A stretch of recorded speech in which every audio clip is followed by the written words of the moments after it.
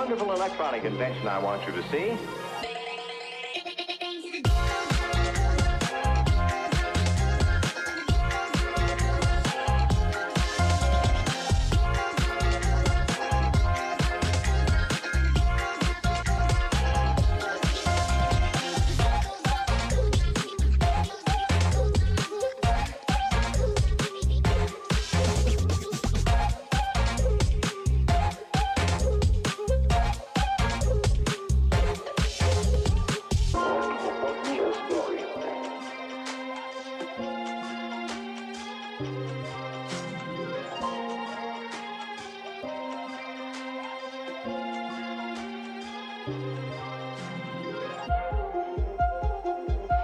We got to the point where we could control the laws of nature by advanced electronics.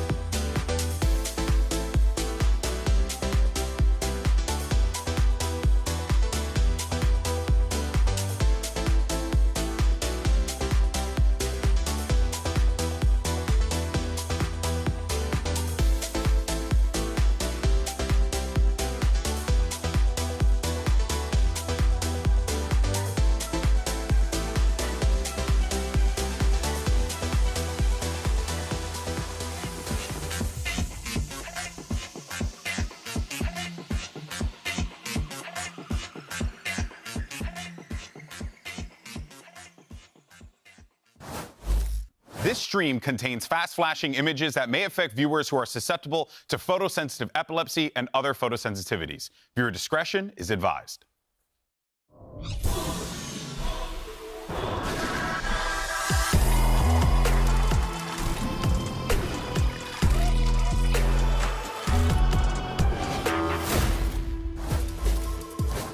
Today, 4 teams will take the stage and try to forge a path to Champions Soul, but only 2 are going to make it out alive. Hello and welcome to day 1 of the VCT Americas Stage 2 playoffs, live from the Riot Games Arena here in Los Angeles, California. I'm Uber, and because time is a flat circle and also we're trying to tap into the 2018 esports nostalgia, I'm with Side John Brent. You guys have aged fantastically, by the way. 6 years. That's a crazy statement. I'll just throw that out straight away. I mean, I've just got off the toiling from the farms. Okay, yeah. With the current trim. This man's lost all his hair. I'm close to it. Yeah, I lost all of my hair as soon as I came to Valorant. Yeah. Valorant just, what does that say? Too much VOD watching. That's what it was. I just think the lack of vitamin D. They all just started to fall out. Maybe also eating out of the bag of oats wasn't ideal, but you're doing that back in the Overwatch era anyway. Anyway, before we get into playoff talk, let's take a walk down memory lane because we've had some incredible moments this stage. Let's have a look at the top 5 plays of stage number 2. And we've always got to set the scene with this particular beauty. Can anybody top the Jorgamo ace from stage 1? Brent, Josh, big fan of this one, I know. Yeah, I mean, this moment was just incredible, top to bottom. I think you'd be hard-pressed to match any of this as well. There's only a limited amount of games left in the playoffs. And you started speaking in tongues, brother, with this. Something overcame me. I'm telling you, I got possessed. Yeah. Something inside of me. I couldn't hold it back anymore, man. That was an unreal play by Jorgamo, but yeah, we'll see. That's a hard bar to clear. That might be one of the best aces that we've seen in Valorant history, up there with like Scary getting his little 1v5. That one was nuts as well. Yeah. So I'm going to run a few by you guys, see if I can tempt you maybe off that particular pedestal. Coming at number 5, here's an ace from Zelsis against NRG, kind of out of nowhere in this round. Yeah, he goes through and he just kind of trades people out, playing a very good team-oriented setup in the post spot. What I love about it, though, is he finishes it off with the bundle. You always know if Zelsis is around, that classic is coming out. That gets bonus points from me. To buy that dedication to the branding there. Love to see that. So that's number 1. Let's number 5. Let's have a look at number 4. A game-winning clutch from your boy Nature. This is in that 100 Thieves game. Yeah, this is nice. This is crispy from what I remember. I mean, look at it. Snap to the side, little adjustment. He's looking nice with it, yeah. It's a shame that EG, didn't end up getting another little miracle run with like a chosen knife. Little invite into playoffs, maybe see another run of things. But, EG, they had some big moments. They did have some big moments. I mean, we just saw Jorgamo in the previous stage getting some big ones too. They just couldn't put it together at the same time. Yeah, disappointing to see the season end in that particular fashion. But our number 3 is someone who's still very much in the competition. It's Tens doing Tens things here on Lotus. Now, this one I love. Season 8 off the beginning. They got the Haunt to follow up. Tens pushes himself into a position and he just dominates this space. He just knows. I dare you peek him. The little pre-fires as well, like tapping, he just knows they're going to try and re-swing, try and trade him out. Can't do it, man. That's his spot. Rubble's just his spot. Yeah, dripping in intuition, I think, from that position. Yeah. He's always ready to take the fight. Let's have a look at another Jorgamo clip. That's right. Comes in at number 2, styling on less here. Blink and you miss it. Dude, this was just insane. I'm not going to lie.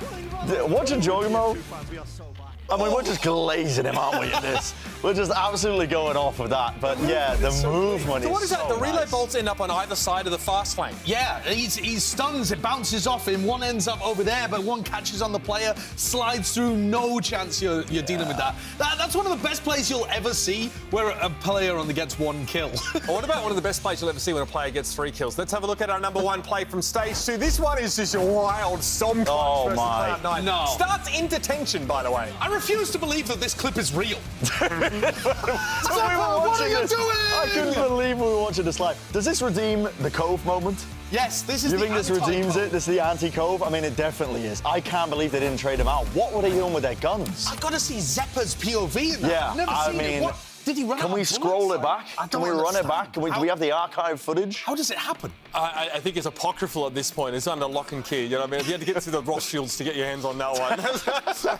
That's some deep state material. Let's have a look at the Stage 2 playoffs bracket now, of course, featuring our top 6 teams from this stage of VCT Americas. Here it is. We've got our 6 teams here. Leviathan and G2 obviously sit in that next match waiting for their opponents, but today's opening matchups are single elimination, so it's do or die, technically. We'll get into that in a moment for all of these 4 teams. First up, it's Crew Visa taking on Cloud9, and then it's an NA Classic, Sentinels versus 100 Thieves.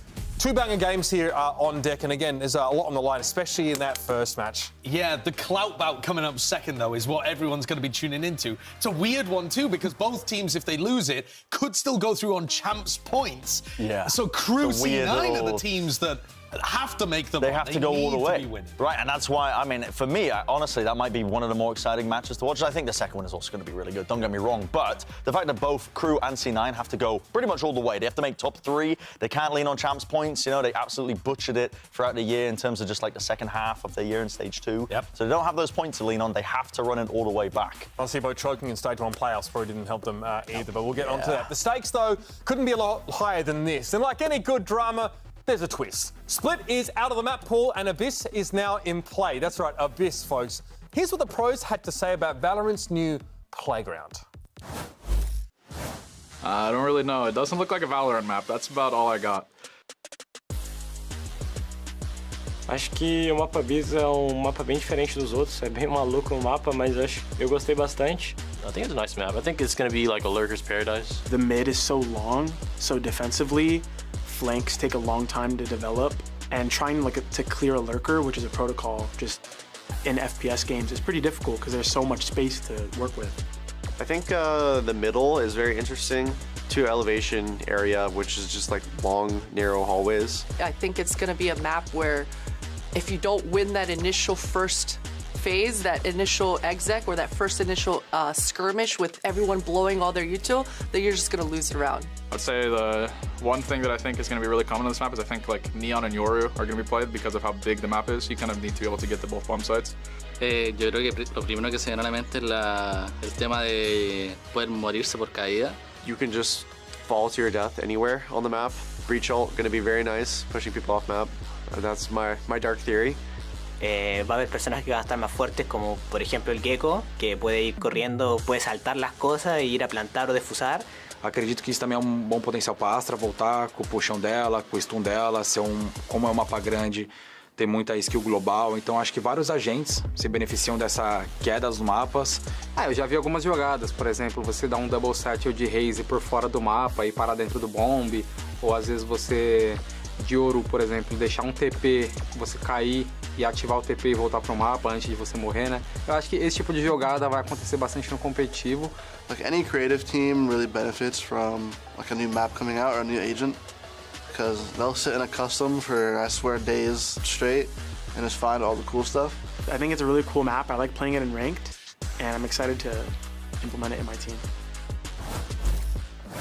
And now, joining us to talk more about Abyss is Valorant game designer Diego Verona. Bro, thanks so much for coming onto the desk and hanging out with us. Yeah, no, thank you. Thank you for having me. Appreciate it. I mean, we're all super excited about Abyss. We've had the players' takes on it now. I know a lot of people are getting a chance to try it for themselves out there in-game, getting a feel for it. It's obviously only just been added to the competitive map pool now, right? What do you feel like, really sets Abyss apart from the rest of the maps in the game already? Yeah, so I think you'll find a lot of similarities with Abyss compared to some of the things in the map pool. I mean, obviously the death drops are kind of the big focal point here. But I think some things that set Abyss apart from a lot of our other maps, it's like, it's kind of the longer sight lines that Breeze has, but being able to dome smoke a lot more, I think. Like mid, you can dome smoke like top mid, like on left or right, you can smoke B-Link. And so I think players should feel a little bit similar, but I think that with the death pits and as well as like the verticality as well, like on all the sites, like you can see here on B site, there's a lot of verticality, different types of head mix-up angles, and yeah, I think it'll be pretty interesting to see how people take it. How long was Abyss in development for? It's quite complex. It is quite complex. I can't give too many details on that, but I will say maps do take a long time. The usual pipeline works from like designers like me and the designer who designed this map, Joey Seamus, we go through the blockout phase, where we test and iterate for months on end, making sure that things are just feeling really good, so that players, when they get their hands on them, the gameplay feels really tight. Yeah. And then art comes in, makes the place look insanely pretty. Like, they always go out of the park with it, and yeah, so it takes a long time. That's all I'll say.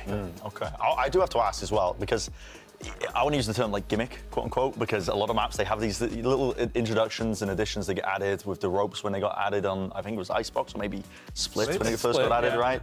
On this one, it's you can fall off the map. And that's quite humorous for me. I love watching it in pro player. I love watching little mess ups from some of the players. But was the team kind of nervous to introduce that element as like part of the shtick of this map here?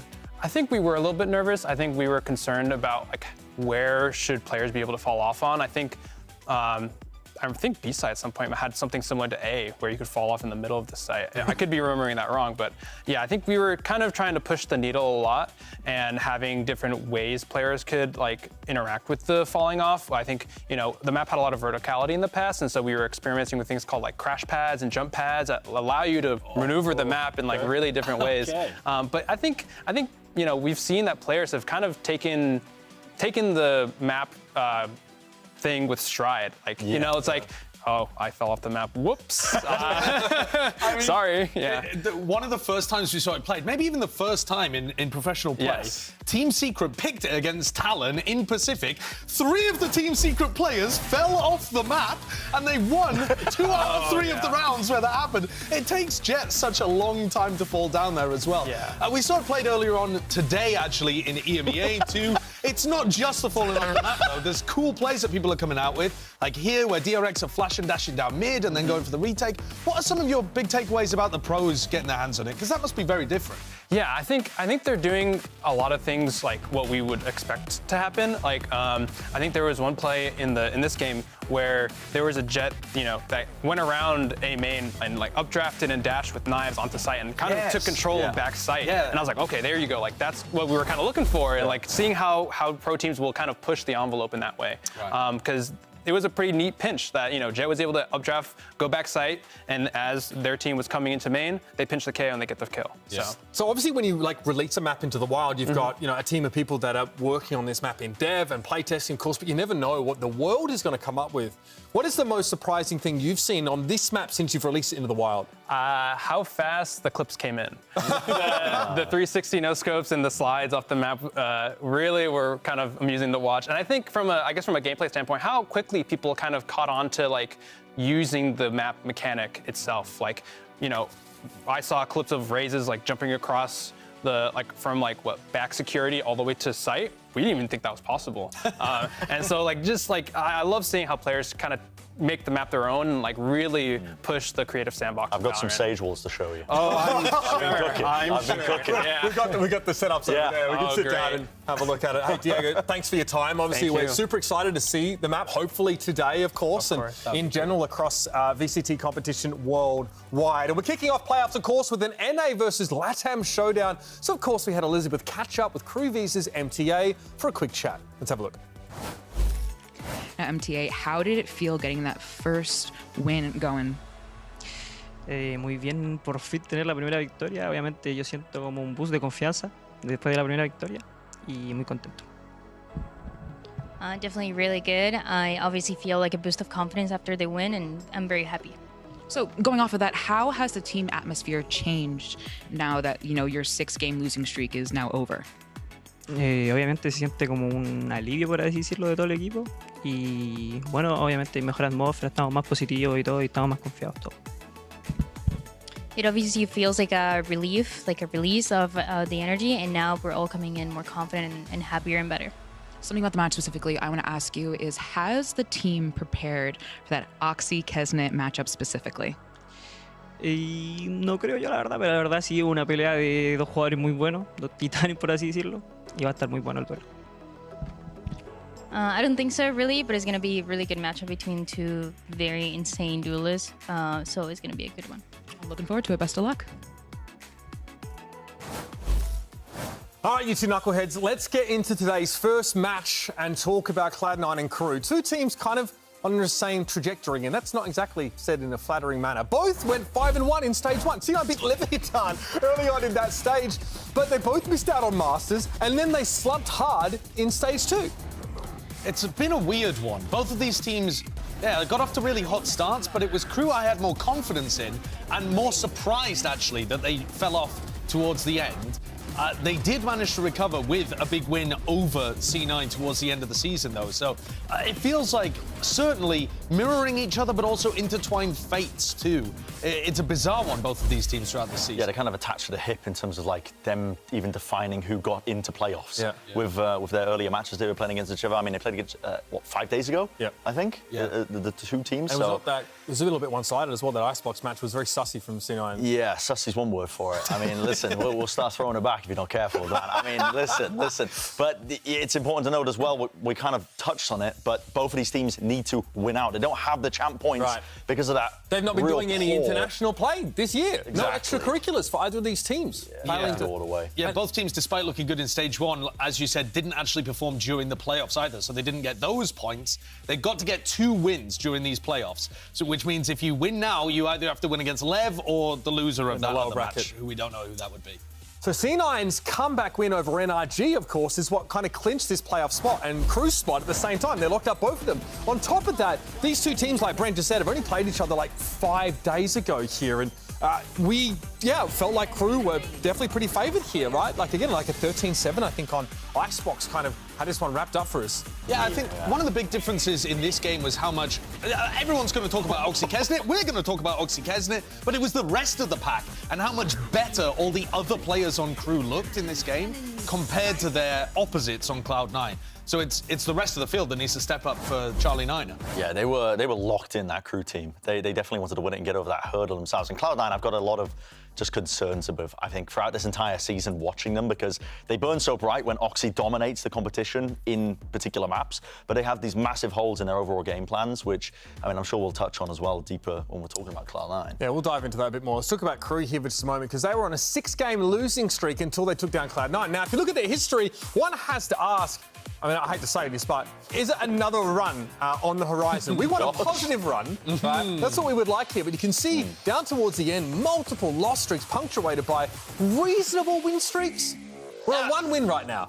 Yeah, I mean, you see the win streak at LCQ. That one caught me off guard, absolutely. Didn't believe in it, but it certainly happened. Could they go on another run? They don't need that much of a run. LCQ was 5 wins. That was mad. They only need 2. They just need to win against C9 and their LATAM rivals, Leviathan. I think it's a lot to ask, though, for either of these two teams. Yeah, but if there was a team to come alive, I think it would be Crew. Like, kind of what paved the way with their LCQ run. It wasn't any fancy strategies that they really cooked up. I think they were just fundamentally very, very strong as a team in terms of playing off each other. The defaults and the attack side calling was pretty good, actually, back then. I mean, of course, now they've changed their attack side calling. Heading into playoffs, a bit risky. Yes. But who knows? It could work out. I would definitely pin them as the favourites in this match here today against Cloud9. Well, I think as we talk about Crew, probably need to talk about their most important member, I think it's safe to say. Lionel Messi, of course. You can see here, I mean, look, the head-to-head between him and Kesnet's pretty favourable, I think, for Lionel here. 838 goals scored. Love to see that. 57 hat-tricks and 8 Ballon d'Ors, by the way. Yeah, it's kind of insurmountable at this point. I don't think Kesnet should really be considered the GOAT or in the conversation for GOAT. No, it's tough to argue. It's really tough to argue when he's up against someone like Messi as the example as well. Having said that, Kesnet probably not going to get subbed out with an injury at any point during this game. So that's in his favour. I mean, I can't believe he said that, man.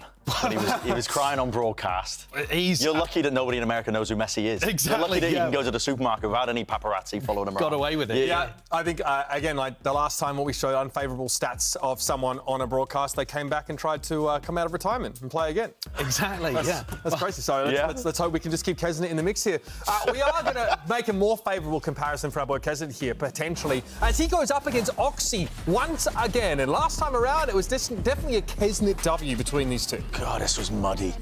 This was some muddy VALORANT, man. I'm telling you, listen, global warming was kicking in on Icebox. The ground was thawing. It was It was definitely like messy the corners at on times. Katowice during winter, right? Oh, it's yeah. all the muddy snow. But one of the things you notice when you're watching, we're just watching Oxy pop off, but Kesnet was so determined to take aim duels against everybody. Not just against Oxy, where he was tending to win them as well, but anybody else on Cloud9, Kesnet was going, hunting them down, forcing the fights, and ended up with some fantastic stats. Oxy's keeping up in terms of impact, but it was Kesnet that had the tempo of the game. He had that bit between his teeth, pulling everybody else along. Yeah, it definitely felt like he was the one that was leading the sled, especially on that defense side. When we talk about his calling, kind of takes a centerpiece role in that team. We can see him doing that there as well. But Cloud9 find themselves at the risk of missing yet another global event. I mean, here's their placements, of course, through these big tournaments, going back to 2023, the league fourth, right just outside, LCQ third, Kickoff. Obviously, we didn't see tons from them, and then stage one they just dropped the ball. This team has a large history, I think, of just choking when the pressure really starts mounting for them. They missed out on Tokyo the previous year, kind of was a big surprise. Big surprise. They were looking like one of the stronger teams. They missed out, quite narrowly. I think they have a bit of a problem when it comes to that mentality. How does it get solved? Don't know.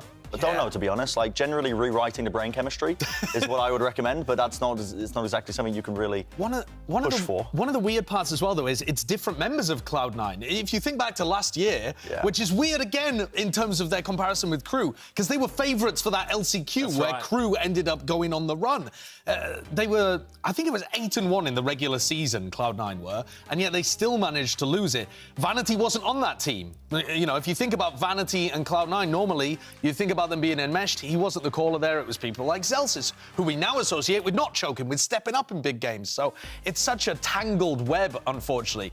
But the comparison is apt, because on the other side, Crew, when the pressure is on them, they tend to step up. Qualified, right? They've been very good at qualifying to big events. Now, partially, that's because they were the big fish in a small pond back when LATAM got a kind of guaranteed spot through. But I mean, you think back to last year's LCQ, and that was a step up.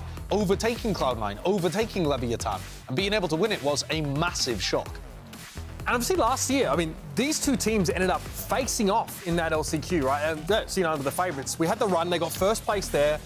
Then they ran into Champions, Crew at Champions 2023. What's the pervasive vibe about that campaign? I mean, a lot harder competition, I think, as well. So they just kind of ended up stumbling even just early on, right? Yeah, it was just 2 losses back-to-back. They flopped, but it's champs, isn't it? Exactly, Just making it there is a up. success. Yeah, I would definitely say so. I think this team has a lot to look forward to. In terms of this match here, again, they're kind of lucky that the competition they're playing against with Cloud9 is that they're just missing this vibe merchant from the team. I can't help but think that and imagine that when we were just talking about Zelsis, and every time Imi is going on to an interview, he's doing a disappointed dad act. So angry. Yeah, he's very, very mad. I mean, again, the Map 1 loss last week I thought was one of the most distinctive moments for Cloud9 in terms of encapsulating their energy. Let's listen to what Coach Imi had to say following that map last week. I am here with Emmy from Cloud9. Icebox melts through their hands, but they have a chance on the next map. I gotta ask you, we saw head and hands there for a little bit towards the end of Icebox. Just how are you feeling, Emmy? I mean, I just feel like I'm doing the same day on repeat every week. I'm just gonna come here, I'm gonna say the same thing about solo fight. It literally looks like we go back and we don't practice, and it's just not acceptable, and I'm not happy about it. Are the timeouts the same thing every time? Fight together, do this, do that, and it just kind of falls away? I mean, pretty much, but even today, we didn't even listen to one of my timeouts, which was just crazy. We're just not zoned in, and I don't know what it is about first map, but I seem like I've been here every game this split. All right, hopefully the team can lock it in for the second map, Emmy. Good luck. To be fair, been a long campaign for quite a few of these teams here in Americas, but Emmy's sort of saying, it's tough coming back and feeling like it's Groundhog Day for you every time you get to the arena. Well, he's also tried a lot, hasn't he? And it just hasn't worked. It's not like he's been sat there, oh yeah, I know that we lose in map 1.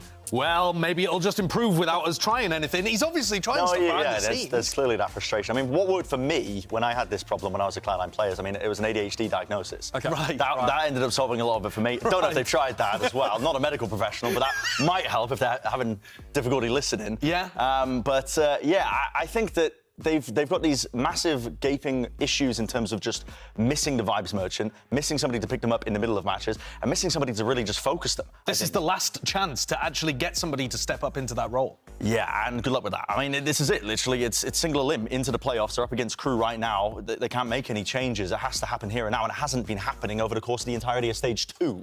So I don't mean to be full doomer for the Cloud9 arc here that we're talking about this team. Genuinely, some of the only positives that you can draw from them is that Oxy sometimes drops a 30 bomb. Like, genuinely, they are missing so many key pieces to be a team that goes deep in a playoffs run right now.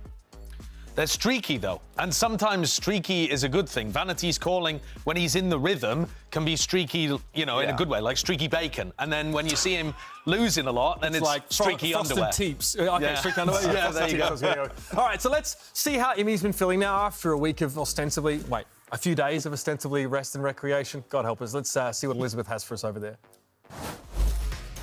Now, Emmy, you said in a post-map interview, I believe with Rivington, that the team wasn't listening, the team wasn't communicating. Was that the issue then? There was bits of it, but as for the timeout, it was just, I think I just gave a little bit too much information, and maybe we weren't zoned in enough. The game, at the end of the day, didn't really matter. The only thing that matters is playoffs. Split 1 doesn't matter, split 2 doesn't matter. The only thing that matters is this today, and we're going to have a fresh start, and we're going to win. How have you addressed that issue? Like, have you addressed your own timeouts? Have you addressed how they communicate and how they receive that information? I mean, it was just one timeout where I was a little bit annoyed at them not listening. That's it. For the most part, they listen every single time, so it's not really an issue. We just watched the game back and spoke about it. Yes. Now, what have you done specifically to prepare for your game against Crew to make sure they don't win for the second time in 5 days and end your season? I don't want to say too much, but we just kind of just going in with a fresh start, fresh mindset. That's the main thing, and just making sure we're playing with confidence. Fresh start and confidence. Best of luck. Someone got a slap on the wrist. I'm almost certain of it. Uncle Jack came down and said, hey, listen up, young blood. Yeah, you gave a bit too much away in that. Either that or Vanity wears the pants. He's like, don't be talking about me like that. You get the family involved, you know, and then you got problems. All right, so what can this team do then to turn things around? We have 5 days, like was mentioned. Imi's talking about a fresh mindset, fresh start. Let's get to the brass tacks here about what they can actually do differently. Yeah, I mean, I don't think 5 days is enough to shore up some of the attack side calling on some maps. Vanity, he's got a good head on his shoulders for some maps, and like you said, when he gets into the rhythm of calling in certain spots, they do look quite good, but unfortunately, this is going to be potentially a map pool dilemma. They do have the benefit of what we were just talking about, where the map pool's been shaken up, which a lot of teams are going to be under the current same stress of having to build back up the map pool. Is this an Abyss team? Potentially. I mean, you can literally use it for this scenario, right? It's coming for playoffs. It's a bit of a wild card. If you have a better read than your opponent and it slips through, that is a chance genuinely for this team when one of the prevailing issues that they've had has been a weaker map pool, in my mind. It has, yeah. I mean, if you can get Vanity calling on attack sides like Icebox Sunset, he's got to be looking a lot better. They didn't get to that situation in the previous game against Crew. I think the biggest thing, though, outside of anything that's in-game, is having somebody inside the team stepping up when the energy needs lifting. Right, yeah. Because with Oxy, he pops off when he's doing well. You need somebody bringing everybody up all the time, or even when everyone's doing badly. There has to be a figure there that raises the energy. Vanity's brain might not have the bandwidth for it, because he's thinking about IGL. He's also a bit ironic in his nature as well. He's not quite the let's go kind of guy. So I'm looking towards Rooney or Zeppa, to be honest. Moose is a little quiet. One of those guys that was there last year that knows how it feels to lose in situations like this has got to turn the ship around for my money. So it starts with a spark. Someone needs to be there to create it. Now, our top 6 is full of talented teams, and you could honestly make a case for any one of them to win it all. And yeah, that's what we're going to do right here, actually, right now. We're going to play Wheel of Playoffs, folks. That's right. The rules are dead simple. We got the wheel, we're going to spin it, and then you have to make a case for the team that it lands on. If these guys get the same team, guess what? They're going to make a case for that same team. Brendan, you're up first. Give it a whirl, buddy. Easy. God, that is a jarring sound. Yeah, I'm sure it's quite loud. Leviathan. That's an easy one. That's an easy one. I mean, a slam dunk. They've been holding their map pool. Their Haven looks quite good when it's come back in as well. I think they're one of the best teams currently at that. They haven't dropped a map, I believe, in Stage 2 so far. They've been dominating all of their series in like a 2-0 fashion. They're looking large and in charge. They've fixed and corrected all the issues from Shanghai. Whatever was plaguing them is in the past at this point. They're looking like potentially our most dominant team heading into the playoffs. That was pretty Shall easy. I give it a spin? I hope you get something. Don't think I'm going to get as lucky as going for Leviathan. Give me some Charlie Niner. We've already talked Cloud9 to death. I've given you all of that I can on that team. 100 Thieves! 100 Thieves. Now, here's the Copa of Americas, Okay. the Copa Americas. 100 Thieves, you don't even need to win. You're good, guys. Go into that game against Sentinels, give it all you got, but even if you lose, just bank on the fact that Cloud9 or crew are going to fumble. Championship points, The right? champs points are going crazy here. 100 Thieves fans, I do not want to see you moaning and words I can't say on the internet if that game ends up not going your way. You just got to pray, you got to knuckle down thoughts and prayers that Cloud9 and crew bomb out. I don't know how much more time we've got. Can I give it another spin? We've only got 40 seconds. Just spin it anyway. We're doing it anyway. All right. G2. I kind of just grabbed it. G2, great team, disciplined, diligent, 5 a.m. cold showers, gym routines looking good. Sigma, they got a chef. mindset. They got a psychiatrist. I'm just making stuff up out of this. I don't know if they got any of this. They hired Marie Kondo to They've make got the it place all, look good. man. They've got it all. They're looking excellent, looking sublime. Valorant's one of the best fragging IGLs. The whole team's coming together. All right, we're going to cut you off there. We've got back-to-back elimination matches, and Champion Soul is on the line. It's going to be Crew Visa versus Cloud9 and Sentinels versus 100 Thieves. We're going to be spinning the wheel here for a couple more times and get our brains working about who we expect to make it. It starts right now. VCT Americas Stage 2 playoffs.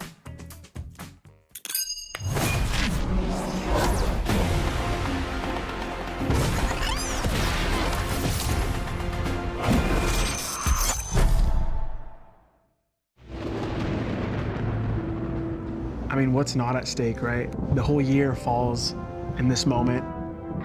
You're either going to go home early or you're going to be able to go to Champions. The thing that would excite me the most about playoffs this year, just the level of competition. I definitely think this is the best of the best of the Americas region. Every one of the teams has a chance of winning. Any team can win at this point. Hay equipos que pueden mostrar otra cara, como nosotros. Nos hicimos una buena temporada esta season y creo que si es que se nos dio es por algo, entonces creo que debemos mostrar una muy buena cara y redimirnos de nuestros resultados. Buena paranoia de parte de Lenser, que está consiguiendo la cabeza de Lee. ¡Adelante! Captain of the game, I'm calling you plays. I'm crossing over road truck. Off days, the wife with your floss are over. Defend the family forward. Gangsters to grab the toasters. Might be quick to honor life for the god and hang up the posters. I mean, what history says is that Cloud9 is going to choke and probably crew as well. So that's the history. You know, hopefully history repeats itself and that will lead to me qualifying.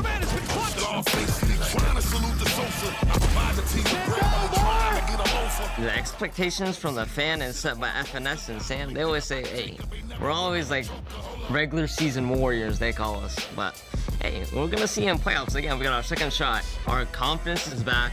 Everything's back. I'm shooting back to normal. Hey.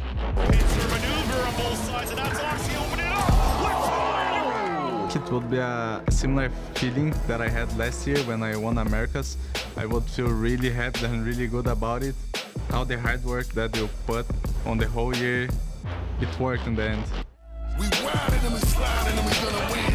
Pull up cards, right on which I'm gonna spin. Then survive, pull up which I'm gonna grin. Next to watch, I hate it. Solely right out your body lights becoming dim. Becoming treadmill Trevor, lifting up the gym. Training regimens, they starting to call me Slim. God of the mic, when I'm accepting them, calling me king. Indomitable! The Kings of Americas League, I would have to say Sentinels. They've always been kind of the powerhouse of the league, and you know, they've shown a dominant split too. Probably would be Leviathan. Current form, Leviathan is probably the strongest opponent that we will have to face. If I would say, I think the crown's still like up for grabs. The last team that won was 100 Thieves, maybe 100 Thieves. Sentinels or us, or whichever one you want to pick. Having a target on your back is nice because you know you're above them in a way. There's only reason why you have a target on your back, and that's because they think you're a threat.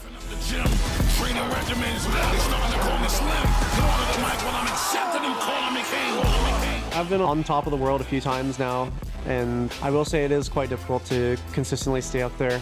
Good teams can win trophies, but it's always the great teams that can keep up that consistency and keep on winning. I was very close in split one, and I saw 100 Thieves lift it before my eyes, so that's definitely motivation going into this playoffs that I'm not going to let that happen again. Going back-to-back would be insane. Last split playoffs, I felt like we hit great form, and we were all like firing on all cylinders. We know what we need to do to get there, and we will do that.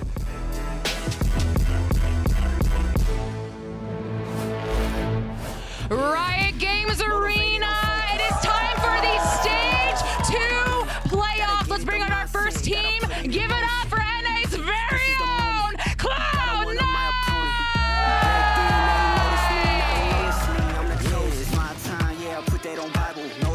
Gotta get to the final, take all of my idols and turn them to rivals. It's all or nothing, man, the trophy is vital. Game time, bet I'm coming in clutch, no hang time, man, they can't keep up. The game's on the line, seconds on the time. Who can't fight? It's gotta be us. Better under pressure, go ahead and let it fall on me. I'm destined for it all, you better call on me. They say what doesn't kill you make you stronger. All that pain, it done made me to a monster.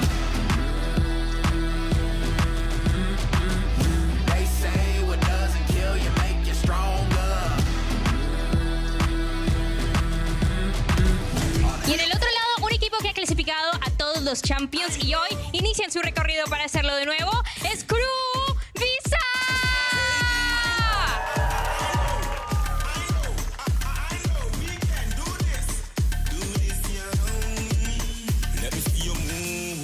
Work hard and play hard. Work hard and play.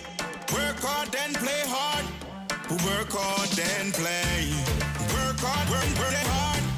Work hard, work hard and play hard. Work hard and play. Stand up, let me see you move. Stand up and then play. Stand up, let me see you move. Stand up, let me see you move. Oh yeah.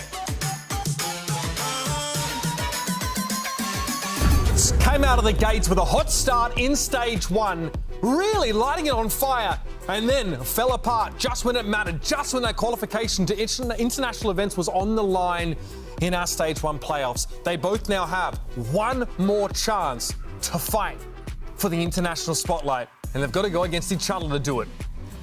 Yeah, there's so much pressure between both of these teams when they don't have the backup policy of the championship points to lean on, and both of them, had this bit of a stumble, I guess, with the exception of, Crew being able to get over that with a recent win. Once you get that win after, kind of just been falling, slipping and sliding down in terms of just the overall rankings, it can be a big weight off your shoulders, and I think that they're going to be looking forwards here.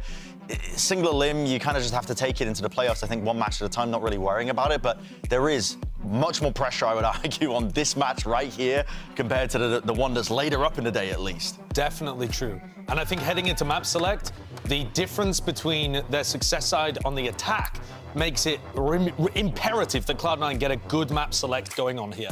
And considering that Split's just been removed, I think that's a boon for Cloud9. Even if you take Abyss completely out of things, just the fact that they're not going to have it. PNG! PNG! Dude, that's got to be Abyss, hasn't it? That has to be Abyss. It's Abyss. That has to be Abyss. Abyss.png. That has to be Abyss. I'm not even ready for it. I mean, that's good, because I don't know anything about Papua New Guinea as a map, but that one... That's where it's set, is it? Papua New Guinea. It's got to be Abyss, man. And yeah, you can see him jumping around it too, so we're going to see Abyss opening up.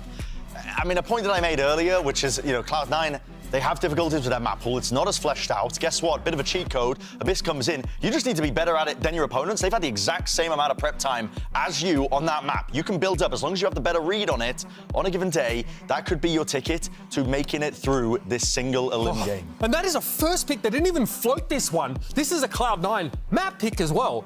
They've got to be bringing with confidence. Let's jump into Agent Select now and see what our teams are coming up with, because, again, who knows what to expect. Okay, Killjoy is actually a pretty uncommon pick on this map, just for starters. Normally Cypher, right? Yeah, normally teams are going to run the Cypher. I think the cages are slightly better in terms of anchoring, and the cam is good for mid-information. KO? Yeah, KO, Sova, a lot of teams have been running. So I wouldn't be surprised if we saw teams moving in that direction. But Cloud9, they may have been cooking. It's really the duelists and, the initiator picks that I think are going to define what these teams are up to. Chaos over here confirmed for Crew Visa. Pretty similar to what DRX were running. They ran a lot of fast plays on defense. We showed a clip of it earlier on, actually. But We have seen teams, just earlier on today, we saw Team Heretics running a reach raise, like mega cringe B post plan. Yeah.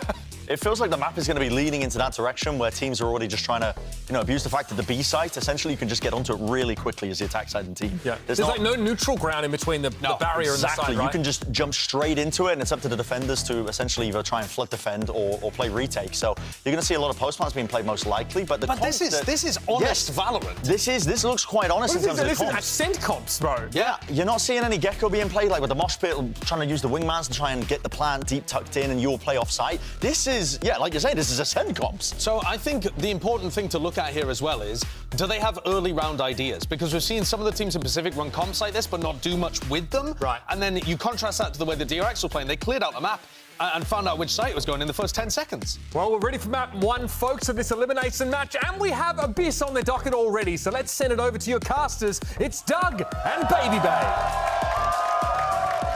Thank you so much, guys. I think the stakes are pretty simple. For as much as we can have conversations about point sys and point set, and you feel like you need a rocket degree to understand who's going to champs and who's not, Dre, for these two teams, it's either win or go home. There's no other way to talk about it. Yeah, this is it. And for Crew, this is familiar territory. They've been here before, but for Cloud9, they're known as these chokers when it comes to playoff time and etc. I mean, look at last year, nightmares in their brain, but they have an opportunity here to put those nightmares to rest.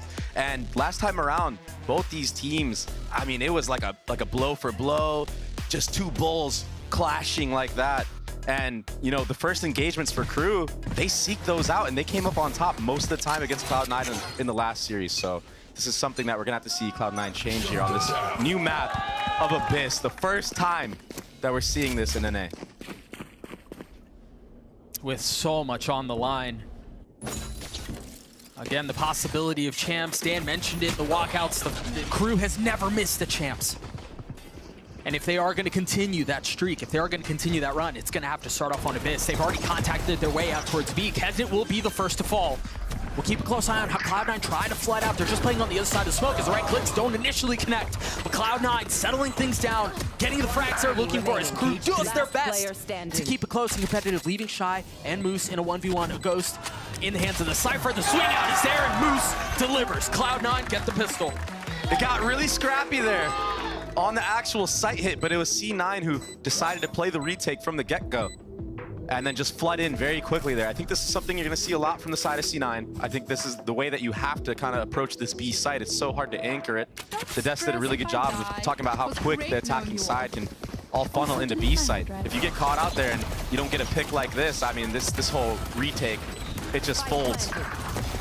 So a job well done from the side of Cloud9. Good poise from Moose there to win that 1v1 at the end. And just like that, Cloud9, they will start off hot. Placing swarm grenade. Placing swarm grenade. We'll see how things look towards A. It seems like that's where Crew's headed for now. Not really investing very much. Kesnet with the Sheriff. Heat will join him. Other than that, lighter weaponry. See that knife getting a tag early on. All of the defensive Killjoy utility is set up towards A right now, Dre. Yeah, and it's because of that heavy retake style they want to play towards that B site. So this is already the game plan. And then I imagine halfway through the half, you'll see the Killjoy move over. Moose will move over towards that B site to give a new look. Maybe some support behind him as well. Oxy with a Marshall in hand as the smoke goes up. Oh, he's spotted a hand now. Ooh, can't connect. Tries to get a wall bang. But understanding a little bit more of where the threat's coming from. This looks very similar to what we saw them do on the pistol, the spam and the smoke, not connecting onto anything, but you see the dart over the top. And Shy's getting the first. Yeah, what a great trade for the attacking side of Crew. Getting more than enough. What is that, Doug? Spike getting down as well. And keep a close eye on the minimap. Shy seems to be wanting to reflank around a bit. Moose is ahead of it. He's not being quiet either. And this is the problem with running the Killjoy over the Cypher. Your utility, it's set up on one side of the map. You're not going to really get it back in time for this. Keep an eye on this area of the map right there. That's the flood that you were talking about in the previous round. Moose will fall as well. Everything crumbling for Cloud9. Crew walk into this with pistols and earthen pot among the brass. And that's what nets them the kill. What a response. Some ridiculous shots just hit from Heat. He's already warmed up, and what an answer back from Crew. You lose the pistol and you come back like that against an outlaw on that site. Look at these shots, the connections. Beautiful, oh my gosh. So patient with his timing on that. And then, yeah, the flank just to secure the round. That was insane. And something that happened in the beginning of that round that I want to point out was the knife for knife. I'm going to cut you off here. Look at how aggressive Cloud9 are taking A main space already. Off of the dart, they send 4 here. They already have all that control. The question is, how does Crew respond on the other side of that? Oh, they're pushing so far, so deep into T-spawn right now. Shy is there. Melser has joined the fray. A little bit of reinforcements. A little bit more as far as firepower goes. And Cloud9 try pulling a quick one. It just doesn't pay off, Dre. Some decent damage done, though, honestly. Yeah, sure. Not the worst eco round I've seen. I like that they're trying to see what the setups are like. Now they have a good idea of, okay, if Cypher's solo at A, we know somebody's holding from mid as well, and the rest are probably towards that B site. Kesnet, he's the one that drifted over to clean up, help his squad out. But this is all really good information that if C9 identify, that could help out Oxy do further pushes into A, maybe take a 1v1 against Shy once they identify that the KO knives aren't tagging each other in that A main area. Now, you were mentioning earlier something you saw at the beginning of the previous round. Yeah. So the KO knives in A main, it almost reminds me of like A main or B main on Ascent. You kind of trade back and forth. So you're going to see a lot of the times over here in this area, CT side will knife that, and then the attacking side will knife that wall. Kind of unbreakable in a way. And it's just going to be that control for A main space that you're going to see from both sides. You can get that orb if you want, if you're the attacking side. We already have a Sova ultimate online for NTA. Yeah, That's huge. Or you can do what Cloud9 did this round. They aggressively take that space, find that orb. So it'll be interesting to see this fight for A main control. In a lot of ways, the map is obviously very different. Rooney will fall to the spike, and Crying will get there second. In a lot of ways, it fares very similar to how teams approach A main on Haven. Yeah. There's just a gentleman's handshake of utility that's exchanged on either side, and then, all right, let's see who walks away with it on top. And I wonder if that's how this is going to continue to play out, because we've seen it not just here, but we've seen it globally too. Exactly. And it's really important to get that space, especially on the defensive side, because it paints the picture of what the general setup is or the default is for the attackers. And if you don't have that information, this map is so long, the rotations are so long to get to these spots, you might not make it to the site on time. There are the two knives, dueling knives, if you will, that you were referring to. One of them cleared out, the other one channeling fully through. Invested the drone out as well. Smoke out towards Heaven, and now they can commit. But again, they're going to be going into Moose's utility here. He has a full setup, Dre. Yeah, and the way Cloud9 have been playing these last couple of rounds, they're going to want to flood in while this hit is coming through. Kesnet, he's alone, isolated on the site. It's the same idea. It was a flood that you were talking about. As soon as you see the utility come out, Zeppo with a right click through the smoke, but there's nothing really able to follow up behind it. Now Crew get all the space they're looking for, unless Vanity can do something about it. Light armor in hand, MTA falls. And again, you've got this little mini game that's happening off on the other side of the map as Shy tries to hold mid. Yeah, that mid lurk, it could be devastating for Cloud9. And these post-plant positions so far, yeah, the spike is not down, but this is so brutal. So many crossfires. Spike planted. Really Heaven, the only thing you need to be worried about. If Shy gets caught out here, though, this will be good for Cloud9. Ooh, the timing. They're forced to sit back and wait as the wait of the moment grows. Shy will fall. There's the mid-fight that we were talking about. Now all eyes, all attention turned towards A. Oxy will be the first to dash out as every single member of Cloud9 falls apart. Yeah, the trifecta setup on the A site, the post plant that I was getting at, that is so hard to break through. And Cloud9, they missed their window of opportunity to flood out and isolate Kesnet, who was stuck on site. But from the flip side for Crew, what a great job from the players in main not to get hit by that KO flash and to kind of just leave Kesnet on that island, understanding that, okay, we're going to trust you to live here for as long as possible, and then we're going to re-flood in after you. So, honestly, awesome play right now from Crew. They're looking really good after that thrifty round that they won. And to be honest with you, going into this series, I kind of expected Crew to be the ones to pick this map, as we're seeing a little bit of early aggression from Cloud9. Oxy has already dashed all the way down mid and pays for it with his life. Yeah, no one in his sight lines. He just gets quick peek. There's too many angles to look at after that. But I was saying, I really thought it would be Crew to bring this out. As you think about their stage 2 and how they've struggled, and they have, and it's been very well documented, 4 map wins this entire stage. Just 4. 2 of them were on split. So I thought if anyone was going to pull it out, given that half of their map wins were just eviscerated, it would be Crew. But lo and behold, it's Cloud9 who tries to pull a quick one. And it hasn't really gone their way so far. In a lot of ways, it feels like Crew is the more prepared. Crew is the more drilled one here. But Moose, he's in the back line right now. Now he strikes, he takes out Melzer, but he gets traded by Heat, who's, by the way, he's on fire right now. He's been so steady. Kesnet getting tagged up. Remember, it's Cloud9 who didn't have very much as far as guns. We've already seen one thrifty. Is there another one afoot? Oh my gosh, it very well may be the case. MTA has to hold the line. He's able to get one. Vanity left on his own. MTA 20 HP. A stiff breeze will kill him at this point, and it's more than that. It's a Gale Force. It's Cloud9 pushing forward. Vanity now left in a 1v1. Has the high ground, but does not have the time. Lands a shot. Heat will fall. What a response from Cloud9. And that's the power of Omen on this map. Poor Heat. There's too many angles to look at. You don't know where he teleported. Vanity, he opts to just TP on top of that default plant spike box. And then from there, I mean, he sees the barrel, and it's just so easy from that point on for Vanity. But those trades in heaven, that was wonderful. Beautiful job. And this fighting style of Crew, it actually worked against them this time around.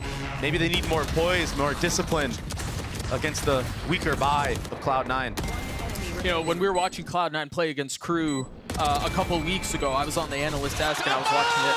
Let's go. Let's go, man. I was watching a series with Ball and Mimi, and one of the things that Ball mentioned was that as it leans more into chaos, it feels like it leans towards Cloud9. It feels like it favors them a little bit more.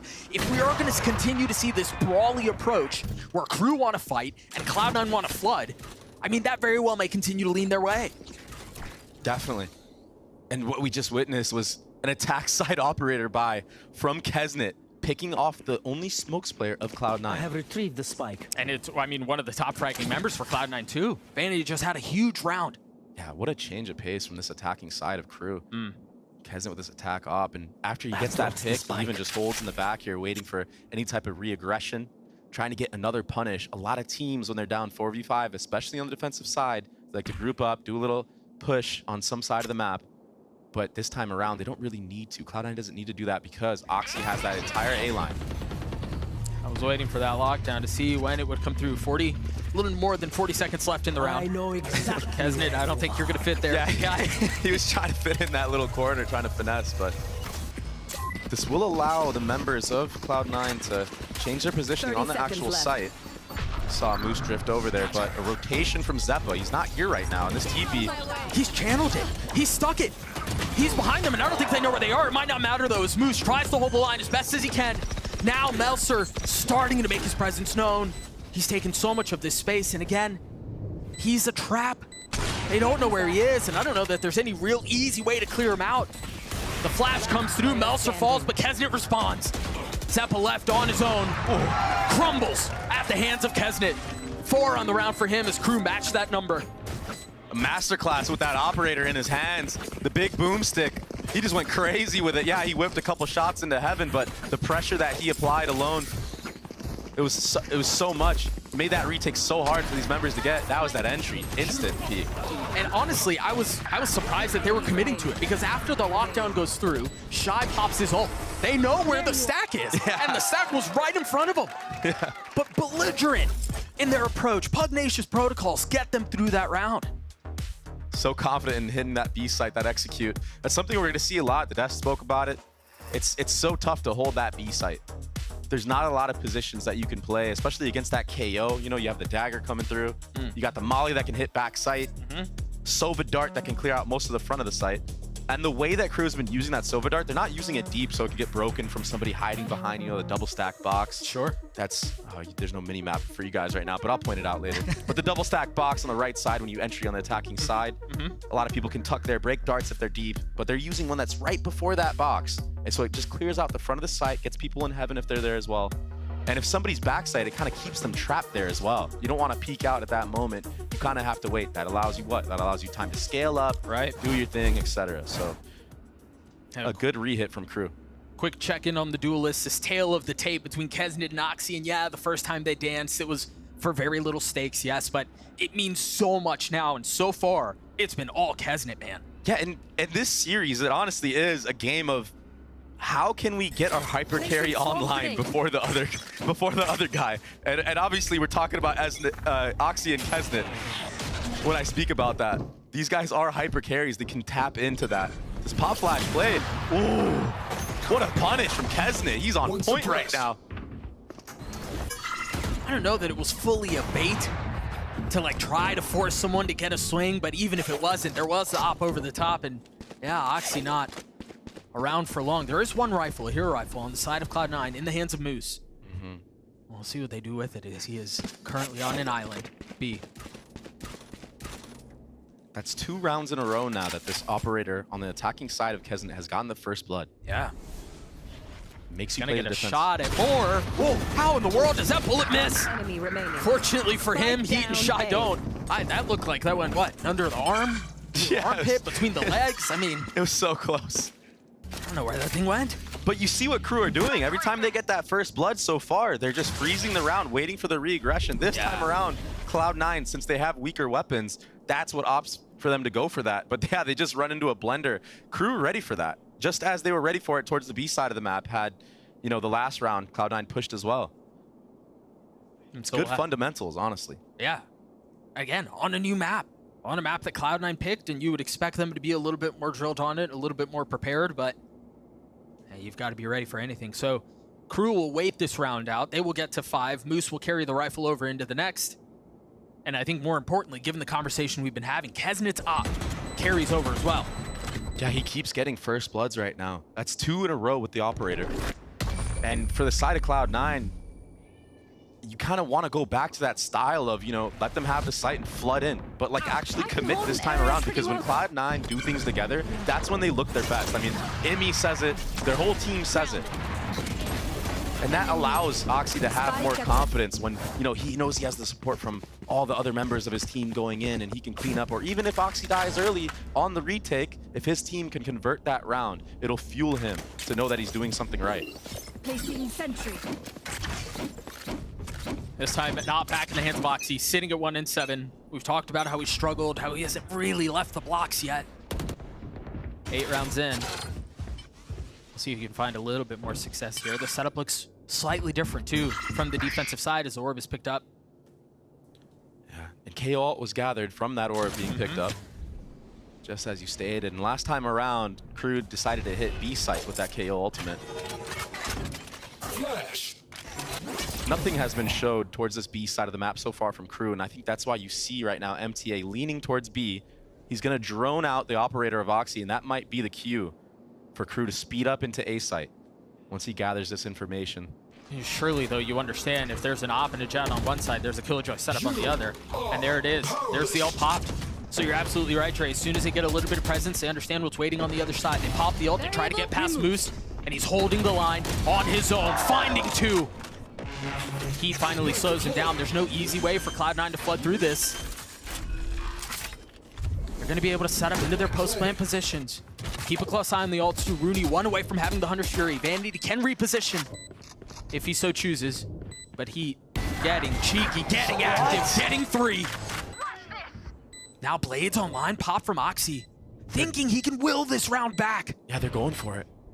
He's got the op, he's got the blades, and the knives will have to find a lot of value. The first found, the second cannot settle. Crew get another. It was so close from Oxy to bring that to a 1v1, but he just couldn't connect with those knives. And he knew he had to make a play. They were down 3v4. The disruption, but honestly, a blunder from Cloud9. How is nobody watching A Heaven in that moment?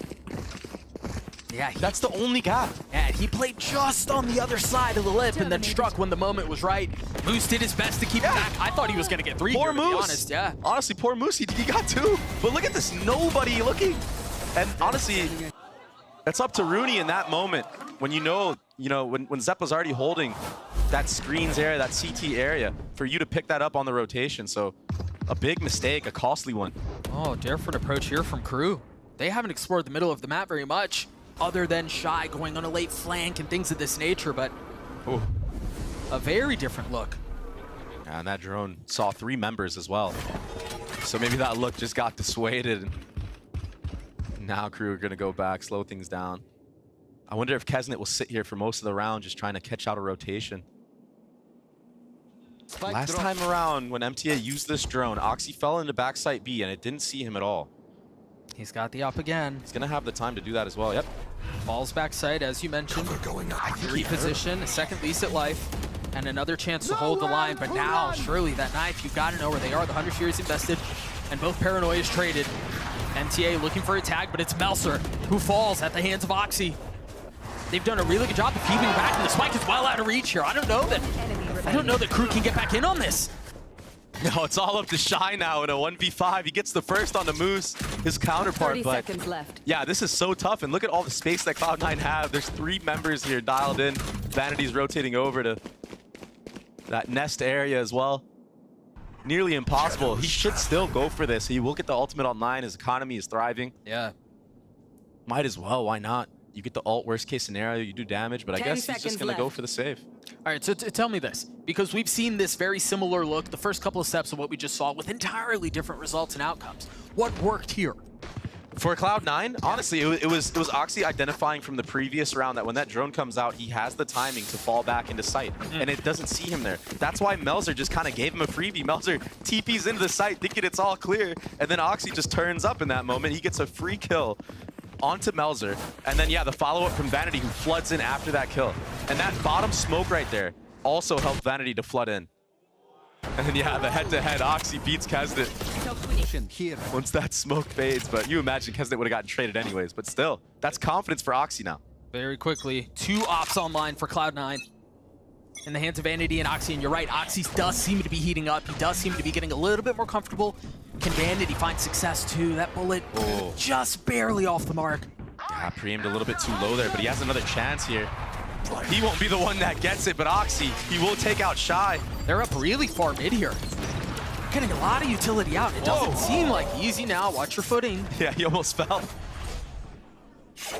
The spike is in such an awkward spot too. MTA has to pull off a great escape to rejoin with his teammates. Takes the ropes back up.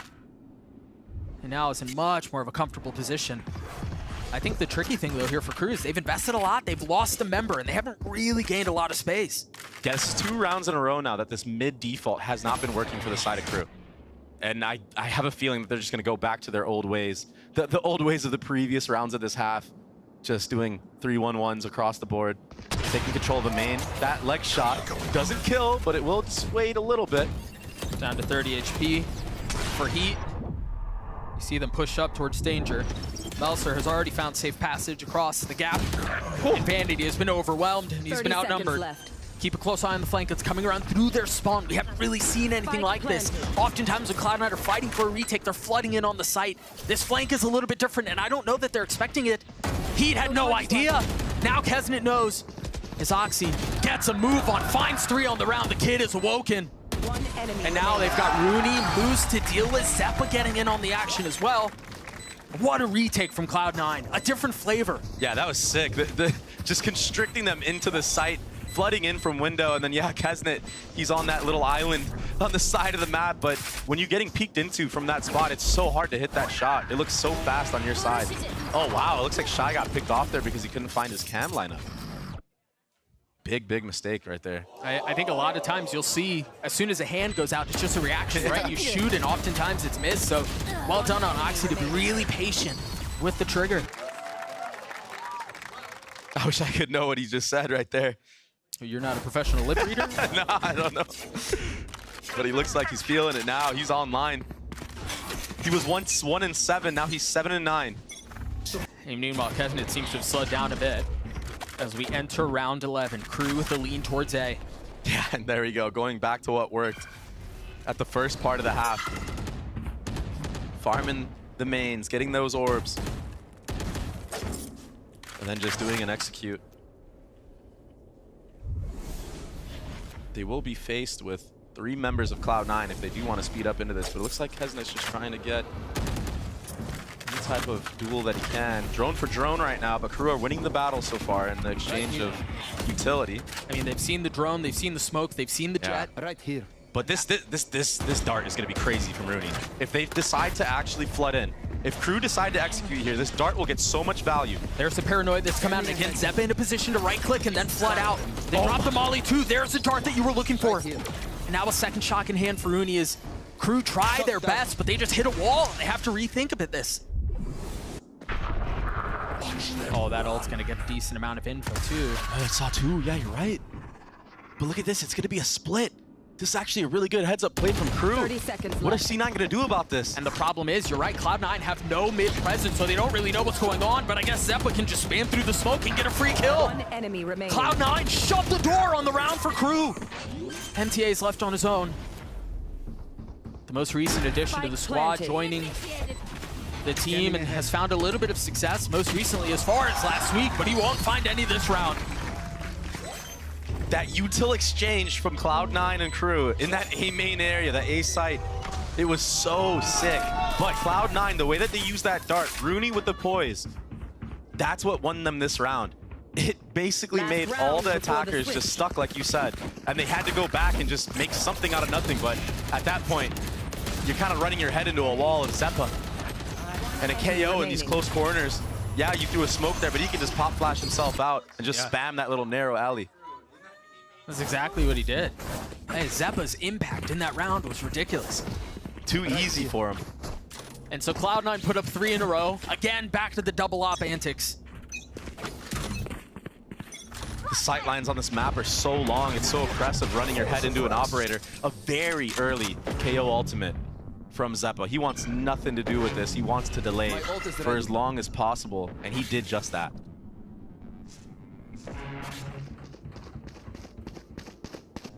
Crew are just so patient. I mean, they're all just posted up outside of A, waiting for things to settle. Get out of my way. And Shy right now, he needs to break that turret in mid. He just finished that, but what is that? Pull! It just plucks him out of the sky. They've invested the 100 shooting, but Meltzer so far up ahead of this. They're going to commit to this anyway. He's got the spike out on site by himself. He now falls, and the spike's in no man's land. Well out of the reach of any member who can make any impact. But as things slow down, we're left to 2 apiece. Heat forced to just sit back and watch and keep an eye on the flank for Moose. Going in through spawn. As silence creeps across the site, Moose looks to go, oh no. We missed it, but Moose delivers! Hey, that's one way to make a distraction for Moose to come in the back lines and clean up the round. Yeah. I can almost guarantee Crew are looking at the kill feed right there. Wait, what just happened? Hey, how did Vanity go down? They've been drilling that one for a while. Was it tactical? Huh? It could be. Look at that. Nice little spray there. That was that entry that you were talking about from Vanity. What a nice shot.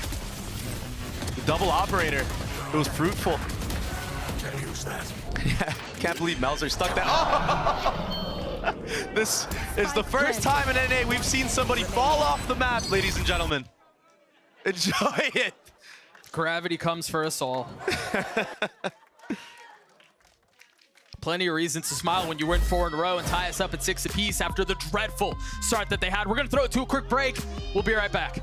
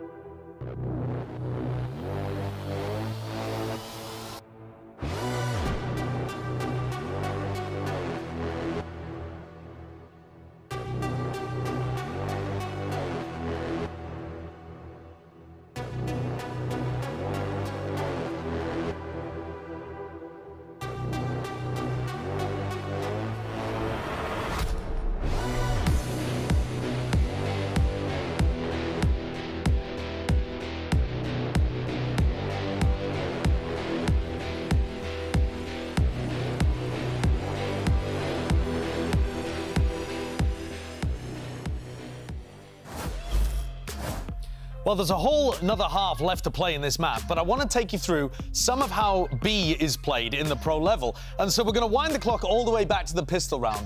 And I think the interplay here between the attackers and the defenders is interesting.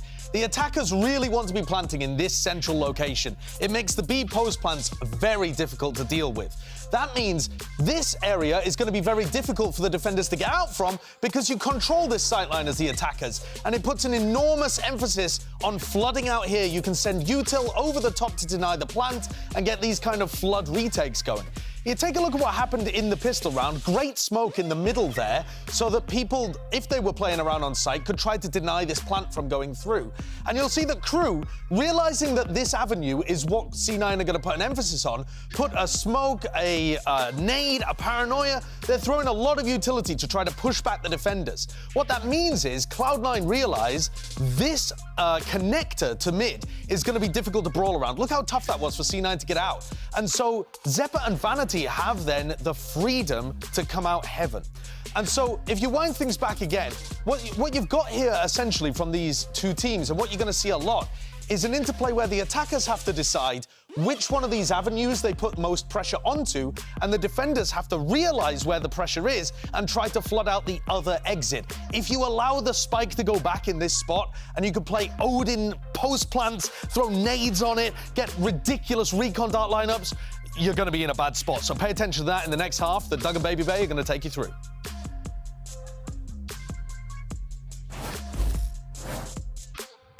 Another mustachioed Menace masterclass, and I think he's absolutely right. As we start to see this map play out, I think that connector is going to matter a ton. You saw it on the pistol, you've seen it globally, we saw it multiple times throughout this half. I think we're going to see a lot of it more on this one too. Yeah, and I'm just wondering what kind of approach Crew are going to have. Are they going to try to fight Cloud9 head on, disrupt them, not allow them to get on the site, or are they going to do something similar as Cloud9 and kind of just flood in, give them the site, pick your timings on the utility? So all things to look out for, and this is already a difference right here. The Cypher is geared up towards this B site with a cam towards mid. Cloud9 now on the attack. They weighed out the knife. They knew it was coming, but the thing is they give up the line and they give it to Kesnet.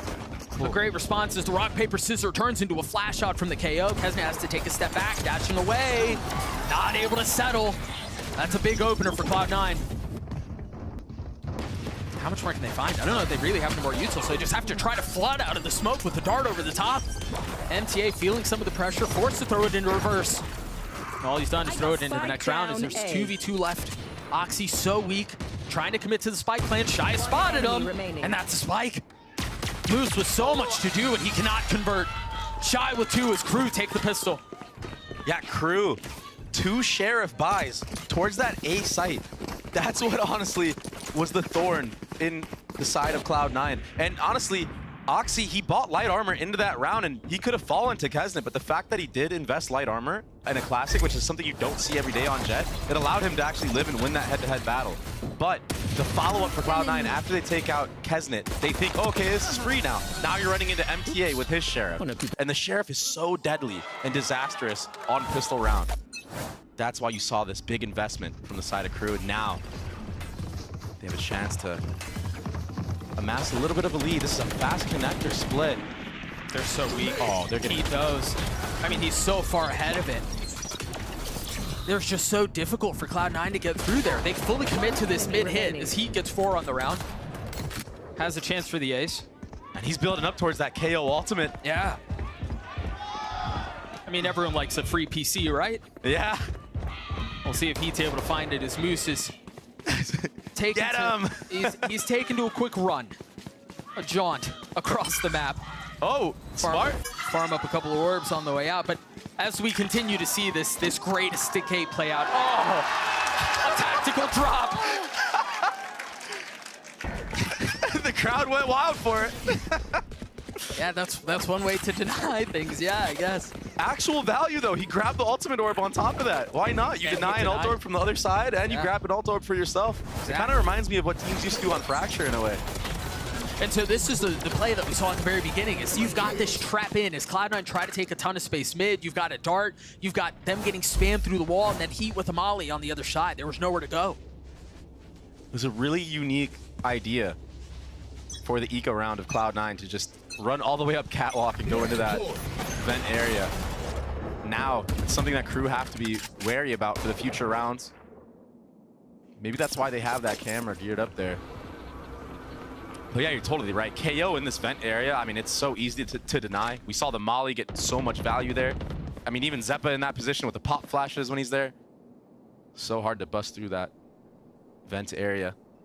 And it's a very slow approach. Yeah, they're showing so much respect to Crew here. And I think with how big this new map is, Crew can just deny all of this space. Shy is, I mean, essentially on the other side of the wall from them. Kesnet spotting one. As Oxy tries to go up top, Kesnet with a knife out. You can't bring that to a gunfight. Oxy with the second. Beautiful execute. And it does not look like a bonus is in the cards. Yeah, barring a miracle from the remaining members of crew. Oxy, he's hunting for more as well. He's feeling himself right now. Trying to make a statement, Adam would say. Oh, and he's making one. That's 3. Shy and Heat left to stand. Heat snappy with it, dropping Oxy as Rooney tries to get away. And Vanity is in such a cheeky little spot. I mean, look at this smoke. He's just tucked, but now spotted, now given away, trying to dance around the bullets. And responding with a view of his own as the spike continues to take. Vanity will fall. I mean, there's really no time for them to commit to getting this here. So the spike will go off, and Moose will fall for it. Maybe a little ambitious from the side of Cloud9 there. Probably didn't have to drop as many weapons as they did, but nevertheless, they did win that round, and it was all because of that flash dash from Oxy, taking the timing on a Kesnet who was trying to slip away. And then he got the follow-up, the 2 more after that. There's that entry right there. Beautiful job. Flash dash on the top site. Easy pick'ems from that point on. A nice execute. Head and hands in the 3rd round of the half. Yeah, interesting. Perhaps doing some of the gravitas of the moment, a round that may have gotten away from them. With no real time to dwell on it. Cloud9 already into the next. They were already farming up the orb towards A, and Blades online for Oxy. Yeah, Oxy overheating in that last round actually comes back to help them out for once. It's really good that he's able to get those knives online because of how many weapons they lost in the previous round. Jet knives can be so deadly in the right hands.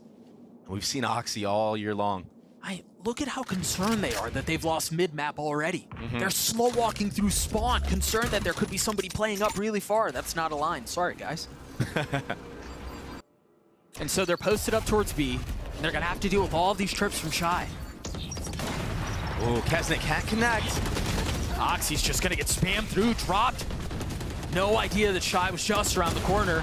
Trip finding a little bit of value, lighting up one, but not able to respond on the kill. Rooney gets a second. A big round for him. More to be found as he finds a 3rd. Wow. That's huge from him. Some crispy shots right there. Perfect crosshair placement. And now it's a 2v4. Again. With Melser and Heat left on the other side, forced to look in. Vanity on the reposition, blinded, can't see a thing. And it's gotten down to 2. Way closer than it should have been as Zeppa dancing around the wall. Feeling the walls close in. Heat and Melser on the prowl. A little bit of help from Moose as Zeppa stays alive and Cloud9 tie us up at 8. It got scrappy, 4v2 to 2v2, but Moose, the stable man in the back, he helped Zeppa out on site, who is so good in those spots where he's kind of just stuck on an island and he's like finessing around, jiggling back and forth.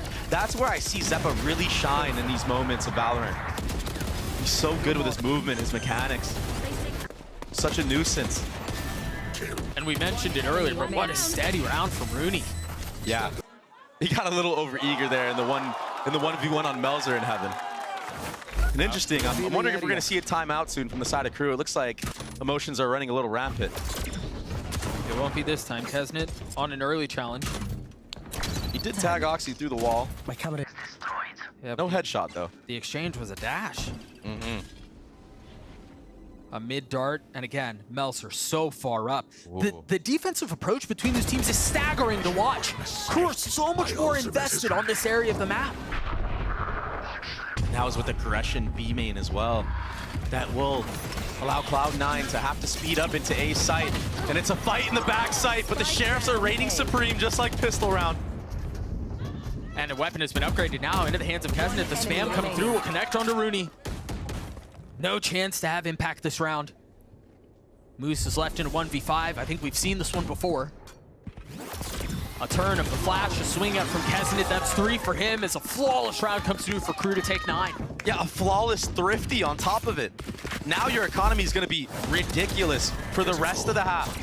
Melser walked all the way down mid, along with Shy, walking all the way down B main.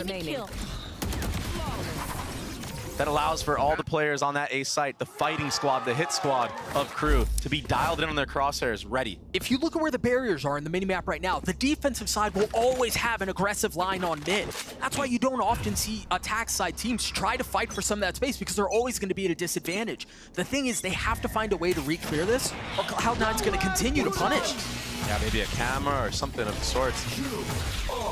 Or it's just a blistering pace towards A from both sides. The paranoia is already out. This is a much deeper smoke than what we were seeing before, allowing Oxy to dash up there and take Heaven space. Yeah, that's so unique. We've seen what he can do in this position. What can Oxy do? Gosh, a 5v5 retake in a moment like this where there's just one round separating these two squads. Oh. I wouldn't have it any other way. The defensive smoke is already out. They've got the paranoia through. I don't think they knew that Oxy was there, but it doesn't matter. He's been dismissed. He's been dealt with. Disposed of. And now Cloud9 trying to hold the line, as Crew are going to have to fight through the smoke. But is there anything that they can do? They've already been sticking it to half. It's all on Moose and Vanity now. Do they try to take the fight their way as Crew tries to flood through the smoke? It's been left on Moose. He's gotten one. Is ready. Heat has to stick it. There's not a lot of time here. Moose can go aggressive. Is he going to be able to take this? It's already gotten to half. It's going to be so close. Oh my gosh! 0.1? That's ridiculous. Unbelievable. There's no way that goes down to that. He is on fire. 19, 10, and 11. He's obliterating everybody in the server right now. And it's a timeout called from Cloud9. One enemy remaining. My ultimate. Moose had such an advantage there. Time was short. But what a play from Heat, man. That is unbelievable. Ice cold. And his reaction on top of it, this is an everyday thing for Heat, apparently. So now the timeout called as Crew have a 2-round lead. And that's a second one burned for Cloud9 too. Crew still have both of theirs. And a thrifty round can give your team so much momentum and confidence, especially with the way that they won that thrifty, walking down mid, no opposition at all there. Gives you confidence on the defensive side to go for aggro plays. This time around, they decided to play retake, and I love their retake protocols. That aggressive smoke from Cloud9 into Heaven, into A Heaven. They use the drone. MTA invests his drone to deny all that space. Oxy has to drop. All of a sudden, he's isolated. And then the retake comes into full effect. We get half on the spike, and now we want to fight into the main. Some good signs for Crew. Charlie Mike, let's I think a lot has to be said for Adam and the trust he has in his team too, because we mentioned there were a couple of rounds where Crew is head and hands early in this half. But trusting the process, casting it with blades. He's flashed up, tries to land the shot onto Oxy, but he can't. Had nowhere to go. The dash has already been expended. You see the buy for Cloud9. There's not a lot here. They've lost the blades. Those have been blunted. It's just a stinger now in the hands of Vanity. Ooh, upgrade to operating. Interesting choice in a situation like this. The spike hasn't been planted. Do they call this off? They might be too committed, Dre. They could plant in backside, and that's what they decide to do, but we've seen how this plant spot can be disastrous for teams. They do have an operator, though. You should run. They're investing a lot here. Fully convinced they can win this out. Yeah, it's a great Killjoy ultimate, actually. Rooney might be able to catch some players off. Ooh, they're spamming. Not able to stay alive, not able to avoid the damage. Now Vanity still with that op, connects onto MTA. What a shot. I mean, they might just drag this thing over the line. Again, with near nothing. This is so awkward. Molly won't be able to get any value. Vanity's still alive, though. He's able to get one. Meltzer sticking it, and Heat covers him. They invested so much into that. But Crew finds clarity in the Calamity. And had that plant been on the default box that Sideshow was speaking about in his telestrator, that round is completely different. Now you're able to peek the spike from, 2-3 different angles. I think this is the replay from the previous round, but yeah. Had Cloud9 been able to plant the spike on the default box of B, the round would have been different. All of a sudden, the operator has multiple different angles to peek from. Moose doesn't have to expose his entire body to throw a molly on the bomb. Well, he's exposed himself mid a little bit here. Look, another mid walk. Cautious. From Melzer. The dart's over the top, but Moose has not been spotted. I don't think Melzer knows he's there. Very nicely done. Yeah, he heard that as well. And again, that was the response to this mid presence that we were talking about. And yeah, you may have figured out mid, but you haven't figured out Shy. 2 on the round already. Finally falling. As they're committing to this plan, numbers the way of the attack, and it does not seem to be getting any better as Cloud9 get to 9. What a nice spray down from Moose there at the end on A Heaven. Remember, your weapon is only a tool. You can't just... Good spray control and good awareness. He heard Melzer take out those smokes in mid. That's why you saw him take that extra little sidestep there, getting the advantage in the head-to-head. And then the speed up on the A site was very interesting for me, and it didn't look like it was that, you know, together from the side of Cloud9, but the trading was together. That's the important part. And that's what I'm talking about when I talk about this Cloud9 roster. They look so good when they do things together, even if it's not the correct play. You kind of need to have that hive mind approach, everybody on the same page. It's often make or break, as now Cloud9 are the ones Crew are the ones investing a timeout. The first one, by the way. They still have one more, and they're still sitting at a 2-round lead. As Adam gets involved in the conversation. Rather verbose, too. And maybe now it's, you know, let's show a new look. We haven't really taken A main control at all this half on the defensive side. We've walked down mid twice. One time it worked. The last time we did it, we got punished.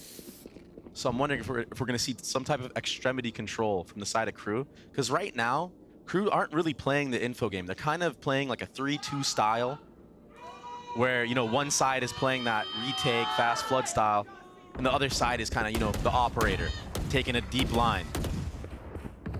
Kesnan, he got punished towards this B site in the last round. This time he repositions, take more of a passive angle, and looks like Crew still want the smoke in mid. The dart cleared out instantly. Yeah, and that's a red alert right now for Cloud9. I mean, this play is, it's deja vu from watching DRX do it. Mako did this exact same thing, and there was help over the top. Oh, I think Rooney has an idea that Melzer's in this area as well. I mean, it's not the first time they do it, so yeah, sure, a little bit of an expectation, but if they fully clear this out, Melzer might be in trouble. That should be a giveaway. Why else would somebody be holding that angle from deep mid?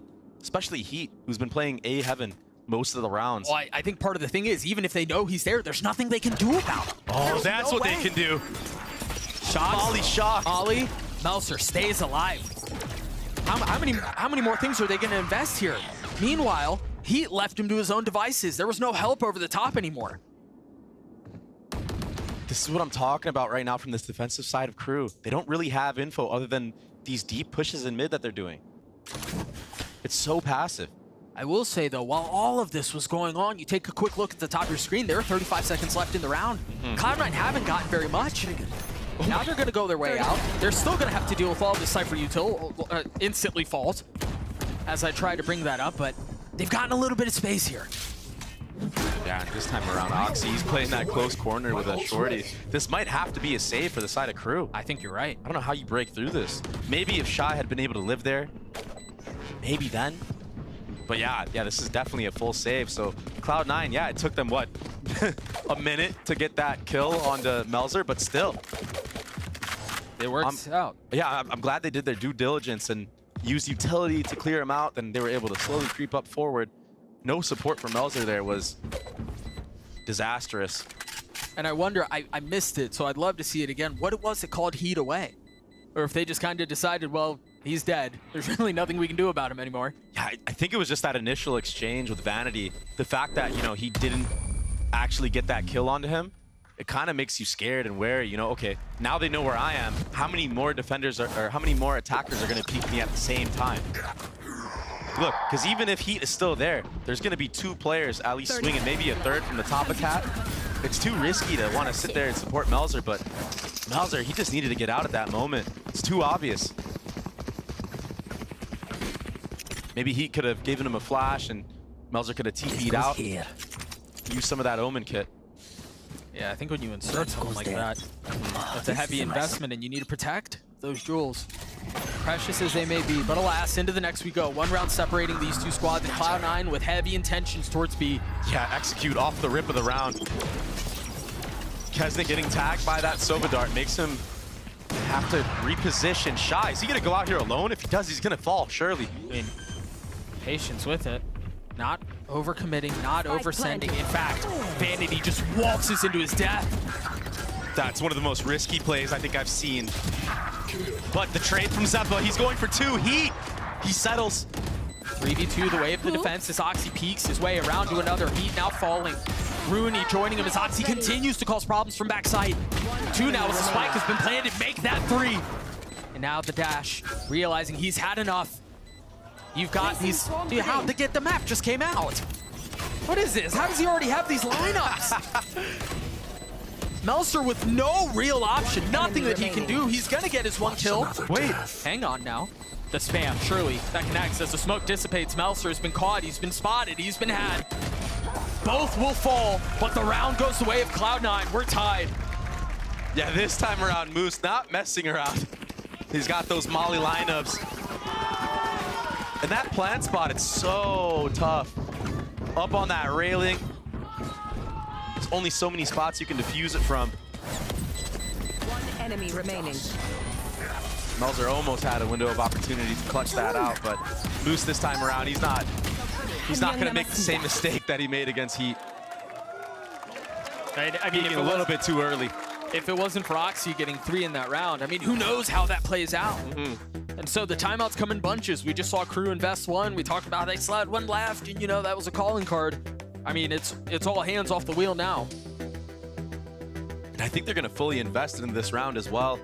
The viewers out there can't see it. The coach is cooking something up right now, though. It's all gonna come down to this round. The economy is not looking great for the side of Crew. It's all or nothing right here, Doug. Both teams really getting pushed as we got a full house at the Riot Games Arena in LA. And what a treat this crowd has been. What a treat this game has been. We're sitting at 11-11. The amount of thrifties we've had as well. If this is anything like the rest of the maps are gonna go in this series, it's gonna be ridiculous. The very first time we see Abyss, you know, on the Americas stage, and it has delivered. It is delivered in every way you could possibly fathom. We even had someone fall off the map, which is obviously the big check. Big check on the bingo card. Yep. But 11-11 now. You mentioned the investment. There's a lot on the side of Crew. Putting all hope into this round. Early net from Heat, tagging a couple. Yeah, tagged 4 members. Now remember this, you see the ping on the minimap right now. Look at where Heat is. They've got 2 over there. Remember a couple of rounds ago, they hit that deep smoke, allowed Oxy to path a little bit more aggressive, but this time not the case. Wow. They've got the paranoia. He's gonna do it anyway, right into the smoke, and Oxy's dead. I don't know if that smoke was a miss or they just wanted to commit to it anyway. Either way, Cloud9 forced to go forward, forced to walk into Melser, and it's carnage. Cloud9 systematically picked apart 1 by 1. And Moose left to pick up the pieces. He did get 2. But he doesn't have the spike. He's gonna have to frag his way through this whole thing. Yeah, this is so tough. All 3 members are geared up and waiting for him. Forget an up down. Okay, there's the up down. Oh, forget about the double up, the triple up down. Good job. Melzer, the anchor of the A site. This time not walking through mid. He lets the fight come to him, and he secures 3 into the round, locking down that A site. And then, yeah, another freebie from players taking a risk from the side of Cloud9. And yeah, I do wonder if this was a mistake or if it was intentional. 1 enemy remaining. That's so tough to say. But from Vanity in the last round, walking through that smoke, giving a free kill to Crew, to this round, Oxy dashing into that smoke, giving Crew a free kill. Out of my way. Now they're able to convert the round in such a tense moment. A force buy is what that was from the side of Crew. You see some of the utilities soaring through the sky. The smokes have landed. The lockdown invested. Interesting lockdown. It basically denied everything, but Kesnick on the flank. He only gets 1. How was he even there? It's all settled down now to threes. The spike has made his way out onto the site. But the problem is this plant spot, there's no Killjoy up. Moose is dead.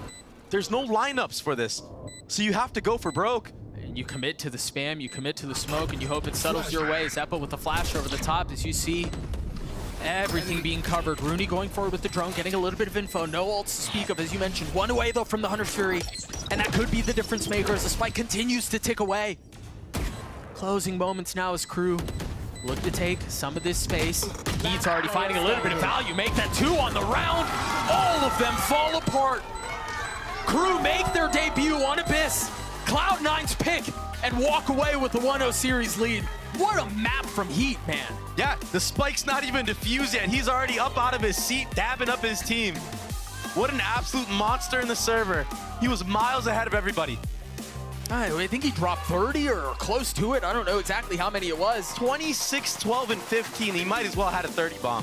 With Shy not far off of him, the performance that both of those had was amazing. And I think there's a lot of reasons to be excited for this Crew squad. We saw some really cool ideas. Yes, some of them were perhaps taken off of Pacific bots. I don't know. But they also had some really cool ideas that they seemed to come up with as well. And I think for Cloud9, it just seemed like, at least at the beginning, they were not as prepared. They showed some really unique ideas, like we talked about that Oxy dashing up into heaven with the deep smoke from Omen, but it was just too much Crew at the end of the day. Overcooking can be dreadful for some teams, and in this moment, that's definitely what happened for Cloud9 on their attacking side. The defensive side from Crew was great. We'll see how things pan out. Again, elimination on the line. Cloud9 have to respond on Lotus. We'll see if that's the case on the other side of this break. We'll be right back.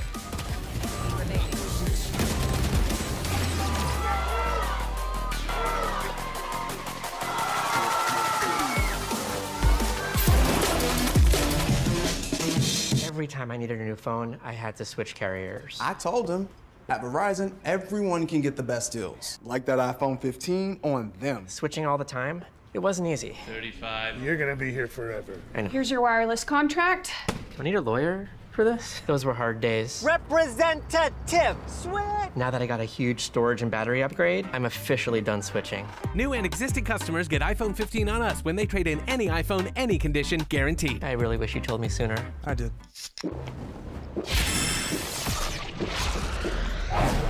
Red Bull gives you wings.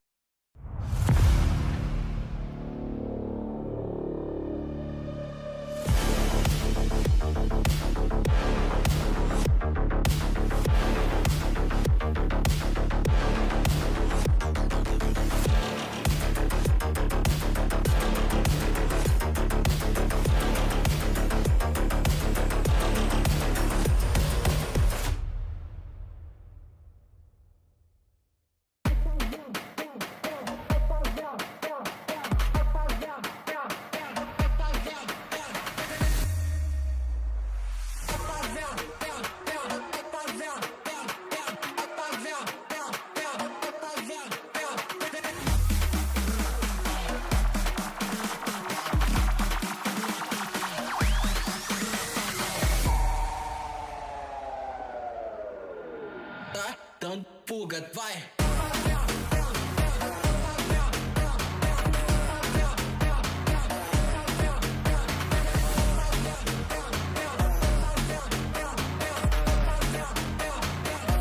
Dando fuga, vai! Não tenta bater de frente, sabe que lá tá fazendo macete. Desce, desce até o chão, ela tá doida pra colar com a gente.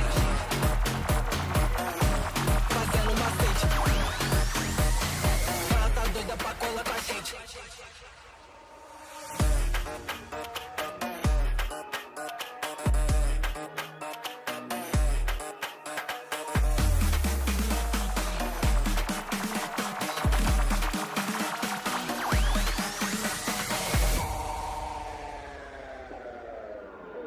Tá dando fuga, vai!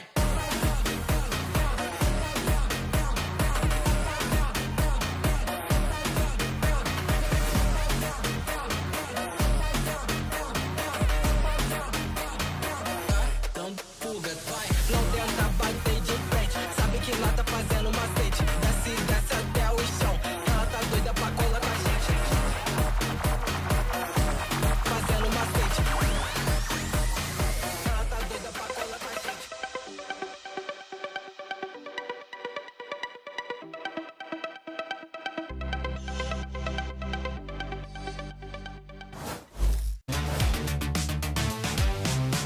crossfire setup there. It's just impossible to deal with VCT. Still finds the one!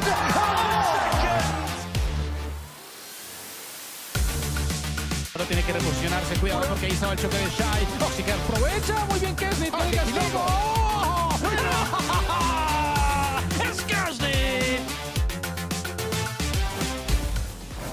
Here, the coach of Crew, Visa, Adam. Very close, but you did end up stealing Cloud9's map pick. They chose Abyss. 2 questions. 1, were you expecting the Abyss pick? And 2, how have you prepared for Abyss? We were not expecting it, but it also was not a surprise. I think that Cloud9 currently map pool is not in the best shape, so we weren't sure if they were going to play Abyss, but we weren't surprised when they picked it. And actually, we practiced 3 scrims on that map. It's a really new map for everyone, so we really rely on winning our duels and playing aggressive as we always do. So glad to close that map. Now onto your map pick, so best luck on map 2. Well, anytime you have your opponent floating a map and you pick it at the beginning of a patch, it's going to be a risk. And it didn't pay off there for Cloud9. Me and Brendan are going to walk you through, though, some of what Adam was talking about, the more aggressive setups. I thought a ton of people were going to be playing off-site post plans. But round 4, we saw this triangle setup coming out from Crew that I wanted to take your eyes towards. Tucking the pivot player into the corner here, which I'm playing, and then having another player here. I've got the turret because, you know, Mitch is being lazy, doesn't want to take part. And then basically what you've got is... Turret's better than I am. You've got a crossfire towards the back of site here if they try to retake, and then you can play double up over towards A main, or you can play double up over towards the heaven angle as well. And this pivot player in this position is really difficult to punish. So I like this. It's a more aggressive look of a post plan rather than just dropping off and playing full cringe lineup spam. Yap. That's all this guy does is yap about post plants and compositions and everything else. Okay, what you got for me then? I'm gonna give the people what they want here. Okay. I'm gonna give you Sage TikTok walls right now. This is all that I've cooked up on this map since it's come out. If we switch to my POV, this is the basic one. Your basic barrier one, block off the main choke point. It's not very TikTok boring. of you. It's not very TikTok of you. This one, you've probably met this one already. This is a basic one. This one, wrap around the side, they don't expect it. Boom, you can take an early angle up onto the high ground. Don't fall off. You will be in trouble. I did that early when I was practicing. Here's another one you can do. Up and over to the ropes. They might expect this if they play here early, but you wall up, you jump up, and you're up on the side here, and if they try and get in, you just need to combo your teammates to kill a dizzy or whatever else they might have. Yeah. Any sort of flashes, you know, but you can stay perched up here. They don't expect it. This one I really like doing over here.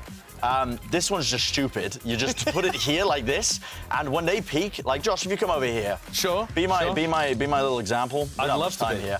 Swing me from the main angle as if you were just expecting to play on the usual positions. Sure, I'm going to be swinging, looking down here. Yeah, and you're dead. Oh, yeah. And you're dead. You're just dead immediately. You're not expecting it. My crosshair placement is not going to be in the sky like that. If I had 2 more minutes, I could show you kill trips on Cypher that I've cooked up that catch people and launch them off the map. But we don't have that much time, so I'm not going to do that. Instead, we're going to hear what the C9 coach had to say ahead, looking into map 2. Here, the coach of Cloud9, Emmy. Very close map, but Crew ran away with your map pick of Abyss. The first time we've seen it in Americas, you chose it. You said, we're going to pick Abyss and we're going to run it first. Why pick Abyss instead of just leaving it open? Well, we think they would have ban it, and we've been practicing it before we were good at it, and I think we were good at it. I think we should have won the map. We don't get ecoed, changes everything. How long have you been practicing Abyss? About a week. Okay. Yeah. Well, fair enough. Best of luck on map 2. All right, you guys obviously broke down not exactly what went on, really, in that one. No, not really. I mean, we just got caught up in the fun of Abyss, basically. It was, honestly, like, you could boil that last map down to Cloud9 losing those 2 thrifties. I think round 2, round 17. It was very muddy, right? Very scrappy stuff from both these sides. Yeah, especially round 2, considering that is, you've got the pistol and you're looking to get the follow-up. You shouldn't really be losing those, and that might be their entire season in the balance. That map, those couple of eco rounds may just have decided whether or not Cloud9 have it to be able to go to champs. Yeah, I mean, especially looking forward to Lotus, where I would be favouring a team like Crew. I think typically, even though they've kind of spread out their duties in the attack side calling, they're still a pretty good team at this map, I would say, overall. They have a good idea of what they want to do on it. And yeah, that was kind of the gamble, like what Coach Adam was saying in his interview, where we didn't really get surprised by them picking Abyss because their map pool is weak. Yeah. They literally said that bar for bar. And like you said, Josh, they lost that opening gambit. It doesn't go their way. Lotus is the staging grounds to decide your entire season. We do have a slight delay down on the floor, which is why you're up with us, and we're going to put our Yap hats on a little bit and look towards this next map here, especially in terms of...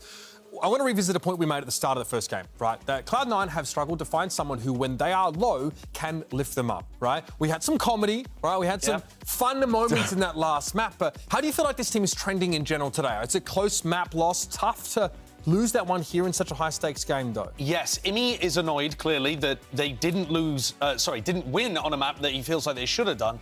But at the same time, it wasn't Cloud9 completely falling to pieces. It wasn't a Cloud9 where map 1, they're slow to begin, communication problems all over the place, energy's really low. Like, those issues didn't seem to be there. If they can pick themselves up off the ground and try to win map 2 and map 3 and keep the mental high, they might still have a chance at it. The problem is they rolled the dice and it didn't come up their way. We did see a slow start from Oxy in that map, though. I think he's 1-7 at some point, right? Kesnet is picking up an operator pretty early on and just dealing with a lot of... Because there's a lot of defensive jump peeking on this map, right? It seems like that's how they're trying to get you saw information. Cloud9 leading into that with the defensive protocols. They were running 2 ops at some point. They're running Vanity and Oxy on it because it's one of the easiest ways to simplify a map and your defensive calling is you put an opera on the line, you're like, okay, we don't have to worry about this area of the map, we can stack 3 players onto the other side. Like, genuinely, that's how they tended to play it. It's why the defensive half looked better. But, yeah, I mean, if you want to loop it back to just the vibes, a back rub, a banana, something in between the maps, just get frozen yogurt, I think. Exactly, a little bit of energy going. One of the issues is when everything is on the line in one match, you actually can't focus on what went wrong in the previous map. You just have to reset immediately and hope that all of the practice you've done, all of the things that you've talked about last week and the VOD reviews and stuff kick in and you're able to realize your potential on Lotus. They were close to winning, but I think Crew looked like the better team today. Immediately out of the rip, they're structured. Heat is on fire. Cloud9 are going to have their hands full with and this he only team has one sleeve rolled up. You wait till he gets the second one up there. That's just... I mean, the training weight's off. Both the guns it's like up. Piccolo when he takes up the helmet into the ground, you know? The Crew, like, so not familiar with that reference? He's lost. I mean, you're in an age bracket, honestly. I thought one might work. The executes, though, I think you were mentioning that from Crew, like on the previous map, right, looked a little bit messy, right? They felt like they were more playing for post-plant. So once they got that set up, they were looking pretty good here. But I feel like the scope of our examination here on Lotus is completely different, right? This is not a new map. No. This is something that should be very well drilled, very well known to these guys. Pretty natural for both sides here. Yeah, I think when you're looking at Lotus, it's a map where the attack side callers can have a huge impact. You've got 3 sides to work with. It's all about taking map control, denying information from the defenders, and then finding the right place to end. If you're Vanity right now, you're sat across the stage from a team that didn't have faith in their normal IGL and had to change up their entire system. He's got to get the advantage. All right, he's got to be able to find it in some way or another. Maybe some of those magical mid-rounds. We're looking for the mustachioed menace to deliver. The 2024 season is on the line for both teams. Let's make it very clear. This is do or die. So let's find out if we get a map 3 and head it down to Doug and Baby Bay. Thank you so much, guys. Unfortunately, for Cloud9 fans around the world, they find themselves in an uncomfortably familiar position. Yeah. They lose map 1 a lot. What's his stat? Last 5. Yeah, the last 5 series, they've lost map 1. And the only time they've actually won after losing the map 1 was against NRG. Yeah, that's not a great stat. And so we find ourselves in a very similar position, but this time the stakes are infinitely greater. We're talking about the end of the year, potentially today. Forced to sit back and watch at home as all these other teams from around the globe pursue Valorant glory in the biggest way possible. And they just have to sit back and watch. Yeah, and they had their moments to actually close that last map out as well. Their map pick on top of it. But the pressure, I think it got to them. They're making these basic mistakes where we're walking into smokes in the riskiest rounds. It worked one time for them, but to get a back-to-back round win, making risky plays like that, it's not consistent. And that ultimately was their demise, and that's what Crew took full advantage of. So we hop in Agent Select again. Map 2 is going to be Lotus. A map where, okay, we've got something different to talk about here, don't we? Yeah, we've got a double controller with a Clove, and this is something that I actually think Clove can be really good on a map like Lotus. I actually like what NRG were trying to do with it the last time they played the map, but I think solo Clove doesn't work as well as when you match it up with another controller. And on the opposite side, it's going to be double controller as well. So almost a mirror, honestly. Yeah. Let's go back to the Cloud9 comp because I want to get your thoughts on this. You saw the Clove and you instantly thought, oh, you really like what Clove could possibly do here. What is it that you feel like they bring onto Lotus in particular? You can basically deny a lot of info because you have 4 smokes that are rechargeable, right? And even if the Clove decides to die, go in and die, whatever, be an entry, because it's basically a pseudo-duelist in a way, right? You can still put smokes down on the area of the map where you died. And I think that's what's important. So that's going to be really good for the post plant. We've seen teams that run multiple controllers on a map like this have phenomenal post plants. But Cloud9, they have to bring it together and play as a unit on those post plants, play as a team, make sure they're planting in the correct spots, and they can actually do something with this comp. It's interesting that that's one of the things you bring up because given how big Lotus is, I mean, you almost have to be strategic on where you die if you want to be able to provide some of that smoke value post-death. Cover going out. So we'll see how it plays out. I would expect, given what I was just saying, there'd be a lot of mid-presence, and that seems to be where we're starting things off. Yeah, you have everything smoked off right now. 3 different layers. And Shy, he almost gets that kill, but Moose, rightly so. It's caught with a knife out. Is Shy. No real way. They're waiting for Oxy here. They heard him. He made way too many steps. These risky plays. They're giving Crew a chance back into the rounds. They're all funneled into Worm, though. I mean, this is going to be really difficult to get through. Maybe the utility will be enough, but this feels very reminiscent to the pistol that we saw on Abyss. You don't have any more utility. You just have to jump through the smokes, and Cloud9 are glad to take that fight. And this is what the comp can do for you. When Clove and Omen are still alive, even if Clove dies, you can have infinite smokes, it feels like. The rechargeables, they come back up. So in the post plant, if you're able to get the spike planted, that's where you'll shine. We already see it so far. How are Crew gonna play against this? Maybe you're gonna see them trying to fight for more space aggressively. Maybe not give the sites for free anymore. Remember here, on Abyss, Cloud9 was able to win the pistol, and then Crew ecoed them. We'll see if that's the case here. As Cloud9 seem to lean towards C, and the site is entirely vacant. Yeah, a good call right now. For Vanity and Co. They just have the Killjoy controlling the middle and A side of the map with full utility there. This will be a free site, a free spike planted once again. And it's up to Crew now to try to funnel their way in, do as much damage as they can. I think if I remember correctly, the last time on that Abyss round that we were talking about, there were 2 Sheriffs. Just one this time in the hands of Kesnet. And then Classics. No armor, no real investment compared to the last time. So it seems like Crew aren't even really interested in this. Perhaps just waiting to die to the spike and maybe take a couple of kills along the way. And they're just waiting for any type of push from Oxy right now. This time Oxy, he's wise to it though, but I say that, he still gets punished. Only one found. He's trying to make something out of nothing, but Melzer. Uh-oh. Speak of the devil.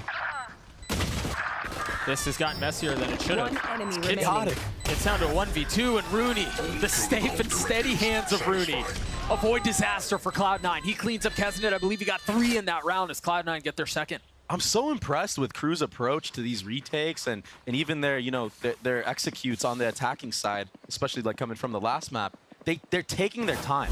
That's what I'm impressed about. Normally when you think of this team of Crew and all the aim that they have, they kind of can rush things a bit, and that's where they get picked off individually. But the cohesion that I'm seeing this time around in playoffs, it honestly is reminiscent to the run that they went on last year. Into the 3rd round we go. And you're already seeing Crew invest a little bit more towards mid. Oh, this is really nicely done from the defense. So snappy with it. And now the spike's out no man's land. You've got one player close by. It's Vanity with the Judge. Very familiar weapon in his hands. Opts for something a little bit stronger, a little bit more powerful. And the sleight of hand gets him another kill. Repositioning now, manages to scoop up the spike. Now it's a 3v2, the way of the defense. That's just so ridiculous, being able to jump into the smoke and still convert a kill there. And you see on the minimap, that red circle is the range at which Clove can smoke. Yeah, so at least there could be a smoke done in water. Oh, they dropped it B. So it's just waiting on the other side of B to suggest that that's where the hit's going to be. And of course, because of that, Crew of 2 members standing here watching it. So smart, that little lurk smoke, you're right. It keeps 2 players of Crew there, but now when it goes down, those close smokes don't last for too long. That's the only thing that's not too good about that agent. Right.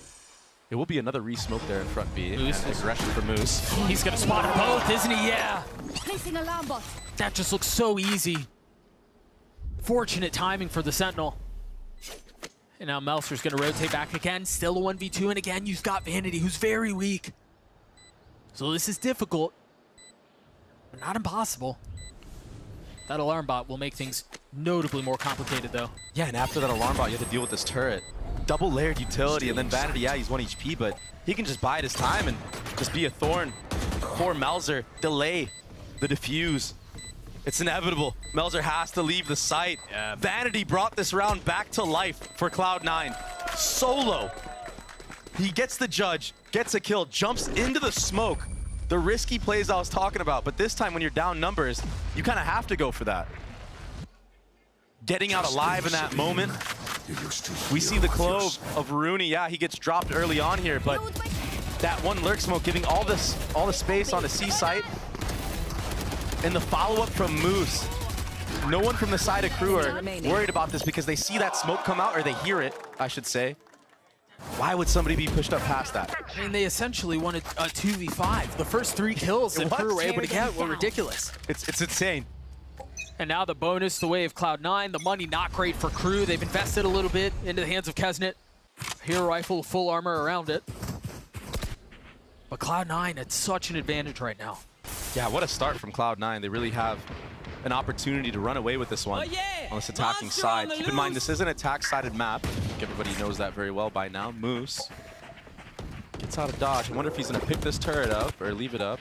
He's got to be cautious. There's a lot of pressure headed for him, and they've... Oh, what? The post? That's what keeps him alive? Moose gets 2. I mean, snappy shots from Heat to stop those antics. How do you deal with that? You've got the most dynamic high-low I think I've ever seen is Oxy satcheling forward with a shorty in hand. And they're going to cycle that spike onto Rooney as well, building closer to the towards that ult. Oxy taking all that free real estate. Vanity cleaning up the round. Moose, yeah, he was just using that sliver of the poles there in front B to his advantage. That was insane. Imagine we'll get a look at it one more time as Crew calls a timeout. Yeah, what is this? Line of sight. Using the game to his advantage. Good map awareness from Moose, though. A lot of players in this type of pressure, you know, you hear all those footsteps running at you, the fade, eye comes out towards you as well. A lot of them crumble in those moments, in that high pressure moment. But Moose, this time around, he's so aware of his surroundings, using them to his advantage. That's what got him 2 kills. It was almost comedic. Yeah. And it was like the Pillsbury Doughboy hiding behind a toothpick. And like you can still get seen the whole time, but the eye's just blind, I guess. I don't know. And so Cloud9 find themselves up 4 with full momentum. I gotta go back to what you said because, you know, Cloud9, the organization, they did a One Piece collab, and Tony Chopper, I don't know, for those One Piece fans out there, dude, I'm not tends to hide in that way. You might not, but the One Piece fans will know. Same thing. Full body exposed, but that little sliver will cover it. So funny. We'll see what the adjustments looks like on the other side of the timeout. An entirely different tale already compared to what we saw in Abyss. Remember, it wasn't until, what, the last 4 rounds that Crew were starting to burn timeouts. A much earlier one this time around. Yeah, and rightfully so. They need to stop the bleeding. It's not out of their hands either at this point. You have ultimates coming up online from both sides. Kesnet is sitting on that showstopper. What can he do with this? Heavy aggression towards A. Immediately denying some of that space. Shadows traveling. And in a lot of ways, they're kind of funneling Cloud9 towards C here. Yeah, Cloud9 are okay with this. They tap that B revolving door. Try to feint pressure that they collapsed onto front B. Moose invested one of the mollies in front B as well. Extra pressure there. That's why you see 3 members so far from Crew stuck behind that lurk smoke on B. But an alarm bot put within that smoke. So Crew, Shy, making a good adaptation to that front B pressure. Heat's eye, I believe, should be up here pretty soon. He used it at the very beginning of the round. Now they're starting to lean back A. Vanity not able to stick at their side that I was just mentioning. And so we're starting to see a lot of this delay again. for Cloud9. We're 45 seconds left in the round. They have a little bit of room, or they just try to overwhelm A. It works against Meltzer. He has to take a step back. And while all that's happening, Vanity's trying to find a lurk timing onto C. He will sneak his way in. MTA, did he not hear that? 30 seconds left. Oh, he may not have. Oh, Shy just in the right time, but doesn't get the kill. The paranoia out. MTA trying to take a step back, but Rooney arrives at just the right time. Now they pop the ult, but it's not going to connect. And so Cloud9, with just a few seconds left in the round, finds space. Planted. They leave things in a 1v2 in the hands of Heat, who was a hero for Crew so many times. The res popped. The fight from Rooney, inching forward at 31 HP left for the initiator as Rooney will fall. Now, with 2 bullets left, how do you do this? A change in the weapon, and Zeppa cleans him up. A stomp from Cloud9 early on. Vanity again. He's coming up clutch in these moments when they're down numbers. The double swing as well to punish Melzer, who was basically solo holding with no help from Heat in that moment. A bit of a disconnect right there, huh? But still, it's the IGL that's taking things into his own hands. This was a nice flash play from Melzer early on. Good follow-up, but right here, that double swing. Just too many targets, couldn't control it. And that Clove ultimate, look at that. Nice, baby. That's where you see the value of Clove on a map like this. Rooney, 7 assists. Wins the comeback into that round in the 2v1. What a cool composition. And so far, Vanity, he's been having a field day with his attack side calling. Basically avoiding all the disaster and all the traps of Crew towards that A side of the map, taking C Mound for free. I don't think Crew have fought C Mound 1 round so far, but it looks like they're getting a little aggressive here in the A lobby. Pop the ult. It's just MTA on the other side. Oxy's never even able to get the ult off. Remember here, they still have 2 Guardians in the hands of the defense. One of them is still so far away. Cloud9 get plenty of space. They get the spike down. Moose 1 away from his ult. They've invested the Nightfall too and the Paranoia. Yeah, this is snowballing out of control for the side of Crew right now, Doug. I mean, they are confident in something. And that confident approach, call to arms, might be a sign of success. Kesnick falls, Heat does too, and it's just the Sheriff now. In the 1v3, the first target not connecting. Zeppa with 3, Cloud9 get to 6. That was a notable investment. Yeah, they're gonna wish they had that Fade ultimate going into the future rounds. When you're on a thrifty buy like that, I get it. You know, the numbers are even. Makes you enticed to use an ultimate to try to win the round. But that plant coming down in a spot where, you know, Vanity bought the Odin for that. That's the whole point of this Odin buy. You're able to spam the spike from any angle that is planted right there. Vanity's sitting at 8-1, Doug. He's had an excellent map so far. And he had a couple of really bright moments on this as well. And no change from the side of Crew, still doing this 3-man towards A. And the response from C9 is just gonna be to take C Mount control again. This time a heavy lean though from Crew. A heavy lean and a re-clear front B. Vanity ahead of this though. Door picked up and now Moose has his ult online. Oh, Vanity putting out a lurk smoke onto A. That makes Melzer have to back out, seeing as he's the only one here. Cloud9 are throwing a lot of different looks into this round. Yeah, Vanity's been calling such a great half so far. That's one of the things I love about 3-side map like this, is it allows you to be so dynamic in your feints. Yeah, look at this. They understood they've taken C for free most of the rounds. Now, why not go A?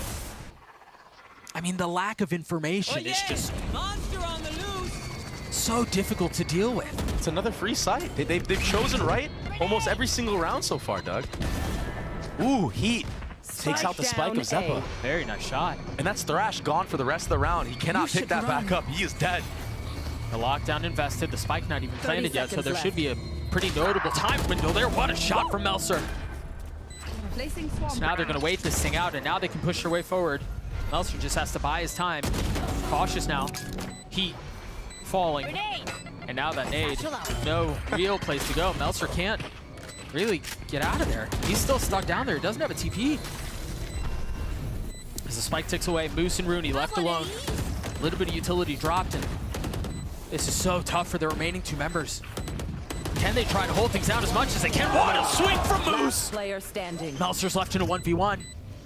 Rooney had some big moments. Does he even know that it started? He's gotten it to have. The smoke goes down, the bullets come through. Rooney gets Cloud9 another. And that's a Rooney who had a really rough last map. Yeah. Sitting at single-digit kills. This time, stepping up huge for his team. Wow, that's a crazy shot. Through aim punch and everything. Yeah, that's ridiculous. That's so hard. Oxy with the proactivity in the post plan as well. And then that double swing right there. This is Nice proactivity, nice calling so far from the side of Cloud9. Game plan is in full effect, and they're up 7-0 on this attacking side. Crew, they can't have anything work. And now look, now they decide to fight C-Mount, but it's a fast AD fall. Crew can't catch a break right now. This feels like some of the pistols and some of the ecos that we saw from Crew at the beginning of the half. Remember how many times Moose was able to find a couple of kills from this very moment again? I think about the haunt round. And Moose is in the exact same spot. This time he picked up his turret though, so they might not be aware that he's here. Oh, they're doing their due diligence though. That Prowler will fish him out, but he still gets one? Not able to find much more. So that has been dealt with. Spike planted. And a weapon in the hands of Melser. See if they're able to convert that into anything else. Meanwhile, while all of that was going on, the spike has been planted. It's been ticking away for a little bit now as kills are traded back and forth. Vanity stuck on the other side. It seems like they're all going to be huddling into tree. They've got to have a decent idea of where that is. Oh, they're going to pass right by each other. Vanity getting active with it. Only traded 1-for-1 though. Heat's on the tap. They still don't have any tree control. They've got Wingman coming through. They've got the spam through the smokes. This is such a, I mean, borderline impossible situation. Shy only gets his one as Cloud9 get 8. Cloud9 have been so good on these post plants. They get the spike down and the proactivity from Oxy in that moment. Yeah, he gets punished for it, but we kill the player and drop because of it. MTA gets taken out. Moose getting one here, that's criminal. And I'm honestly, even the time that he bought, felt like such great value, independent of whether or not he was able to find a kill. Last player standing. So insane. Rooney and Zeppa in these post plants, they've been so good in tandem. The chemistry between these two players is really showing on this map. How they're playing off one another in those post plants.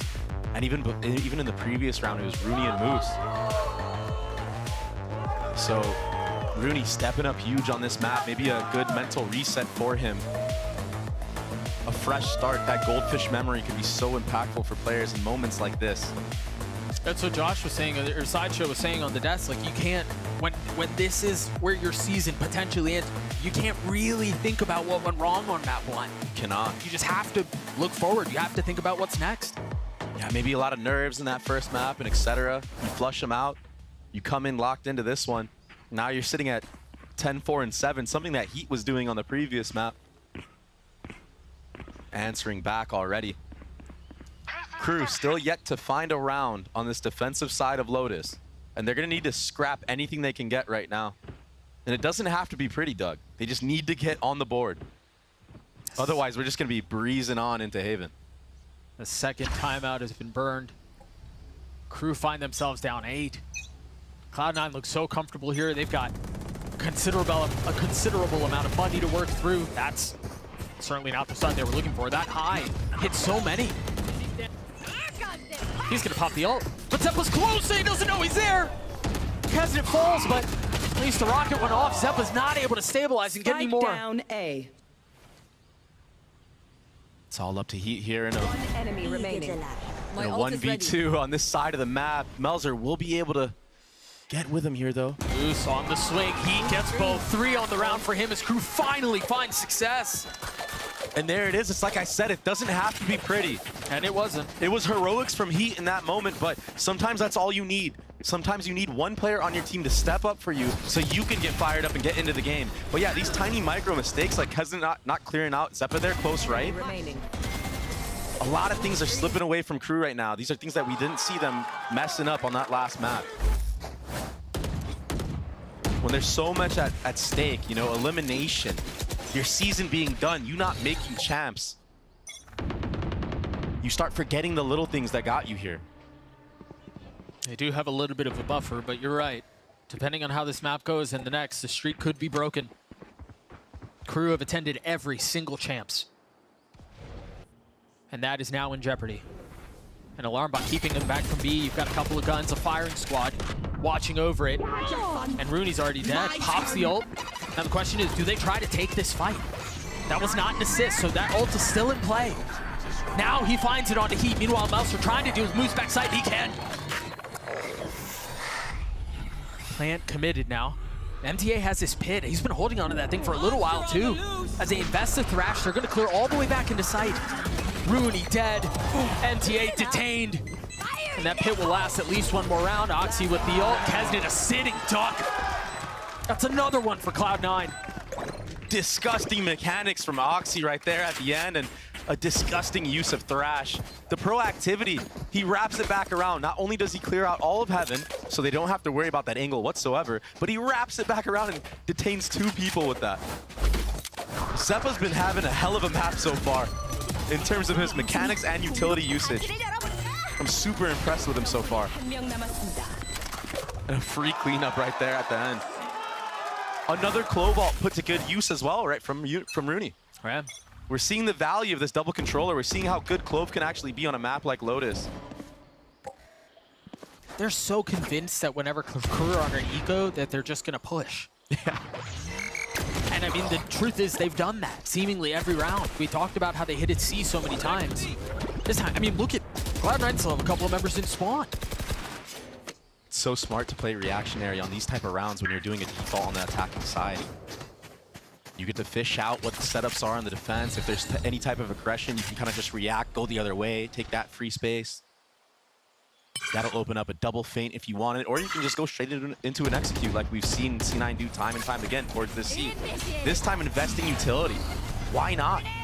Will that nade be able to break it? I don't think that breaks. Oh, it's going to take a little bit more than that. It's going to go off, and Crew are forced to scatter and try to get out of the site as best as they can. It was Heat who was detained, I believe. Yeah. Oh, super aggressive smoke into water as well with that detain. So now an extra layer of utility needs to be used in water, or a double swing. But it's these post-plant scenarios where Cloud9 have reigned supreme all map long. Yeah. This has been a problem the Crew have not been able to solve, and I don't really know how you do it with the weaponry they have. 2 Guardians, 2 Sheriffs. I mean, that's going to help the matter, but one of them is now just sitting harmlessly on the ground. But that might be where the real firepower is in the Sheriffs. The spray is too steady, it's too stable. Cloud9 get to 10. Even with all that commotion onto the site and people fighting together and whatnot, you just had Moose sitting in the back of Mound, just AFK, playing his Molly lineups anyway. So there's multiple layers to this approach on the post plants from the side of Cloud9. And early on in the half, Crew were actually punishing some of the proactivity. But now it's just night and day from the first couple rounds, the first few rounds of the half. I think the way that Crew lost that bonus round against Cloud9, the 2v5, absolutely obliterated their mental. Yeah. And they have not been able to bounce back whatsoever. That is difficult to navigate. We even saw, you know, some glimpses of the players' faces and reactions on that last map, but they were able to bring it back. Oh, they're going to try to crunch this around Mound. They've got a Paranoia on one side. They've got a swing out from door. Shy finding his 2, but Zeppa a little bit better. Finding 2 of his own. Meanwhile, Moose has gone exploring the wall.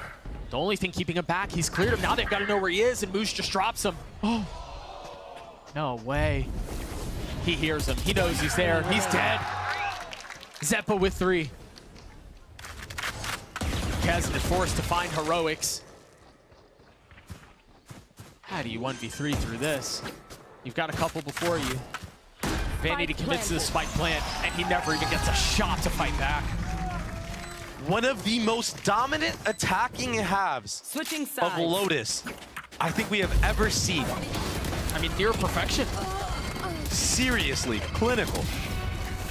And Zeppa, he's on fire. That lurk from Moose, too, using that Viper Wall to his own advantage. MTA had no idea.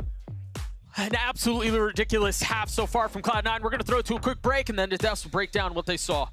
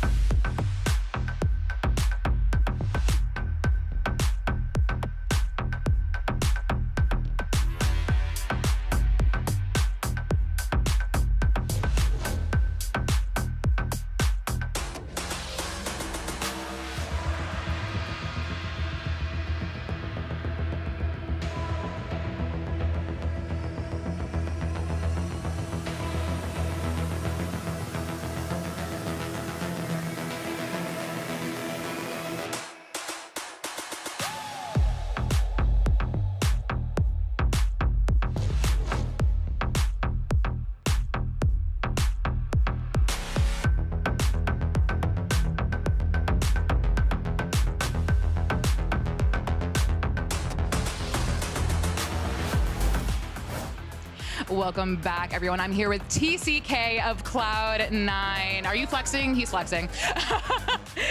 Definitely, you said. Now, this is a pretty dominant attacking half in your estimation. What do you think is making Cloud9 so successful?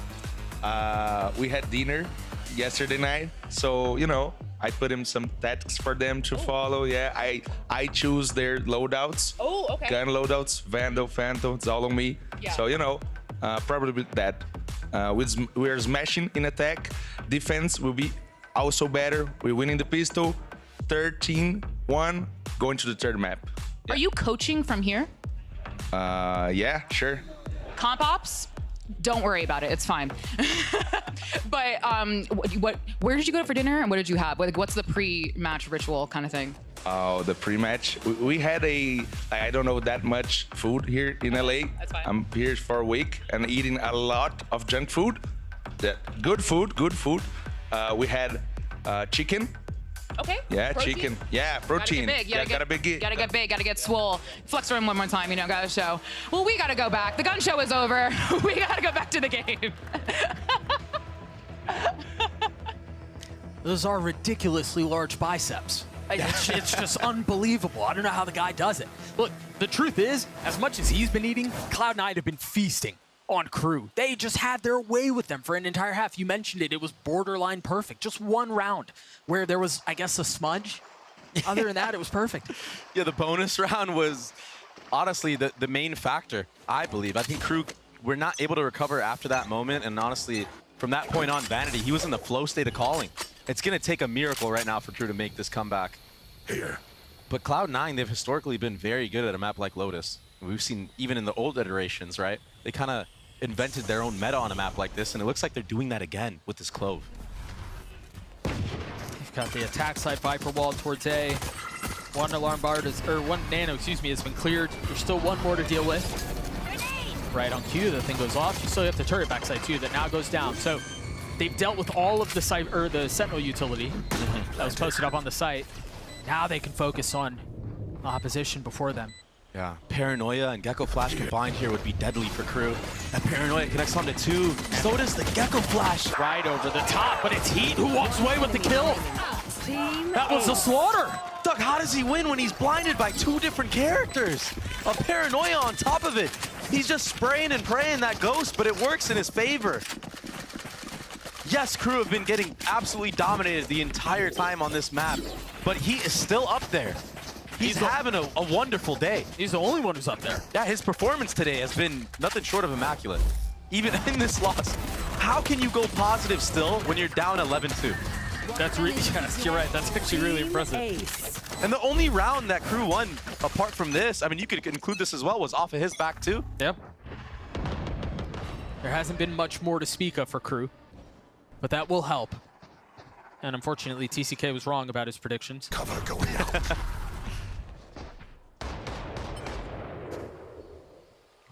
Will be extremity control for Crew, both C-Mount and A space gathered.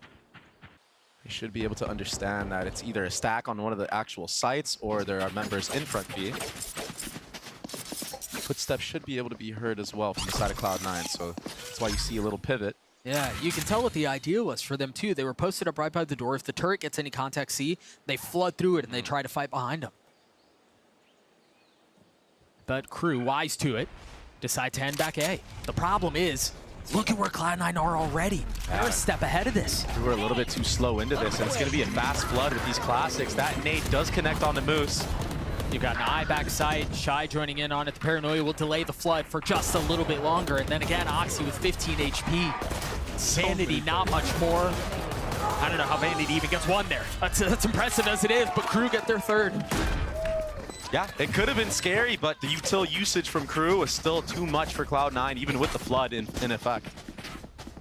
Kesney with the raise nade and everybody else just spamming away on all the players trying to cross into that pit. Rooney with that Sheriff, always good for one. He does seem to find success with that weapon more than anyone else. Yeah.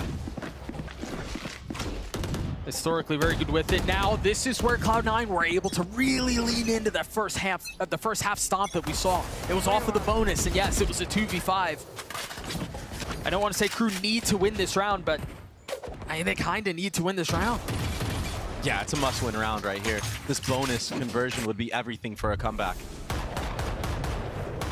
And even then, it's still a tough thing to accomplish. But it can give you the confidence to start building it round by round, and then, you know, who knows? Yeah, an 11-1 comeback starts a step at a time. Yeah. The problem is they just took a massive step backwards with Kesnet dead. Exactly, that's your entry. That's the raised nade going down early on. And Shy, he's not even aware. Rooney Enemy remaining. playing aim labs in the back Spike sight. down A. That should all about wrap things up. MTA's left alone in a 1v4. He's gotten it down to a 1v3, but with so many members of Cloud9 left on the other side, they're going to get to that point. And they've taken us to the doorstep of Haven here. And they made it look easy in that round, too. There wasn't really much to really go deep down into. I mean, it was a spam kill onto Kesnet from Moose, just understanding timings, and Rooney just in the back sight. He doesn't have to worry about Tree whatsoever because he has an Omen smoke there from Vanity.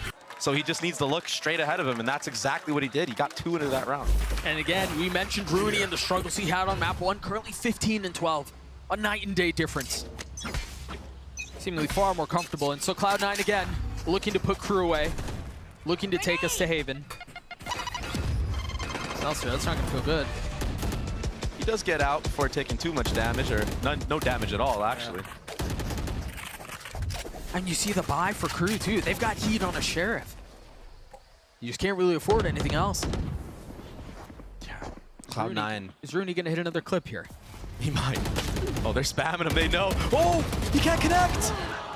Kesnet. He was unaware, but he still settled at the end of the day. The crosshair was behind every step of the way. And so now Crew take a step back as the round is ripe for a reset. Cloud9 forced to divide their attention and divide their resources. Bring them down. Prowler coming through. You already see some of the Clove smokes. Imagine they'll be going down here very soon. Once they understand where Crew are headed, the ult is popped from Kesnet. There's only one target on site, it's Vanity, and he's just around the bend. He slouches forward, he's been spotted, he's been dealt with. And it wasn't off the rocket, but the outcome is the same. Now Oxy looking to fill in! He gets 2, he gets a 3rd! Oxy looking to call game, and he very well might. Heat behind him, cleans him up. Moose in a 1v2. On the flank. The alarm bot will not matter. Melser and Heat left to find where he might be coming from. Remember, on that last map, it was a 1v2 from Moose on the flank as well, but this time, Crew are ahead of it. Melser gets the jiggle.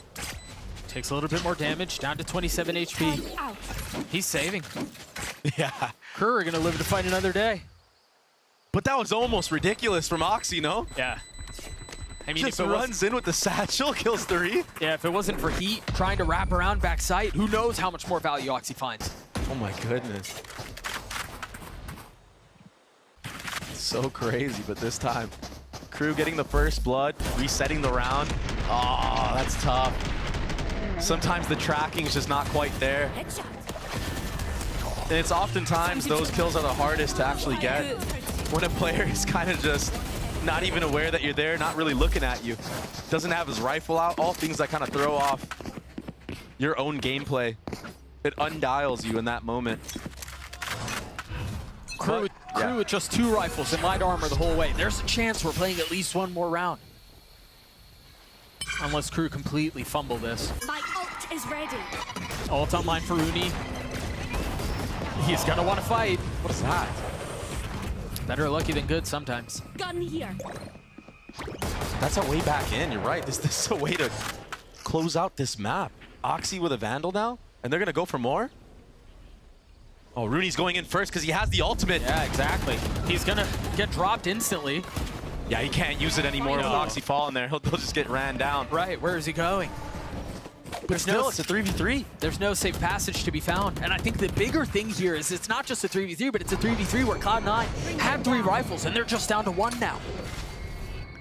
The little advantage that it seems like they had acquired is gone. Vanity finds his 1. But now the spike on a mad dash back towards B. Remember, Moose has the rifle, and Moose has arrived. The turret betraying his position. Zeppa on the swing. Shy will fall. He's left alone. A 1v1. Zeppa weak. Just 45 HP. He's going to have to do a wingman. It becomes a 1v2. That's finally cleared out. The tap not connecting. Both clips empty. The reload through. The swing out. He's waiting just on the other side of the turret, but he's forced out by the Mosh. Now eye cleared. Bullets delivered. Heat gets Crew to 5. That's what, 3 rounds, 1 from Heat alone? He played that 1v1 phenomenally. Zeppa, he was also doing a really good job trying to bait out Heat to make any type of mistake. But the trades back and forth, they worked in Crew's favor this time around. Vanity getting that kill on the door gave his team a chance, even with the bad weaponry they had going into this. But Heat, he's too cold right now, 18 and 12, and his team is down 7 rounds. There's still so much that has to go so right. Yeah. For Crew to pull this thing off. And I think that's something that can unfortunately happen very quickly, and you just kind of get sucker punched and realize, wait a second, how did this get away from us? So Amy calling a timeout here, an opportunity for things to settle. We'll see what their plans are. They have a couple of ults that are available too. And they have another timeout after this as well. They haven't had to use anything. I mean, they had an 11-1 half on an attacking side. So they don't need to really be too worried. And yeah, you're right. They don't want what they did to NRG to happen to them right now. That would be absolutely devastating. Yeah, the crazy thing is we think about how this map has gone. Crew are actually, they're winning in first kills. They're winning a considerable amount of them. The problem is they're just losing a ton of 5v4s. Yeah, or 2v5s. Yeah, and that's just not like 5v4s, yeah, 5v-Xs, whatever, when they have the numbers advantage. That's a recipe for disaster. So if they're able to clean that up, again, the problem is it's just such a big mountain they're staring up at this point. It is good that they're seeing some signs of life going into that map 3, though, even if they lose this map. Because you're right, that defensive side was abysmal. Especially with the advantages that they accumulated early on. Cloud9 with full rifles, light armor on everyone, but 3 ults to play around. And I mean, they've got Zeppa 2 away from his. Moose isn't far off either. You wonder here how much they're willing to invest. Because again, they're just 1 round away. They're slowly biding their time. They showed a lot of pressure front B, and it's going to be a split. Crew have to play this with surgical precision. There is no room for error of any kind. The flood might be just too much, though. Oxy not connecting with the ult. The Nightfall is dropped, and Oxy's dead. It's Kesnet who comes alive. Dude, Cloud9 cut their losses here. They don't have a ton of money. Yeah, you have to. Satchel out. You have to save right here. It gives you a chance to win the next round. And then obviously you can buy after that. And for Crew right now, your economy's pretty good. You're sitting at match point. I guess you do have a couple of members sitting low, but Kesnet and Melzer can afford to go hunt. I mean, honestly, even MTA, he's close to that Viper's Pit. This is something you want online for these future rounds. A showstopper would be great going into the next as well. Yeah, 1000%.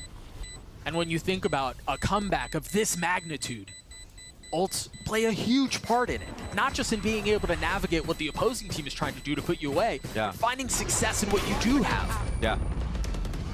And a lot of teams make this mistake when they try to make these comebacks that are so hard to do when they're at such a deficit of stacking too many ults in the same round. Sure. You kind of have to go into these rounds trying to get just 1 and winning with 1. Yeah. And then the next round you snowball again. All of a sudden you have the team on an eco. You don't need to invest an ult in the round, or sometimes you might have to, depending on how scrappy it gets. But it was really cool that round. The Heat's ultimate on that fade, combined with Kesnet's nade, is what punished Oxy. Otherwise, Oxy just gets away, you know, maybe he takes 20 damage, whatever. But the fact that fade ultimate connected, the nade just one-shot him. And that was after he had popped his ult, too. Yeah. So again, keep a close eye on the ults. Kesnet went away, MTA went away.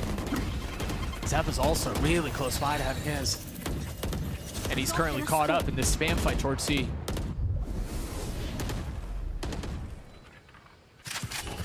Forced to just sit back. wait for this double controller comp to drop all the smokes that they can, and it's so suffocating and so refreshed.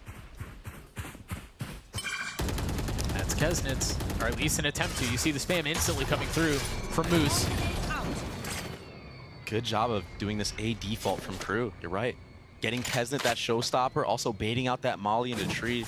That makes C9 have to back up, not play that tree area anymore. But do Crew read into that? Oh, Shy's got to be careful.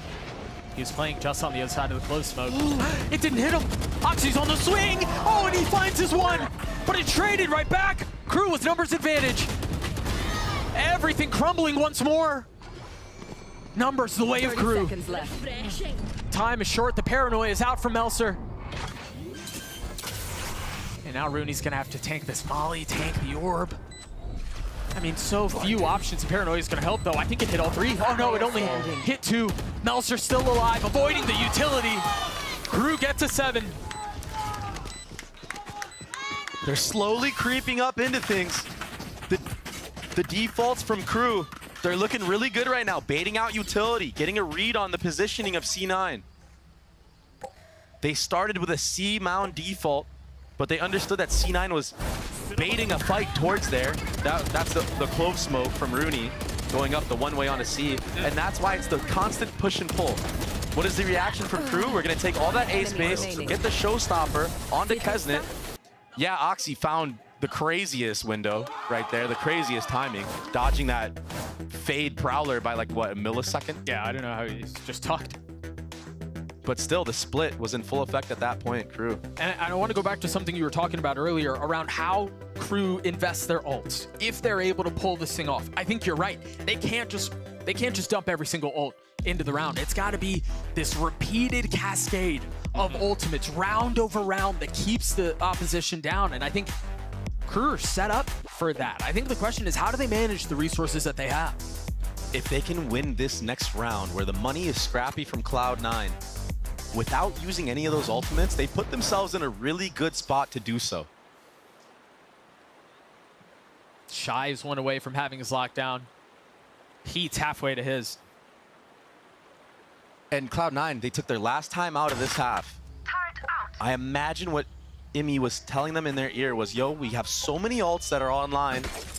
If we can win this round, great, you know, but don't go crazy with the investments onto this round. Rooney has been popping off, so yeah, Vanity, of course, he's going to buy him a weapon. Vanity has always been a team player in that aspect. And you imagine next round he's going to be on a judge. And he tends to close games out on that judge as well. But it really feels like a lot of the momentum is the way of the attack here. It has been thus far. And the fact that we're still playing this map is ridiculous. Yeah, 11-1. And look at the approach from Crew. I have the spike. They're so quiet. The setup here is very different too. I mean, you've got the turret, you've got the nanos.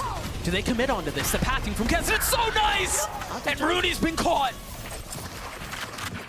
Moose is forced to play back site. He hasn't given his position away. Has not made his presence known. Just on the other side of the work, not taking any decay yet. But now they're going to try to flood their way through. Again, with Rooney's dying there, he can still provide impact with the smokes. The hop back side is really good. Oxy's already dealt with. Melser finding 2.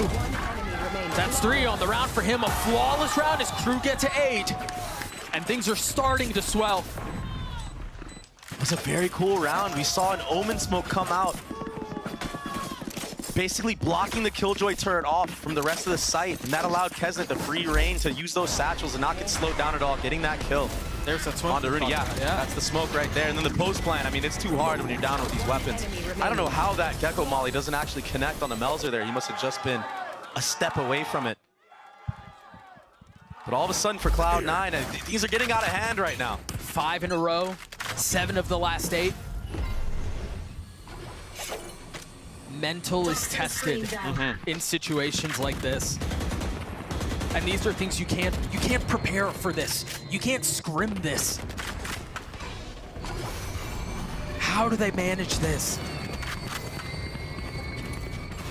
No, so far it looks like Cloud9 are just worried about every single choke. They haven't really had a read on the attacking half so far of Crew.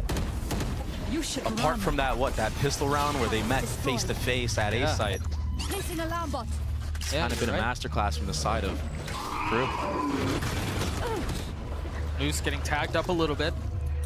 Bomb grenade out. He will get caught with no real threat yet. And Crew fill on in the space. MTA has his pit. Only 2 ults left now. They invested a fair amount of them. And there's one of them. That goes really deep too. Do they have anything for post plants? Anything like that? It's just Kesnet's nade. They still have Paranoia as well. Fade Eye just came back up, but Melzer, he's not really close to use this ultimate. Oh, that connects! MTA's caught. That should be the pit. Can they keep him alive? No! The pit's now down, but it's a 1-for-1. Cloud9 try to flood out into the site. There's a Paranoia from behind them. It's going to buy so much time. Can they keep them back? Shy falls. Heat will join them as well. It's a 2v2 now. Kesnet dancing around the box. Able to get a little bit of damage onto one. And the ult popped. The nade pushing Vanity back. 18 HP. It's all onto him now. Kesnet with 4. Crew with 9. Kesnet keeping his team in the game.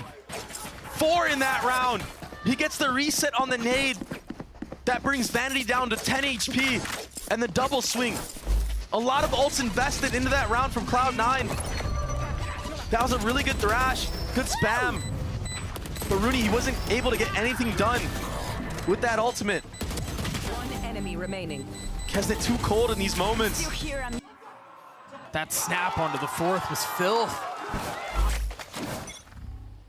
And they're on a weird buy again. 2 sheriffs, a stinger, 2 stingers. The one benefit is you take a look at the ults. I mean, they're favoring Cloud9 here. Yeah, that was 2 ultimates invested from Crew in that previous round. Oh, they're ready for this. There's so many players ready for this, but... Kesnet again! Not only equalizing them, giving them the advantage. And Vanity's in a really good spot. Is this how it ends? No way. Is this how it ends? No way. Spotting 2, spotting all 3. 2 found with 1 bullet. Now Kesnet forced to swing back and deal with him. The door is shut, the spike in hand. Kesnet has no choice. He has to turn his eyes forward. And if he plants here, this Killjoy ultimate in that corner that was just pinged from Cloud9, it gets almost everything. He's got to find a kill. He's got plenty of time to do it. 45 seconds. Oh my gosh. He's taking a scenic route. He's making the right play, though. If he goes all the way back to C, his chances of winning are way higher. But Moose is waiting just on the other side of stairs. It seems like Kesnet will find safe passage to the other side of the map. 30 seconds left. I mean, maybe you pop the nanos from a distance away, but I think you're right. Dre, Moose's ult feels like the difference maker here. Because even if Kesnet's able to get away, Moose is just able to show up, pop the ult, and then what? His positioning here, Kesnet's positioning is everything. With gun out, he's looking to be proactive and take this fight. And they're going to pass right by each other. Does he hold the line? Moose is waiting on the other side. He's got to creep forward. Now starting to look. There it is. 1 found. And that's his ult. 3 for Kesnet. Vanity weak. No armor, but he's on the hunt. And I don't think Kesnet knows. With knife out, he's behind him. There's the ult popped. With the satchel in his hand, he's going to turn around and find it. And Kesnet with the Red Bull clutch to keep Crew alive. Kesnet is an absolute freak of nature. Identifying that if he plants at A site, that Killjoy ultimate would get the entire site and limit the spots he can actually play in the post plant. What does he do? He runs all the way around to see the scenic route, as you said.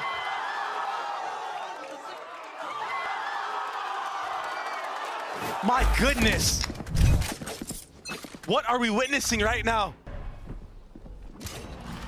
And now there's another Fade ultimate online. But it's a front B exchange. Rooney, he gets one. Melzer trades. It's instantly. Oh, the rocket doesn't land. Melzer's able to make another great escape. Houdiniing his way out of death. They've invested the Nightfall now. And everything leaning towards A. Keep an eye on Melzer's ult as the Paranoia goes out. Does he commit? Trying to get the spike down. They have to try to flood here. That nade is going to hurt. Vanity's waiting on the other side of it. The Roomba not giving his position away. A couple of bullets spamming through as the spike still planted. 44 HP for MTA, and he still gets the best of Oxy and Seppa 2. Crew with such control here. What? And it's not getting any worse. Of course, it's Kesnet. Who else but Kesnet? Vanity on the tap, waiting for the swing, not realizing that Kesnet's just around the corner. Crew have gotten to 11. I cannot believe my eyes. This is absolutely insane. And this is devastating for Cloud9. That big buffer that you had, it's all gone. The pressure is on. Oxy is even feeling it. In these moments, when the showstopper is used, we see Oxy have poise, and he's controlled with it. This time, he jumps the gun too early, and Melzer, who was stuck, he TPs out somehow. If they're able to pull this off, you asked what we were watching earlier. If they're able to pull this off, this would be history. This would be the biggest comeback that Americas has ever seen. Shadows traveling. But they have to do it just to get to OT, and then it's an entirely different ball game. The paranoia out, tagging onto one. Oxy's position also given away by the Prowler. Oh, what a shot from Oxy. But again, it's always in kind. Where's the trade? Can Kesnet do it? Dancing around the door. No, Oxy with 3. Looking to put him away, but he can't yet. Has the damage been enough? Despite trying to get through, Zepp's waiting on the other side. They're gonna funnel to their death, but Shy left in a 1v2. With 54 seconds left, another tap at the door. Placing swamp grenade. Like nails on a chalkboard. Shy posts up. He's got a knife out. Not understanding there's somebody in hell, and it's Rooney waiting on the other side. He's been surrounded. If he can find a timing here, though, this would be ridiculous. Can Shy do it again? No! Cloud9 avoid disaster of the most ridiculous kind and take us to Haven. Better late than never, but they do it. And a look of absolute relief from the side of Cloud9. Look at them. They're so happy that they closed that out. Not even close, I guess. Oh my goodness. The Crew almost did it. Kesnet and Heat were on fire.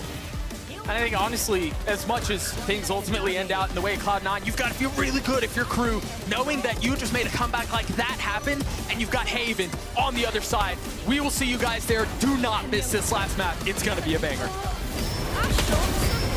One enemy remaining.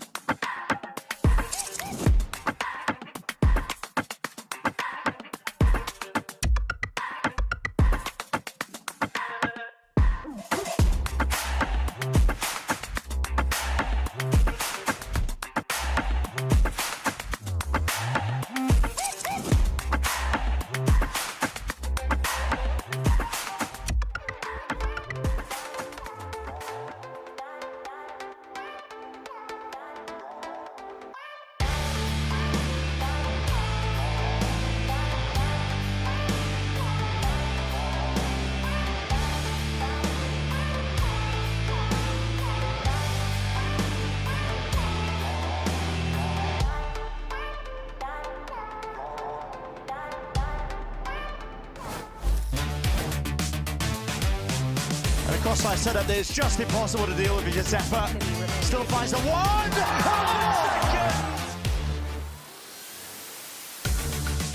Ahora tiene que reposicionarse, cuidado porque hizo el choque de Shai. Oxiker aprovecha, muy bien Kesney, pone el castigo. ¡Oh! ¡Es Kesney! Well, folks, we've seen another full 24 rounds of Valorant played, and wait for it, 0 spike diffusers on Lotus. An absolute mud wrestle between these two teams. Again, it almost went to overtime as we were witnessing what could have been the greatest comeback in America's history. I'd just like to give a PSA to everybody. It's 5 slaps on the back, and then you're supposed to get into this kind of position. You know, you're gonna roll under the ribs. You're gonna roll. We're gonna go up, up like that, and that's what you need to do if you see choking like so that. I'm the 3-year-old with access to Legos, and you're exactly. Yeah. Yes. Don't put the Legos in your mouth again, you naughty little boy. I won't, and also I will stop trying to rely on Oxy clutching my rounds to save us. Yeah, that was. I mean, again, it was an Oxy round that finished things for Cloud9, but let's roll it back to maybe more halcyon times. The first half of this map where Cloud9's attack side looks pretty flawless. They are all over this. I mean, we built this segment when it was 11-1. We did. Assuming it was going to be, okay, nice and pretty wrap-up. The attack side's looking so much better. When, honestly, the overwhelming narrative might just be Cloud9 again almost letting it slip. But it is looking better in terms of the attack side calling. You look at this, historically, 33% in 2024. Pretty dire. It's been a big question mark, and it has been noticeably improved in that aspect, even if it's slipped in other areas. Yeah, and I think part of it comes down to the fact that they were running double smokes instead of their double initiator comp. Double initiator, fantastic for flood retaking. Double smokes, they were able to find those timings, like the one you just saw from Vanity, around the map. You should still be able to win some more of your defense sides, and that was worrying. They were getting big ults online and then squandering them. And at the end of the day, Crew were like this far away from making history. Nothing like a fake comeback in a match like this to really top it off. Round 22, though, that's a couple of rounds before the end of the game, we have an incredible Kesney clutch. I mean, the guy is stuck in like a 1v2. Things start to go wrong over a tree, and he makes this long rotate over towards the seaside. Yeah, there's so many risks rewards running through Kesney's head at this point as well, but he decides to take the fight aggressively in this moment. Earns himself the ult because of it, because Cloud9 are disjointed, getting themselves into it, and just about spots Vanity in the timing there. It could have just gone wrong for but a moment. Saves him for a second as well, but this, I mean, highlights, I think, a consistency with Cloud9 and what I've noticed from their gameplay, that when they're down a lot of rounds in a row, everyone tries to step up to be the hero. They don't slow it down and sync it up. That's an almost better example. I can't fault them as well. They were just disjointed for a second going through the connector. But just in general, the amount of times this team has to lean on Oxy to pull off some deity-level miracle, like actual fish and water for thousands, like type of beat in these rounds, man, is water? insane. What They was had it? a river. There was a literal Was river. it just fish and bread? Yeah, it's fish and bread, mate. This guy went to Bible school. I didn't. This guy getting his parables mixed up. Bible school. Yeah, listen, we could, I mean, Greek mythology? Right, that's where your strength is. Maybe. But the point I'm making is, it's fine to have star players stepping up to save you, but you don't want it to be the thing that's always consistently that getting defines you over the line. Right? Exactly. That shouldn't be your identity as a team. Yeah. I'm worried because they were so good at the flood retaking previously on that map, and it felt like they just couldn't sync it up properly. I think Crew also at some point started to believe they were hitting shots really nicely, which was something they weren't able to get online in the first half. I have no idea what to expect, though. That's a classic Cloud9 roller coaster. You're up, you're down, you have no idea, but there are wild round streaks in a row. They can't stabilize. This team is either winning and they are always ahead of the game, and Vanity's calling puts them even further ahead, or they're losing and they can't come up with the adaptation. Yeah, 2 gears that this team tends to run with. Let's, quickly looking at some of the highlights here for C9. I feel like the Rooney Clove had a pretty big impact early on. There was, as Baby Bay points out, multiple occasions in which he gets good ult value. Zephyr towards the end of that first half as well. There's that nice little double detain that allows Oxy to sort of, satchel in and get the finish off with the showstopper.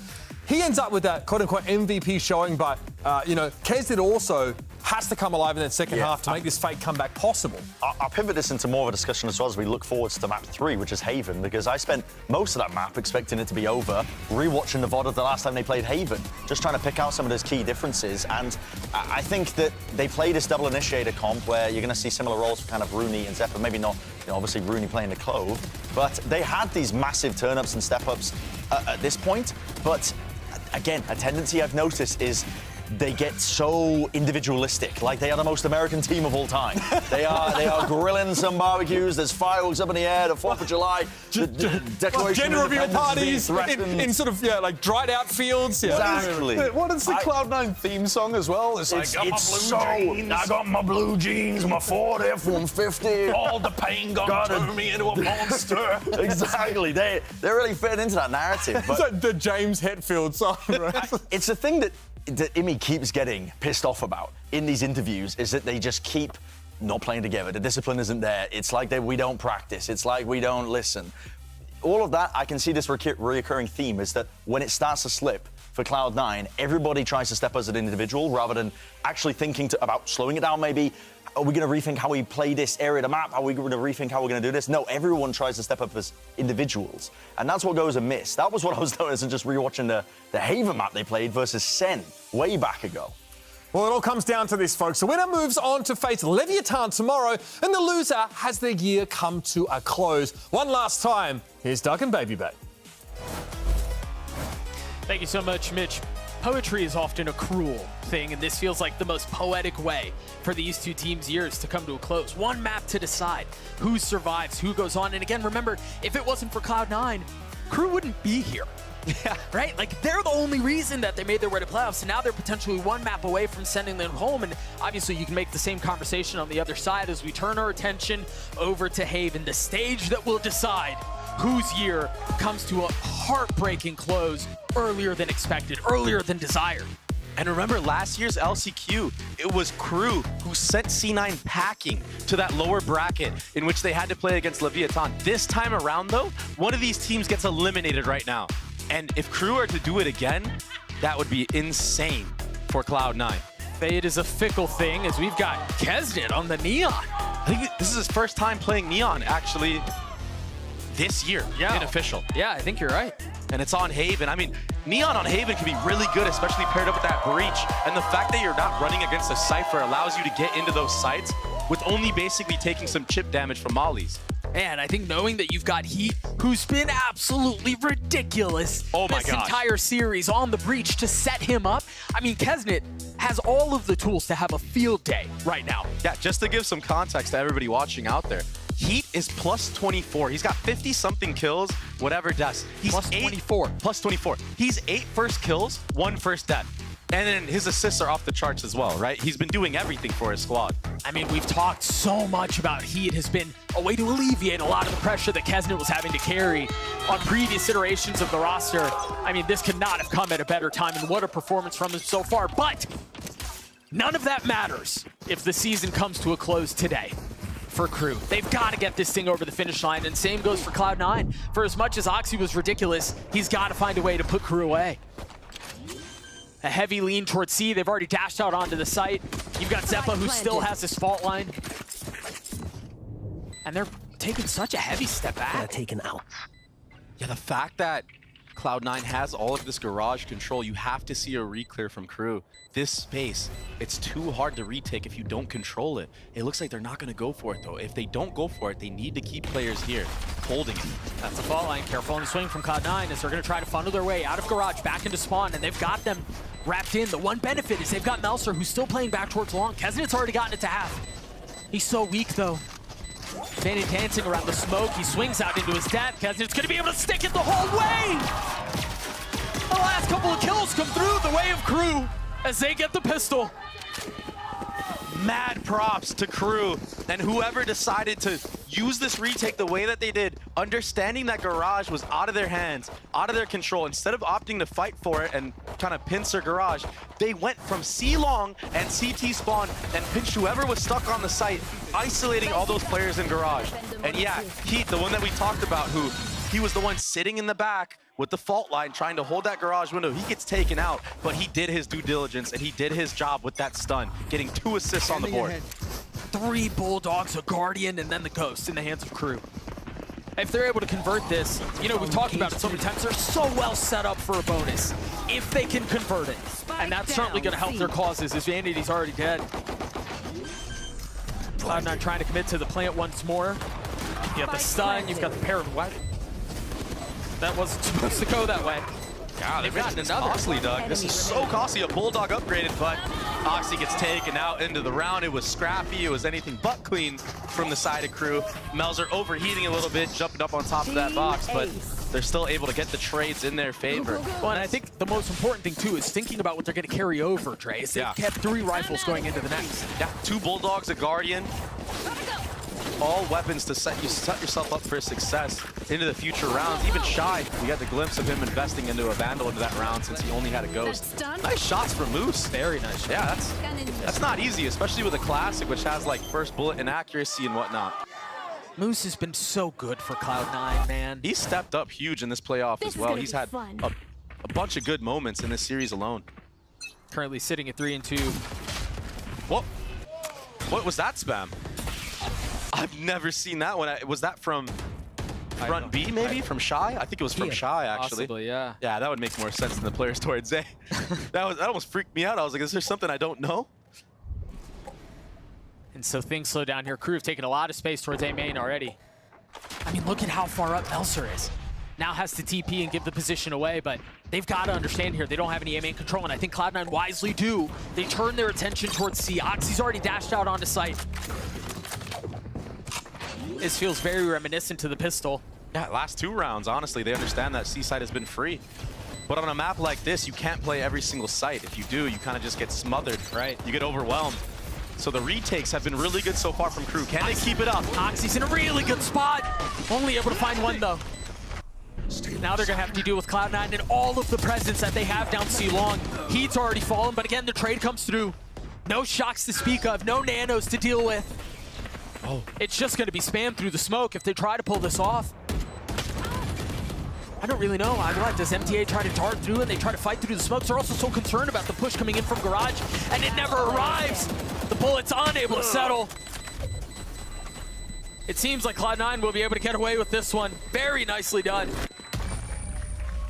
Yeah, a good post plan. If you're going to keep giving us C site, this time we'll just play the spike. We don't need to play too aggressive. We've seen Oxy do his thing, though, where he will be the solo man on site, having his teammates use utility. That is where Rooney got tagged up in the beginning of the round. That makes sense. Oh my gosh, had he stayed an extra, second? Maybe he dies there. Yeah.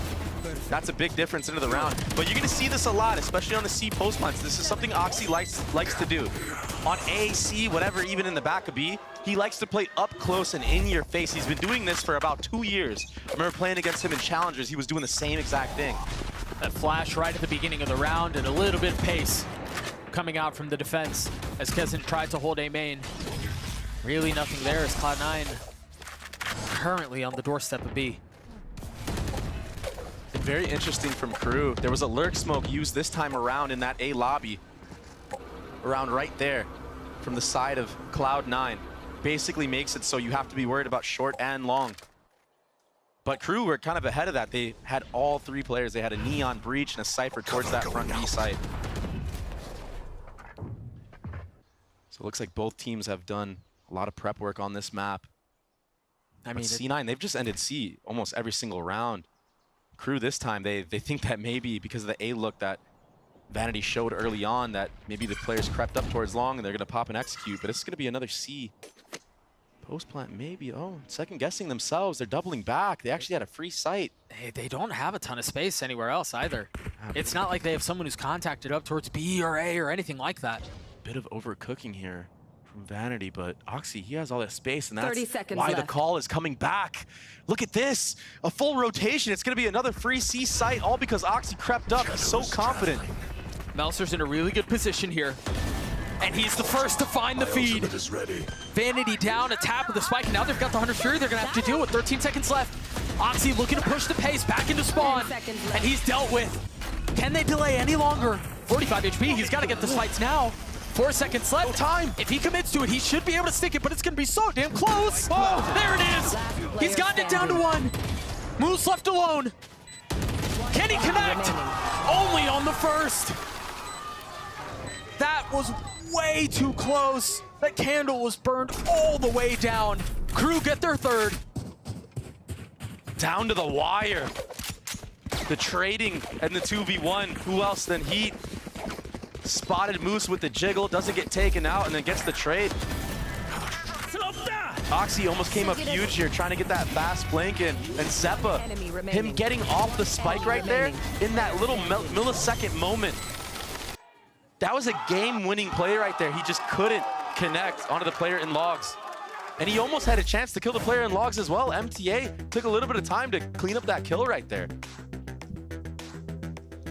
A round was down, I mean, to the tiniest of margins, and that's what's going to force the timeout here from Cloud9. They're first of the map. They're down 2 rounds. It's still very early. Very, very early. And it's been a free C site for 4 rounds in a row. It's these retakes from Crew. The way that they're able to identify what the post plants are, the positioning of all the players of C9, it's insane that they have this type of composure in such a high pressure moment like this. For Cloud9, Imi, he's got to be telling his squad, when we played the spike the previous rounds, that was how we won. Well, the only round they won so far, right? See what the adjustments are here. You mentioned the fact that C has been open every round.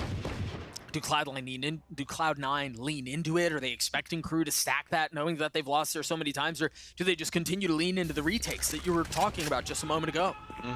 It looks like it's going to be a change of pace from Crew. They're going to take the fight to Cloud9 with this walk down in mid. The fighting squad. Kesnet connects, but doesn't get the kill. Vanity sitting at 45 HP.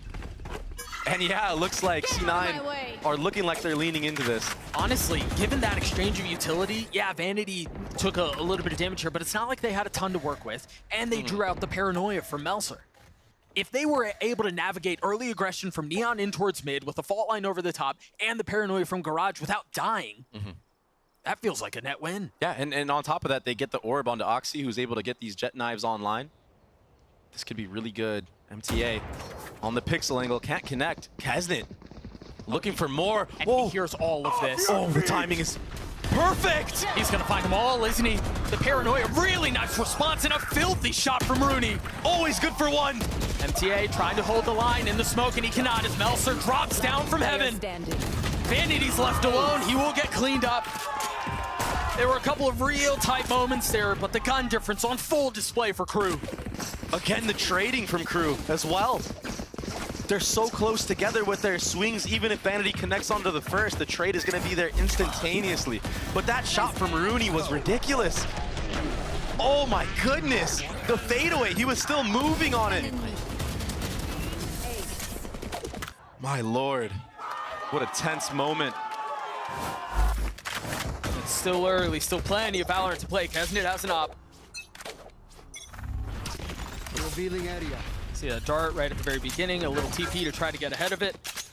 Player spotted on both sides. Space given back. And I wonder now, Crew, this is unfamiliar territory. C9 haven't really taken this A-long space and just froze. Are they going to be proactive? Are they going to just play in backside? It looks like proactivity is going to be the name of the game. They're clearing out short, but the response from Cloud9 is they're going to try to break these trips into Garage, identify where the Cypher is playing. Cover going out. MTA's fault line should be up here relatively soon. He's posted up towards short. They've taken so much space, or excuse me, Heats, not MTA's. I mean, they've passed right by each other, and there's nobody watching A. There is a camera here, but I don't think that Shy is going to be aware of this timing. Oh! Zeppa. It's making a lot of noise. They've got to know they're there. They're going to walk into the disaster that is Crew holding the line. MTA getting his 2, and that's a spike down there. He's been surrounded, and now Vanity's left alone. He's been able to scoop up the spike, but guess who's waiting on the other side? It's Kesnet with the op. These exchanges, they're so scrappy. It's blow for blow, tit for tat. But Crew keep coming out on top in these moments in the 2v2s and in all this weird chaos.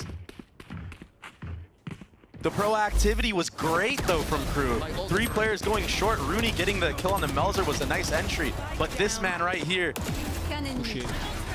the old but new addition, huh? He was here at the start of the year, comes back at the end of the year. You mentioned this was unfamiliar territory. Again, Crew have not played Haven this stage.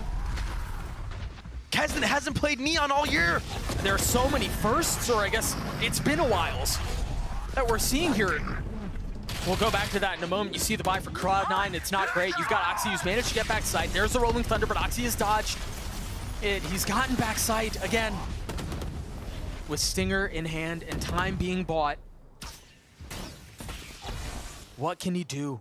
And that's crucial time being bought as well, because those Omen smokes fade. And Vanity, he got picked off, so how do you exactly entry? How do you help Oxy here?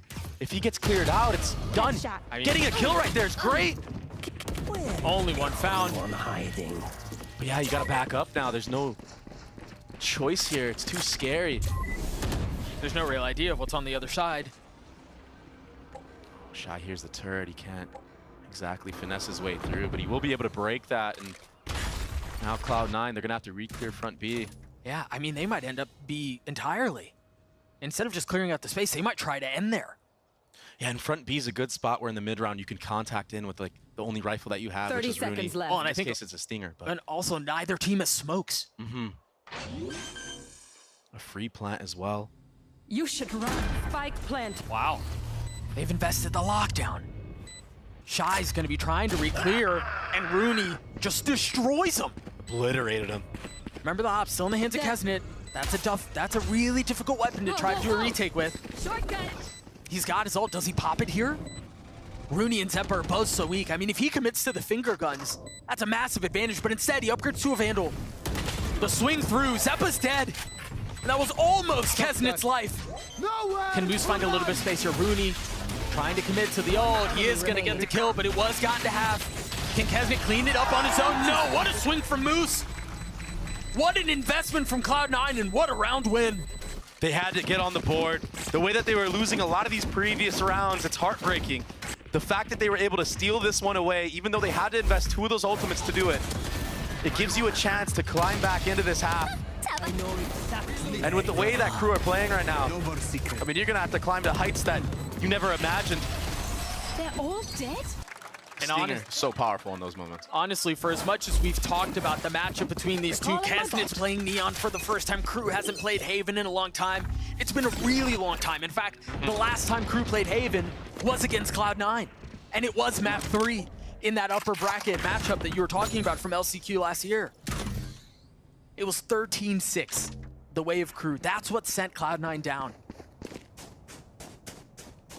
It's familiar territory. Insane. In a very unfamiliar setting. Just to speak about how close these rounds were as well. Look at the economy from Crew, even though they were winning so many rounds. They can't buy. It's a scrappy buy. Oxy takes the head off of Kesnet. Sit down, son. Gets another one on a Shy. They just don't really have the guns to fight back with here. The delay in the back sight. That was the one rifle that was still up standing. It's just Sheriffs now. Wait, there's a chance. Spike planted. The 2v3. Last player standing. Never mind. The chance was slim. So you imagine Melser will do any sort of damage he can. Or at least just die to the spike. In a 1v3 situation like this, I think we've got to go back to the previous now that Cloud9 were able to put together, because I think you're right. For as much as these rounds have gone the way of Crew, they've been so scrappy. That's what put them on this. It wasn't really just securing the second. In a lot of ways, it was securing the third as well. Exactly. 2 rounds in succession for Cloud9. And that's why you see a timeout now from the side of Crew. You tried. Nice cleanup in that post plant. Oxy going huge on those entries. And all of a sudden, we got a game on our hands with what honestly looked like Crew were just running away with this one. But honestly, I mean, given how this series has gone so far, we've had 2 13-11s. Did we really expect map 3 to be anything but this super close map?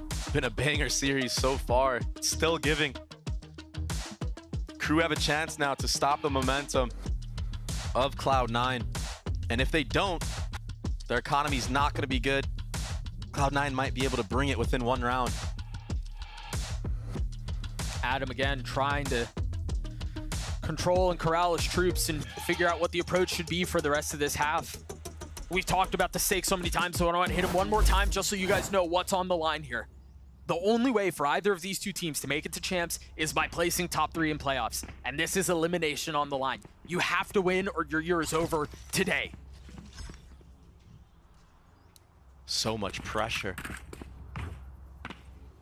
And this A lobby, A short, A long is going to be pressured as well. On the flip side, a walk down mid. Yeah, this looks very similar to the setup we saw a couple of rounds ago, where Kesnet tries to take a space, there's a paranoia out, and they try to fight through grass if there's any contact, but there's nothing there this time.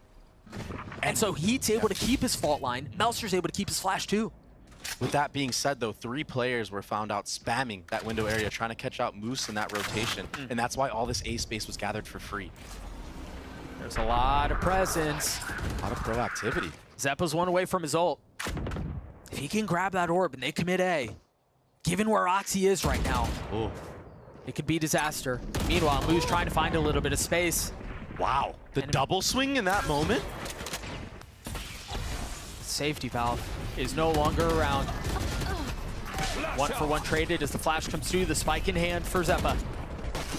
They've managed to get a little bit of room here. Vanity and Rudy posted up alongside him. And there's the ult. Kesnet has popped it. There's a Rolling Thunder too. The Paranoia will buy a little bit of time, but keep a close eye on Heat. He's up in heaven.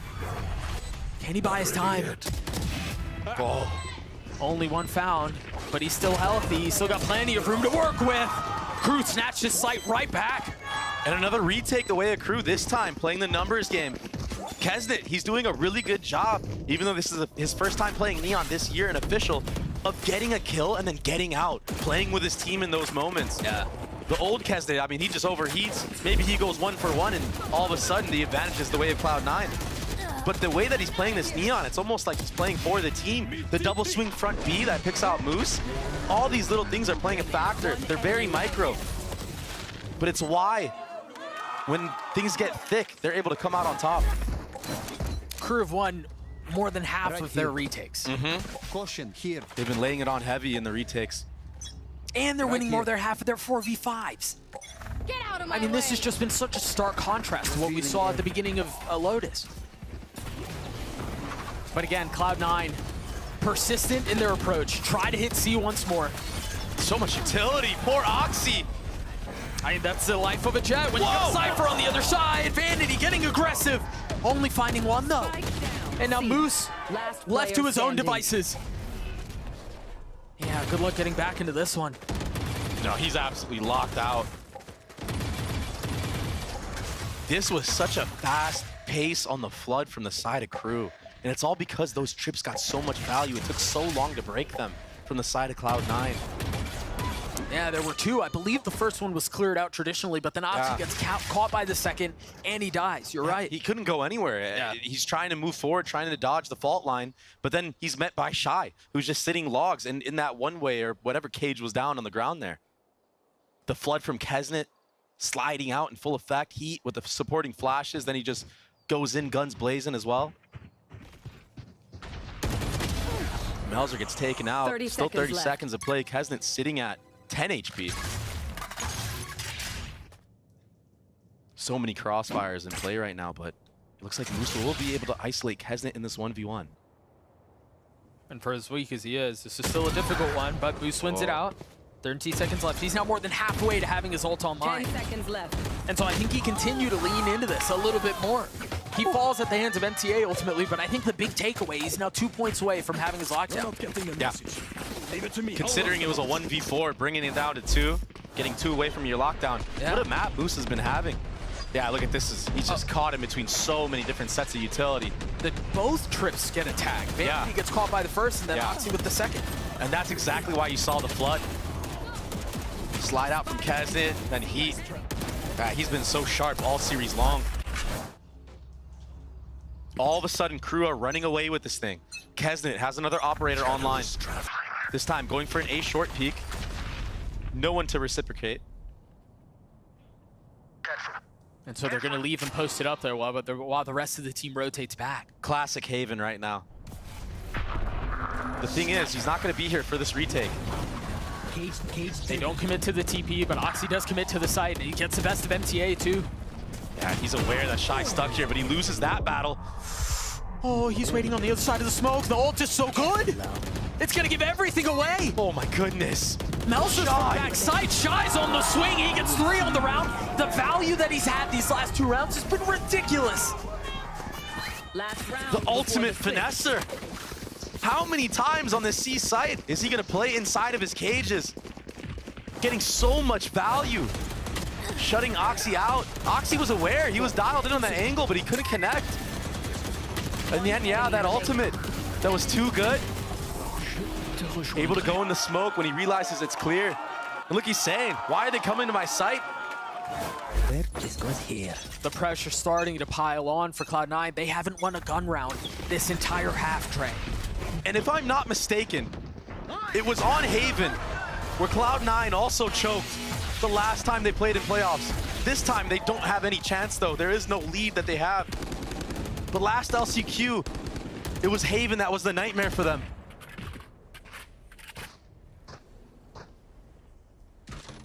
Silence over the site as we reach the last round of the half. This is a brutal setup. I mean, if there's any contact, he can drop a flash or he can just swing. Meanwhile, the trap was actually the other way as Melser gets dropped. And so Cloud9 now take a step back. Still a lot of time left in this round. You see the fault line drawn out. And it's a foot race to the other side of the map. If they commit to C, though, they're going to have to deal with the trips and they're going to have to deal with Shy, who's been so devastating these last couple of rounds. I imagine the first trip gets cleared out. Wait for the cage. Both of them used. Still one backside. And Oxy now posted up in garage. He's got a little bit of presence. Keznet's over the top. He's got the op in hand. There are actually two that are down there. How do Cloud9 hang on? Given the number deficit that they have, how do they manage this disadvantage? Utility coming through, the wall goes up, Rooney goes down, Vanity and Oxy left alone. It's all on Vanity, and he will meet a similar demise. The key moments for Crew. Shy, it looked like he wanted to run into the site in that moment. But second, just the hesitation. He's like, okay, let me just back up. We're 4v3. We've won almost every single retake in this half. Let me play with the squad. That's been the difference. This Crew looks so different. They're playing together on a level that we haven't really seen since last LCQ. They lock Cloud9 out of the entire half and get this close. I mean, this close away from knocking Cloud9 out. We're gonna throw it to a break and then the desk. We'll be right back.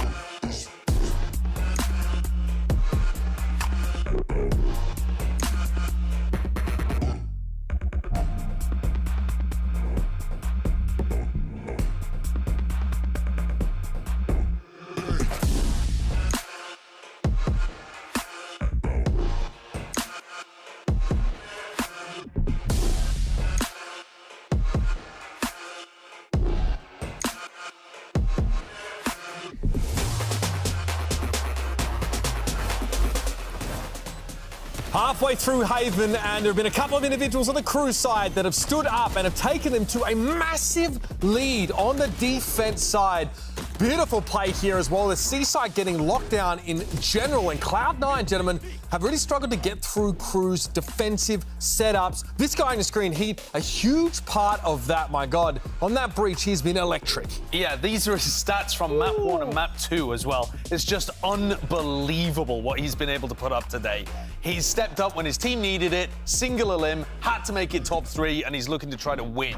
I've just been so impressed, I think, since his introduction into this team as well. You know, you're not really speaking the same language as a Brazilian player. You know, he's coming into this new system, and he's had to learn new roles, and he's just been dominant the entire time. I mean, case in point, we saw other teams try and go for a similar system where they get this, you know, fragger player, very, very heavy hitter, and try and mold them into an initiator player. Doesn't really work like that. But Heat has just been thriving, and now they're just a few steps away from knocking out Cloud9. here in our playoffs for the single elim. And again, the cast have been hitting it home. We've been hitting it home. It's a must-win for both of these teams to even stand a chance of making champs. Yeah, make no mistake, this is definitely a map that feels attack-sided. And for Crew to take 9 rounds, it's an ill omen here for Cloud9. Let's get the second half back underway. Over to our casters. One half to decide it all. The lead that Crew have feels borderline overwhelming, but Cloud9 have to find a way to navigate through this and put together a comeback. Maybe not to the same degree of what we saw at the end of Lotus, but it's got to be almost as good. You have to win this pistol round. You cannot let this neon composition run you down. It can put such a pace on you, it can almost be over before you know it. It's a fast C-split, the same way as Cloud9. No opposition met, but so much utility invested to take this site from Crew. The advantage right now is for Cloud9. On this retake, they're all flanking. Only Vanity gets hit by that trip, but it's a flip. Zappa has a lot of util. Rooney has a lot of util to play around. Vanity still has his flash. How much further are they going to go into spawn here? Oh, they got to clear all of it if they want. Moose, he has to come up huge. Oh, Melzer, he's too on point right now. Meanwhile, MTA is on the side by himself. He's been left alone. The flood out from Crew as they attempt to fight for the site. Vanity's got it to half. Can they keep it together? Melzer's on the swing, gives his life away. And Heat has nothing he can do. He picks the wrong target. The defuse comes through. Oh my goodness! Down to the wire. Is that not the same way that Crew won their defensive pistol? Sticking the spike. My goodness! The proactivity from Crew was great, but the cosmetic stun, Kesdit with that neon stun. He played that so well, but the classic in that close range area, in that Omen smoke, it's fully accurate. The right click is too strong. And target selection in that smoke, I think, is what makes the difference. That's just so tough, man. He still would have had to have figured out the other kill and then get the defuse, but maybe buy himself a little bit of time. Either way, I mean, look at Crew's health. Yeah, the shock dart ripped apart everybody. And Rooney, he's about to rip them to shreds as well with this Spectre. He gets 3. Oxy cleans it up. A flawless anti-eco round from the side of Cloud9.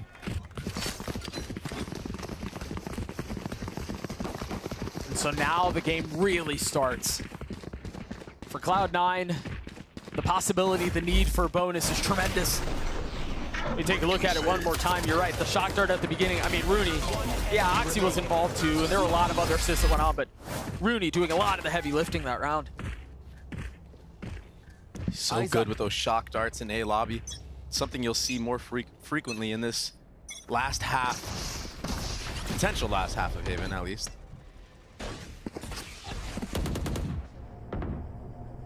They've got so much presence towards A. Yeah, this is a full short A trap.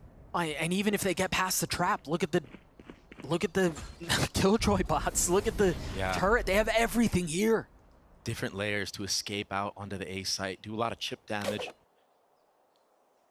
I mean, the buy from Cloud9 is not great. Silence cooking in the minds of Cloud9 as well. Cover going out. Now the Zeppa rotating away. Now the smoke's through, and the first nano pop. There's still a second one that they're going to have to navigate. Right on cue, but they should be able to pass right by it. Moose is playing his timing and his position so perfectly. And now he's tucked in the smoke. They still don't know that he's there. He can win this round by himself. The fact that he can't move is a sign. But MTA on the spam drops him. Moose had such a good opportunity, but not able to convert. And now the rest of Cloud9 flood to their death. Oxy a 1v5 with the Guardian, spotting the first, dashing away. No kills found. A flawless round for Crew. Flawless after flawless. This time, Crew, they settle onto the site. Melzer could have been taken out there for sure, but this time, Moose. Sometimes you just get flustered in those moments when you can't exactly escape that smoke when somebody's right on the precipice of the other side. He just got stuck. A mental block. The crunch was there as well. MTA coming up from short. Crew did a really good job of weathering the storm of that smoke that can isolate A long and short. And Oxy with an operator online took a pop shot A long. That'll cause Crew to freeze the round once more. That gives the confidence of Shy to creep up. Doesn't have to worry of an operator being on the other end. He knows that it'll be a 50-50 against a rifler. He's gonna break this Killjoy turret. Really good macro game so far from the side of Crew. Making gaps in the defense. And doing so via the micro play of Shy, like the cage on the other side to protect his cover.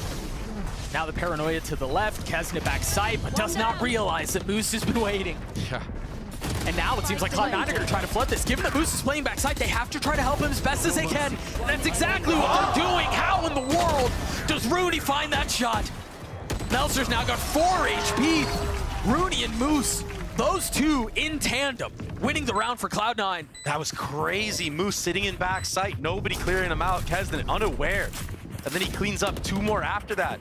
The anchor from the start of the round to the end of it. That was the first gun round win for Cloud9 this map. Wow. I mean, they've struggled there. Better late than never.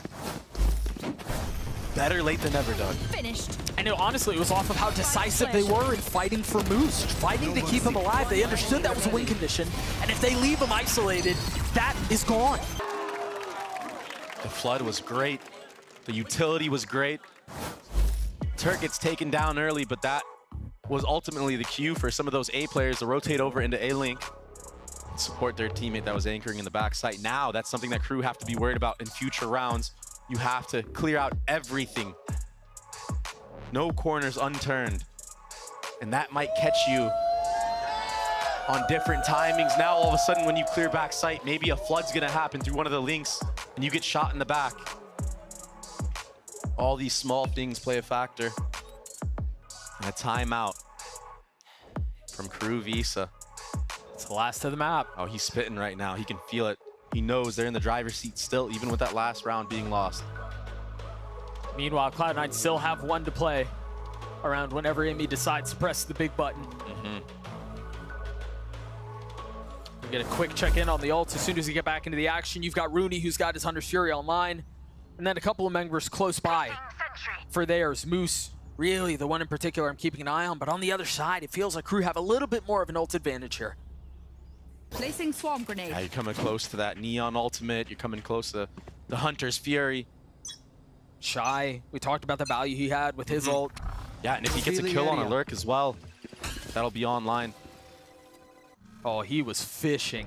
Yeah, Rooney was going for a lineup Sova ultimate play. Yep. With the backup of Oxy and Short. That being said, it's going to be a commitment onto this B plant and a TP out, baiting out the Hunter's Fury. Those are those little micro and macro decisions that I think make the difference at the end of the day. Melzer TPing in, drawing out the ult, and then getting out. Wow. Now they can reset the map. And the smoke into short A with the drone clearing out long. Oxy, he gets no value here, but he does hear all the footsteps being made by Kesnet. Usually where the Neon is where the team ends, so that's why you see a heavy lean towards this A site. Oxy's dash will dissipate. Oh, if only he knew what was on the other side. Spotting a leg, not able to land the shot. And now he's got to realize that the corners are closing in. Waiting on the other side of the cage. Meanwhile, the rest of the team is losing the sight. Zeppa will fall.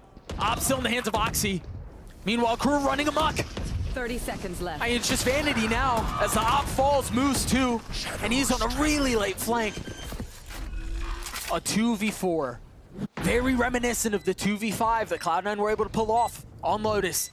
What boomed them in the first half? The need for Lightning to strike in the same place twice. And it might just work out. A 2v4 quickly gets cut down into a 2v3, but now it's all onto Moose and it cannot convert. Kesnet cleans up Moose, Crew get to 11, and again, the only reason Crew are here is because of Cloud9. What a gift this would be. It's unbelievable. It's absolutely unbelievable. Melzer getting out alive. That's why you see Omens go in first. Even Shy, yeah, he drops early there, but he gives his team the information that there's not one, but there's 2 players in short. And Zeppa, feeling immense pressure, decides to jump into that default smoke that a lot of defenders use, and he was met by 2 players just holding him down. Even if Oxy gets one more there, he's getting instantly traded. Zeppa getting too antsy in that moment. And so Imi does hit the big button just a couple of moments after we talked about it. Final opportunity to talk with his team. Same goes for Adam on the other side. From this point forward, the coaches will not be included in the conversation. And so it all falls onto the IGLs. And this is where an IGL makes their living, man, is in moments like this. It's insane. Can Vanity somehow architect a ridiculous comeback to keep hopes alive for Cloud9? Sometimes it could be so hard to do things like that when you yourself are not performing on that specific role. Sure. When you're performing, look at last map for Vanity. On that attacking side, he was sitting at 10-1 or 9-1 or something at some point. Making clutch plays, everything. It gets you into the flow state naturally. But can you do it when you're sitting at 4-15? That's what separates you from the greats. A walk down mid. And a full send down C for Crew. The paranoia out, the wall up, the dart back sight, the ult popped. Playing on the other side of the stack, so they should be okay. The shot darts come through. Oxy just fully sends it. Fully committed, fully convinced in the flood. And it is just 3 kills for Kesnet. It's Crew on series point. So convincing on that post plant. Kesnet smelling blood in the water, cleaning up 3 into that round. And really, the only times that Crew have lost on this attack half so far has been when Kesnet has been isolated from the rest of his squad. But this time, he just sits in the backside of C towards that plat area, using that Neon ultimate to just spam through the smoke. It's a rechargeable. And now, a fast pace, taking all of A long control, sliding into the cubby. And just like that, they're out. Can Crew put Cloud9 away? Cloud9 are biting on this. They're all here, they're all A, you're right. The call from Crew, it's been so good. They've conditioned this A default so many times. And they have rarely ended C after doing so. They've taken the bait, hook, line, and sinker. The only thing is there's a little bit of time that's passed. And with that, doubt is introduced. Not to mention, they still have all this Killjoy utility C to confirm that that's not the case. They've got the turret from Garage, the alarm bot C. Gotta go. And so Crew have to be cautious. There's the alarm bot. Both nanos pop to flashback sight, and Kesnet takes the space. This problem just got so much more difficult for Cloud9 to solve, but they have Moose's ult. And that's gonna buy them some time. The only problem is the spike's already been planted, so they can fully vacate it. And look at MTA. He's got the Hunter's Fury online. Oxy not being able to connect on a Kesnet there doesn't make an opening for C9 to bring this one back. There's so much utility from the side of Crew. There's the ult popped. You see the dart. It's tagging up onto everybody. They've got to know. They know exactly where they are. Oxy tries to find some space, but he's dead. Vanity getting it to half. Oh, I don't even know that he got it to half. It's all into Moose and Zeppa now. Fighting for your year. Fighting for tournament life. And they both crumble. If Crew want to keep their champ streak alive, they need to go on a run. And they've just taken a massive first step. They take down Cloud9. It's so hard to beat teams back-to-back. But they've done it. And what a fashion, what a showing on this last map of Haven Dug. Busting out a new comp. The first time you play the map.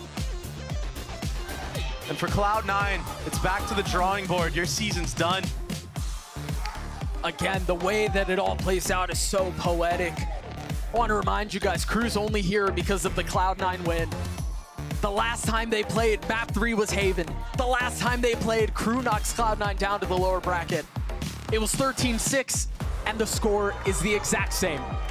Both times they've clashed. It's 13-6 the way of Crew, with the stakes at such a high point. The first map a year ago was a filthy right cross. This was a knockout blow. So convincing, so dominant. Smiles for the pictures at the end, too. They're feeling good. And the boys in pink are back, man. And this will now give Crew 2 chances to make it into champs. They're gonna have to play against Lev, who, if you guys recall, knocked them down in the last playoff to make it to Shanghai. Some bad blood there. Yeah, it's tough when you're playing against one of the best teams in the world.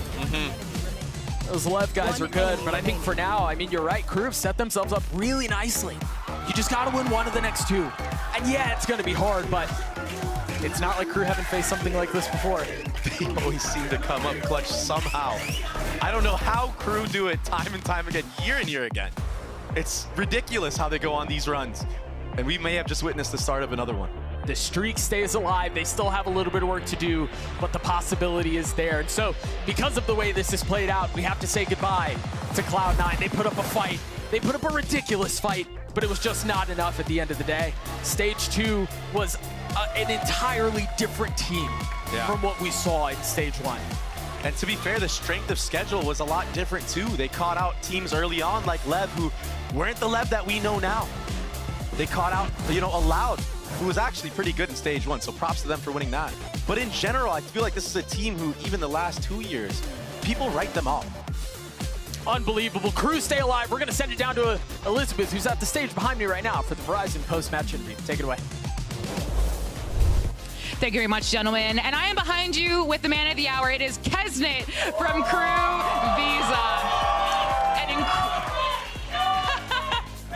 They're very happy you're here. The first question I want to ask you is about the single elimination style that you are in right now. Talk to me about that pressure, or do you feel any pressure at all? Yo personalmente nunca siento presión. Siempre confío en mí mismo y el trabajo que venimos metiendo como equipo, así que nada, creo que es el primer pasito de muchos. Me personally, I never feel pressure. This is just trusting in the process of the whole team that I put. So this is just the first step of many. Never have felt pressure. Okay, fair enough. Well, what was it? I was talking to Imi, the coach of Cloud9, and he said that he expected you guys to ban Abyss. You did not. You left it open and you took it away from them. Why did you leave Abyss open and how did you run away with it? Porque lo practicamos, o sea, no lo practicamos en realidad, lo practicamos una vez y confiamos y nada. Teníamos que salir a demostrar porque nosotros ya tenemos un ban que es Vine, entonces nada, teníamos que salir a demostrar con un entreno. He said, we practiced. Actually, we didn't really practice. We played one game of this before. So it was just coming out and getting away with it. We already have that band that is Vine, so we just had to go with it. Now we're going to go to the second map where you almost made one of the best comebacks I have ever seen. And part of that comeback was your incredible clutch. That 1v2, you played so aggressive, you were playing so smart. Talk to me about that clutch and what's going through your mind and how your team reacted. La verdad es que creo que me ayudó la gente porque yo no sabía que Vanity venía atrás mío, entonces dije, ya la gente está gritando, entonces viene atrás mío. Eso es simple. I think it was mostly the people helping me because I didn't know Vanity was behind me and I heard people screaming, so I knew something was going on.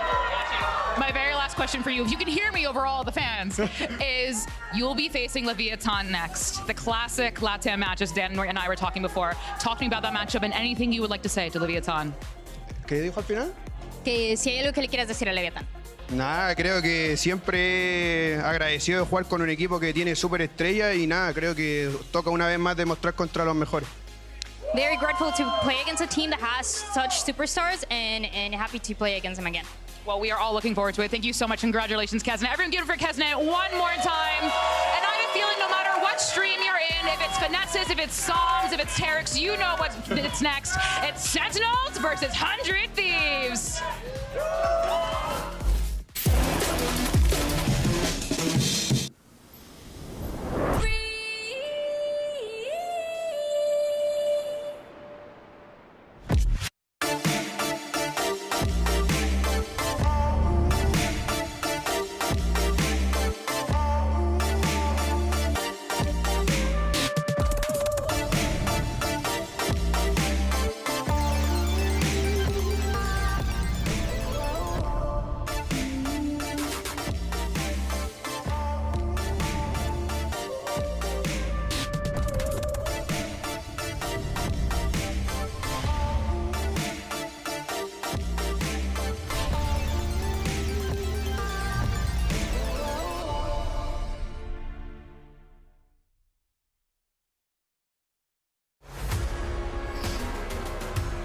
line. It's been drawn. They're picked to pieces.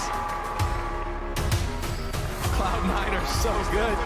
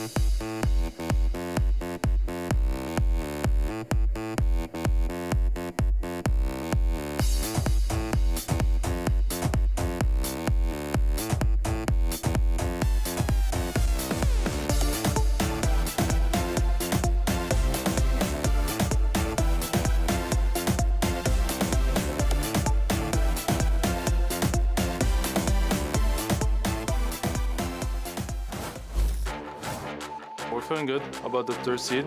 We kind of messed up on the second one, but we're still confident and are planning to go win playoff. They're dominating this one. John QT is the last one left. That's a win in his books. And a round on the board for Sentinels. I think so far in split 2, we're like a middle of the pack team. We're definitely not at the top. I mean, Energy's are a good team. They had a very strong showing in split 1. They have their like high moments and low moments, obviously. So they're a bit like, it's hard to predict. It's good. Trailblazer also clean and bang, unaffected by the paranoia here. He's in a position to do some serious damage. And that's 4 on the round for Bang.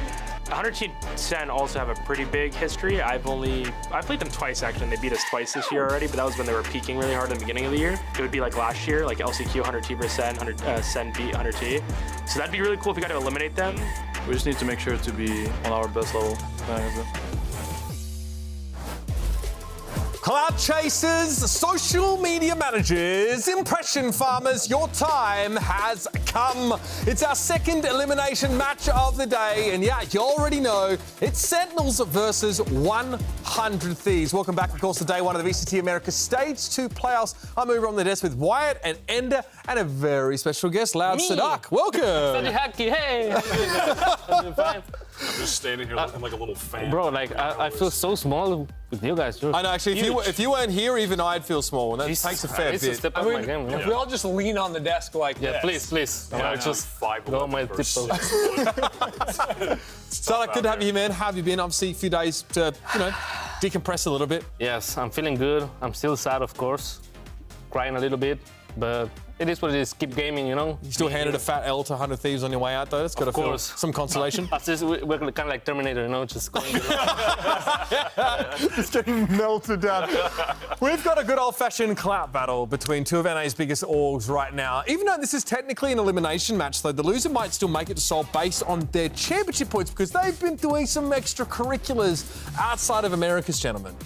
Absolutely. I mean, of course, Sentinels doing so well back in Kickoff, got themselves a whole ton of championship points. They're tied up there in first with Leviathan at 12. But 100 Thieves also, being the Stage 1 champs, come in here with 11. So it's just a shocking situation that one of them won't be advancing here in playoffs. But it's not all over necessarily for Sentinels, even if they lose here because of points. There's worlds where they still make it to champs. Yeah, same for 100 Thieves. That's right, yeah, both of them, of course, with that extra buffer. But Sentinels looked like they had the number 2 seed and a bye locked up after a great run in stage 2. It was like 4-0, but they ran into G2 and came to a screeching halt. Sardak, you want to tell me about this series? Oh wait, sorry. This is the G2 series. Yeah, G2. Yeah, you can still tell me about it. Pros watching? I mean, there's nothing much to say. I think G2 has been looking really well for a while now, and Sentinels, like, they've shown they can readapt and bring something new because they're playing a lot of deadlock right now, right? So yes. That's super new to the meta. That's super new from all the teams that we've been seeing so far. You guys are one of the first, right, on Lotus? Yes. Some good times? Good times, man. We were victorious, yeah. But I don't know. I mean, G2, I think it's right now one of the best teams in NA for sure. And 100 Thieves, I think it's kind of like they're not adapting as well. Right now, 100 Thieves, like, they're reusing some old stuff, and that's why we kind of like beat them in a way. Sure. And like we have to see because Sentinels is playing really well, and they're bringing like a lot of new tech. So yeah, it's insane. Yeah, that's the really interesting thing about Sentinels is because they have like the multiple comps they can play on some maps, like Lotus, right? Because they played Deadlock way back at the start of stage two. Then we're switching to some more like natural things, the breach in there, and then go back to the Deadlock. So it's very interesting to see how their practice has given them that added element of flexibility. Whereas a team like 100 Thieves, even on their standout maps, now there's just so much tape on that team that teams know almost exactly what they're going to get. And we're going to throw over to a quick chat featuring so much New Jersey that basically every intersection with a 5-mile radius has had a car accident. So let's hear from Elizabeth, who caught up with Zekin. Oh dear. Now, Zekin, Sentinels has a lot of championship points from the way you've played throughout the year. Is that a relief of pressure? Is that confident going into today's game? The points are definitely nice to have, but I would prefer not to qualify with them. I'd rather qualify by winning to get to the tournament, but they're definitely nice to have. I just want to ask you, it's something I've noticed on your social media. Anytime you lose as a team, you seem on social media to take losses pretty seriously. That like that's on me, et cetera, et cetera. Talk to me about that. Do you take them seriously? Is that trolling? How do you recover from a loss? I always take losses pretty seriously, but just take a good amount of time to get a good reset and get ready for the next one. Well, best of luck today. All right, so let's talk about the Pride of New Jersey here for a moment. Zekin, his role obviously on Sentinels, and also like how he went in that G2 game, right? Because he's definitely someone that Sentinels need to be leading from the front. Yeah, of course. It was pretty odd to see that he actually kind of got duelisted by Icy, who for the most part is more of the system duelist that we haven't been, hyping up too much in regard to his individual play versus Zekin, who kind of does it all. That was the first time we've really seen Zekin the best duelist in the world, like after Madrid, right? Yeah, absolutely. So I think that was against G2 a rare low point for what otherwise has been a year of all highs for one of the best players in the world right now. Yeah, and I would even say, like, even after Sentinels came back and were struggling a bit, like, Zekin is still a guy that I rate super, super highly on this roster, but is a player that needs to perform. Now that they're in this situation where it's single elimination, you come in with an off-day Zekin, and you're in serious trouble against a team like 100 Thieves. Yeah, I would say, like, they rely a lot of him. Like, if he's not fragging, it's gonna be super hard to win. Because, like, most of the firepower is between him and 10 sometimes. So if he's not delivering, like, it's gonna be super rough for them. And we've seen that, of course, in the past and against G2 as well. Another team who definitely likes to rely on their duelists to get stuff done. We can talk about 100 Thieves here who've been in a slump, and similar to that Sentinels stage 1 slump, right? Getting back after Madrid. They've lost 3 matches in its stage 2, and they also got reverse swept by Loud just coming off this. So plenty to talk about here. They look like they had a really strong start. That ascent map, right? They look very good. You guys really started to sort of choke the game out a bit, and especially that bind showing. I mean, yeah, like, we pretty much had it under control. I'm not gonna lie, like, the first map we don't talk about. Sure. Yeah, right. Never happened. Never happened, of course. But, like, we understand how 100 Thieves is calling, how they're, like, doing all the stuff they want to do. So for us, it was kind of like, okay, we know how to counter this. Don't get nervous. We know what, like, if they do this, they're going to do that. And I think that's one of the problems they have right now. Like, they're too predictable in what they do. So, yeah, they're going to have to change it for playoffs, because if not, they're just going to get rolled. You feel like their bind especially is starting to get figured out? Yeah, it's the same bind, like, for a month now. So, yeah, it's kind of, like, easy to read. Yeah. I'm curious what some of those reads you have on them are on their bind. Like, what are those things that you find so predictable in their play? So, if this is going to be silly, right? But, like, they're going B long, right? So if they go up to the orb, it's gonna be 100% an exec on B. That's the first tell. If they, I think if they dog showers on A, it's gonna be an exec A. Okay. So it's kind of like these tailings, they're not switching up, you know, like they're not hiding those tailings, and it's always kind of like the same. So yeah. So teams should, in theory, be able to like lean very heavily off of that type of information. Fast rotations, TP rotations, so it's a lot of those techs you can have against them. Well, let's get a 100 Thieves vibe check right now and hear what Boostio had to say to Elizabeth leading up to this game. All right, now Boostio, last match you were starting out really, really strong, and then just Loud kind of came and ran with it. What happened? I mean, realistically, I think on bind, we just kind of threw on the attack side. We just didn't play it properly like we normally do. I think the Ascent was super dominant, so that was good to see, 13-1. So we just need to just play confident, just play to our game plan. Is mentality different for today's matches? I don't think mentality is different. I think we come in with the same mentality every day, just trying to win. We just went over a lot of stuff, and now we know what we need to do to win. That confidence. Now I'm going to need you to look into the camera and give me your Boostio prediction, a prediction, if you will, about the 4 teams from Americas that will make it to champs. Us, of course, Leviathan, and then I'll go Crew G2. We'll beat Sen today, and then they'll lose out, and then Lev will lose out in uppers, and then to lowers, and then Sen will make it. Or Sen won't make it, sorry. Sen won't make it. Sorry, Sen City. Don't ask a player like what's going to happen to anything outside of what his team is doing. Like they're so locked in at the moment. They can't be thinking about the periphery. But we just talked about Zekin on Sentinels and how critical he is. I think we should be talking about Cryo because we actually bring this up a ton of times on the cast. Like Cryo has like what a 1.33 KD in stage 1, and then it's like a 0.9 in stage 2. This is his performance over the course of VCT 2024. ACS is the y-axis, and obviously time is on the x-axis here. And you can see a big peak just before Shanghai, and then it's a little bit into Shanghai. That first game they had against Foot is when he torched them on bind, dropped like 30-something on Brimstone, right? And then after that, steep drop off, and it's been tumultuous in stage 2, but in those last 2 games started to pick things up a bit. I mean, sadly for you, you don't have to watch this if you don't want to. I'm gonna close my eyes. about what Cryo was doing with the op here. Yeah, but I would say like every time he's on Jet, it's just so annoying. It's impossible to deal with him. That's the thing that bothers me on 100 Thieves. Like if I were him, I would just just play Jet every single map. You know, like do your thing, and whatever you have to do, just I don't know, the team Arsenal can play whatever, you know, but just put him on Jet. Jesus Christ, he's amazing. Now, there's been a ton of chat. Like, we love making rivalries, right? We've got 2 highly clouted teams. We want them to be rivals. It's kind of editorializing.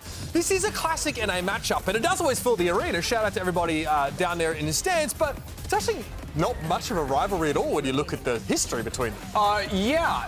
Basically, 100 Thieves don't win this series.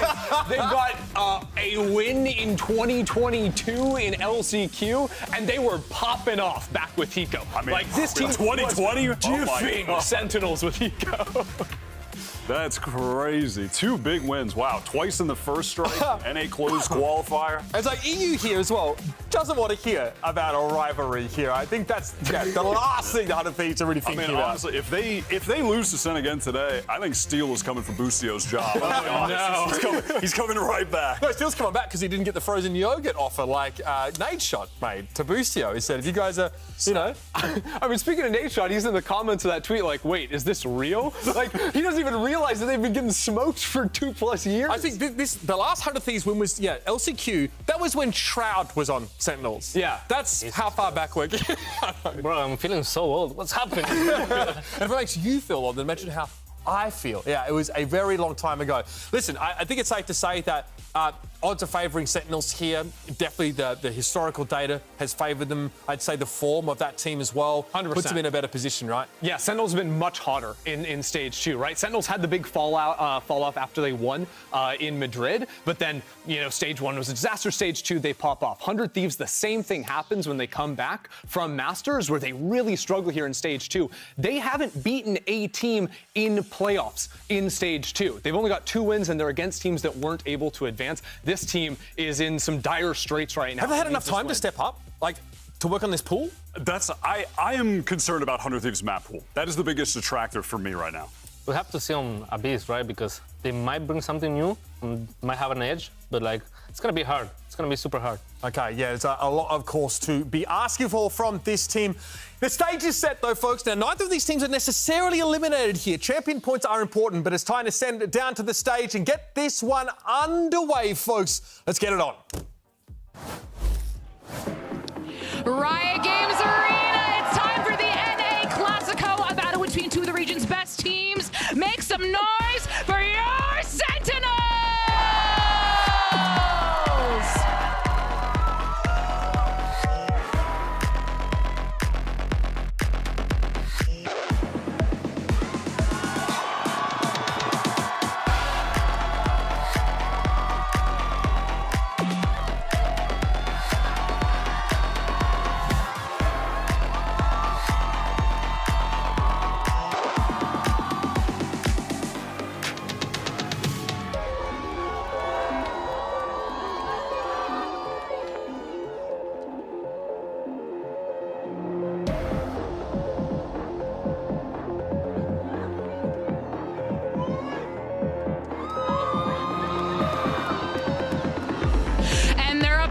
Fighting for a spot at Champions in Seoul. Make some noise for 100 Thieves!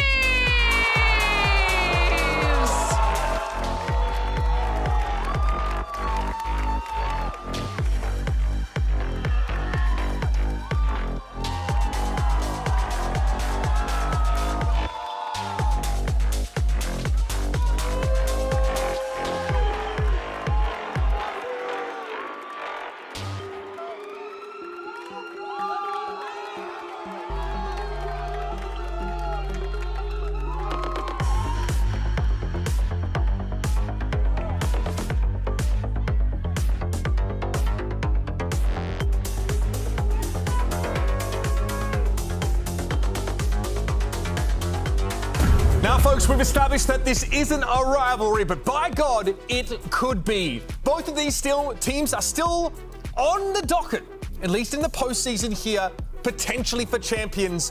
But a lot rides on today's match. We talked a lot about a very suspect map pool here for 100 Thieves. They might be in their playoffs best, but they're going to have to bring that into the game. Yeah, I mean, look, we've got the best team from Kickoff versus the best team from Stage 1, and with a brand new map pool, too. Split is gone for Sentinels. That is a major loss. And the question remains, how much time, how much work has been done into a map like Abyss for these two teams, if that even enters the pool? For sure. I'm excited to see as well what Sentinels will be bringing out. It's coming. In regard to some of their comps, because they've been switching things up. And yeah, we've got Abyss at the end. No bind for the first time many weeks in a row for 100 Thieves. I remember Heaven being one of the best maps for 100 Thieves last year. So I think like they know, they have an understanding of how the map works. So I think they can take that from Sentinels. I see Sentinels more like, I don't know, like it's weird when they play Heaven. Because I play against them, you know? Yes. I mean, I remember some Sentinels versus Crew Haven stuff from way back in the day. But honestly, 100 Thieves in Stage 2, Haven looked really shaky to me. They were playing like the weird KO comp for a couple of games, then started banning it away themselves. It was just a straight up Ascent comp. Yeah, on it was very strange. And I'm expecting them now with 3-4 weeks since they played it to have made some adjustments. They know how to fix it. Yeah. I'm pretty sure they know. Okay. I'm betting they know. I'm 100%. Yes. He's confident. Confidence. All right. Here's our agent select here. We have Sova Breach on the side of Sentinels here. Very standard for Sentinels from what we've been seeing on Haven in 2024 so far since it's back in the pool. I just want to know if it's KO. Like, that's literally it. Like, did 100 Thieves adjust with this comp, or did they completely pivot in the time they've had since they played it? Whoa! Right. This is a challenge comp! This is a Friday esports comp, boys! Okay, I was going to say we're EMEA now, but, you know, it's same difference. We were seeing this a month ago. EMEA NA Tier 2. It's the same thing. It's amazing. I knew it. ISO. This is after the nerf, Post right? nerf. Post nerf. Oh my. Okay, Cryo, you have my respects. You had it with Jet, now you're gonna have it. All right, you heard it here first. Sarnak is doling out his respect to 100 Thieves. The winner of this one moves on to face G2 tomorrow, and the loser is officially potentially eliminated for playoffs. We're ready for map number 1, so let's head over your casters. It's Vansili and Riff. Thank you so much, Uber, and indeed now, Riv, this is it, the final lap now of the VCT Americas circuit, a do-or-die game now between Sentinels and 100 Thieves, and sometimes when it's a do-or-die game, you gotta pull out all stops, and we're seeing now a little bit of MEA, a little bit of whatever, but it's definitely something that Fnatic's been pulling out lately. Yeah, we saw Fnatic running this comp recently, and it looks like Thieves want to get a little crazy on this. ISO, not something we've seen Cryo playing at all, so he's gonna try his hand at that. Asuna might have this Yoru play way back when in a game. Yeah, they're definitely dipping into something new on this one, and we'll see if Sentinels is going to be ready. We got a best of 3 ahead of us right here as we get our next game of playoffs going. It's Sentinels versus 100 Thieves on Haven. And remember here, points do matter, but they definitely want to secure and take control of their own destiny for these two teams. Both of them trying to lock a top 3 podium to make it into Champions as Seoul. And now with this pistol round, it's only going to be tens against the whole world trying to walk up here. A 4-1 split for 100 Thieves to start. There's their first contact, though. He's going to have to slow things down, hit by a shock dart, but he wants to stand his ground. They're staying in the site. Yeah, everybody's trying to pile in right now to make this just a fight right off the bat. And that's how you start. Asuna with the first blood here in this pistol round. Shock darts raining towards that back. It's going to damage Celsius for a bit, who does get position, but he's also left on an island alone. Action has calmed down for a bit, though. The smokes has dissipated, and bang goes for the plant. So Celsius is just looking for this timing, and so far for the Thieves, they're not going to check this back in. They're trying to focus towards the garage. They're playing close, even taking down the smokes right away. They decide to stay in sight, and Celsius gets banged. Cryo falls too. And that's what happens. You don't check the corner, but Asuna's there for that second blood for the Thieves in this post plant. A 3 versus 3, and we're a little bit separated now for the last 2 players of Sentinels. It goes back and forth, but John Cuny's alone. Back to a 1v1. 10 HP. EU has a recon dart who throws it back towards the back of the site. John Cuny pushes down with the shift that he picked up, but it comes out with the right click classic, and 100 Thieves get the pistol. Forward strat, straight to C, staying inside the site. Sentinels as well, playing a few mind games, putting more numbers in the site. Celsius was kind of play the ghost spot, right? If they've already killed 10s, they're not expecting Celsius, but they didn't get as much of a payoff out of that, I think, as they wanted here.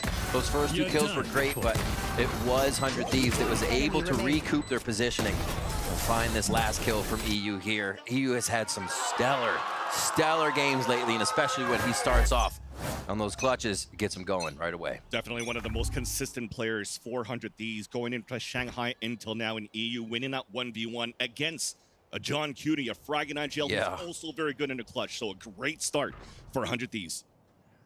All right, back to C. They won't do it again. It's kind of the mentality that 100 Thieves is playing on, and they should be able to walk in safely here, knowing Sentinels is going to play a death ball somewhere on the map. They're right about that. It's at A, and that knowledge should come to Boostio if the rotation even goes through spawn.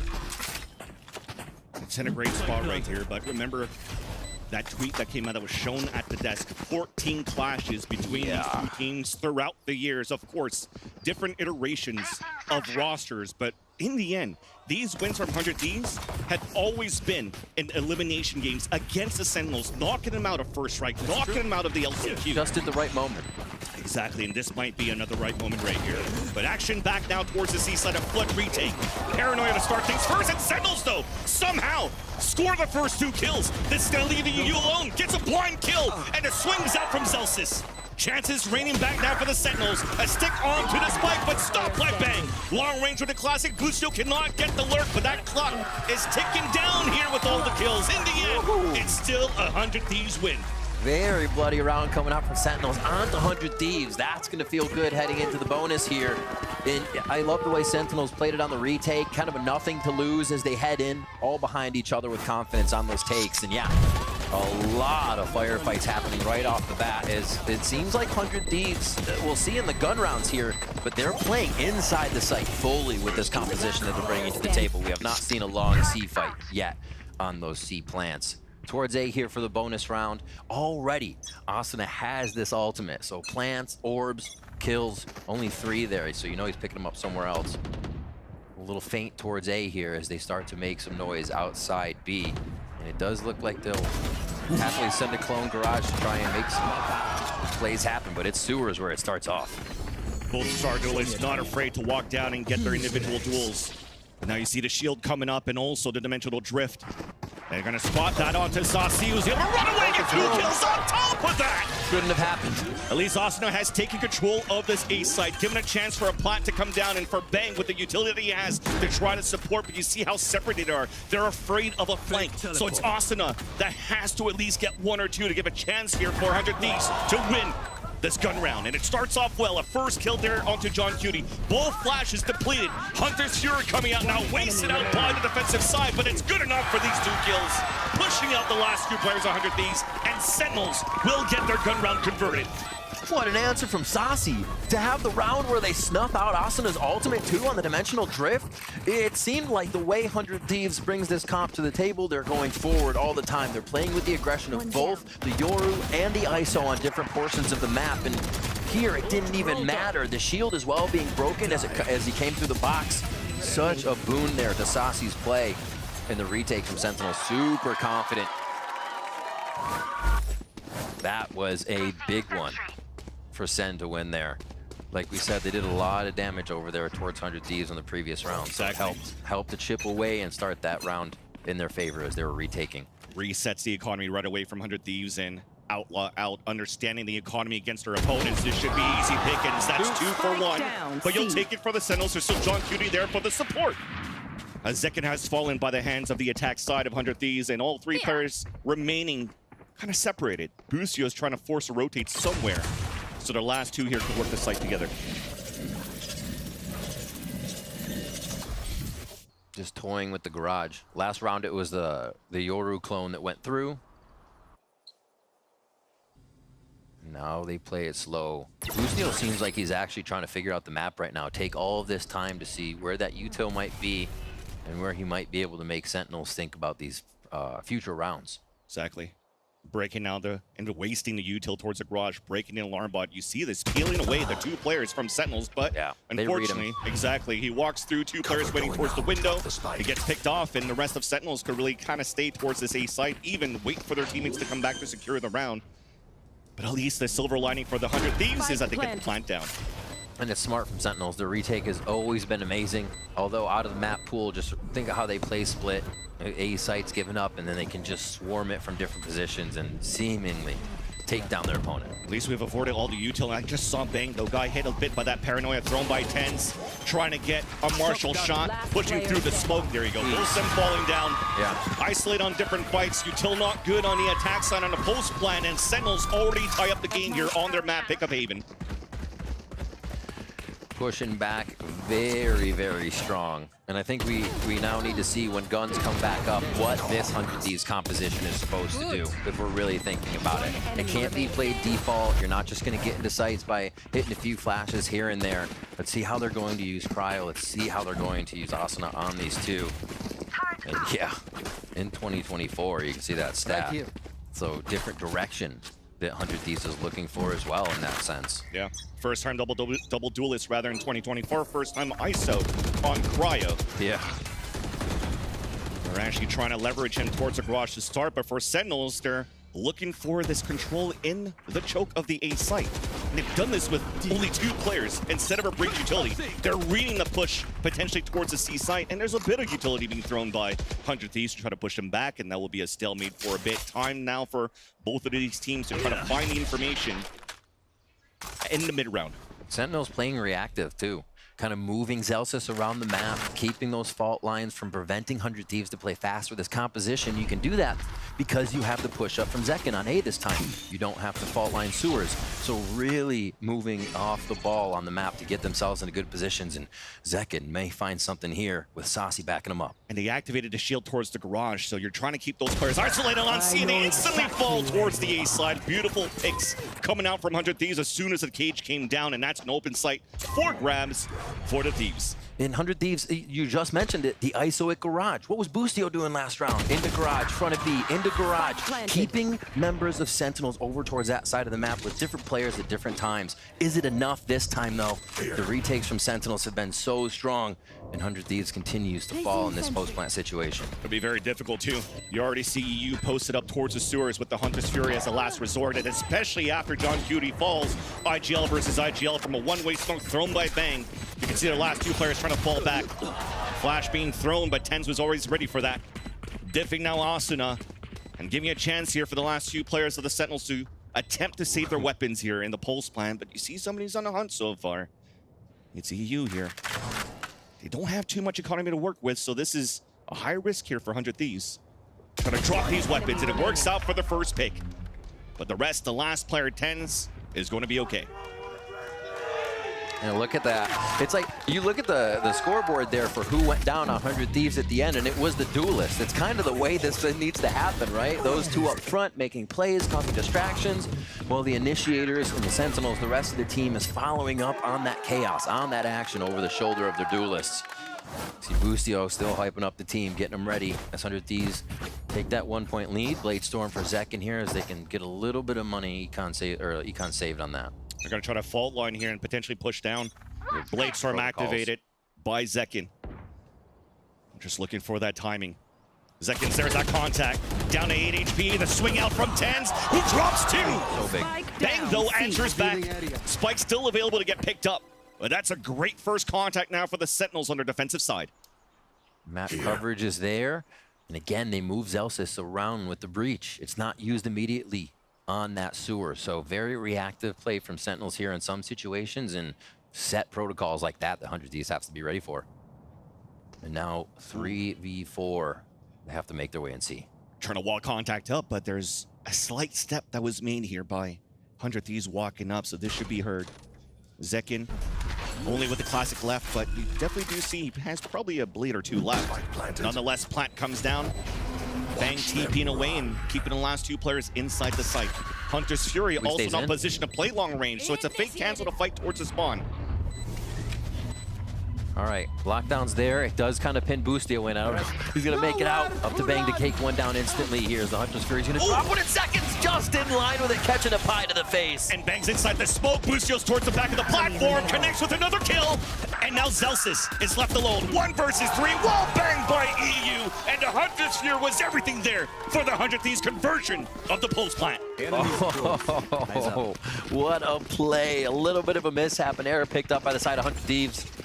Nicely done there to collect a kill with the Hunter's Fury, able to deny the lockdown too, as that would have been a good round for 100 Thieves to get back in this round for round. It would have been 3-3 to get that momentum back, but it's not. 100 Thieves pull away.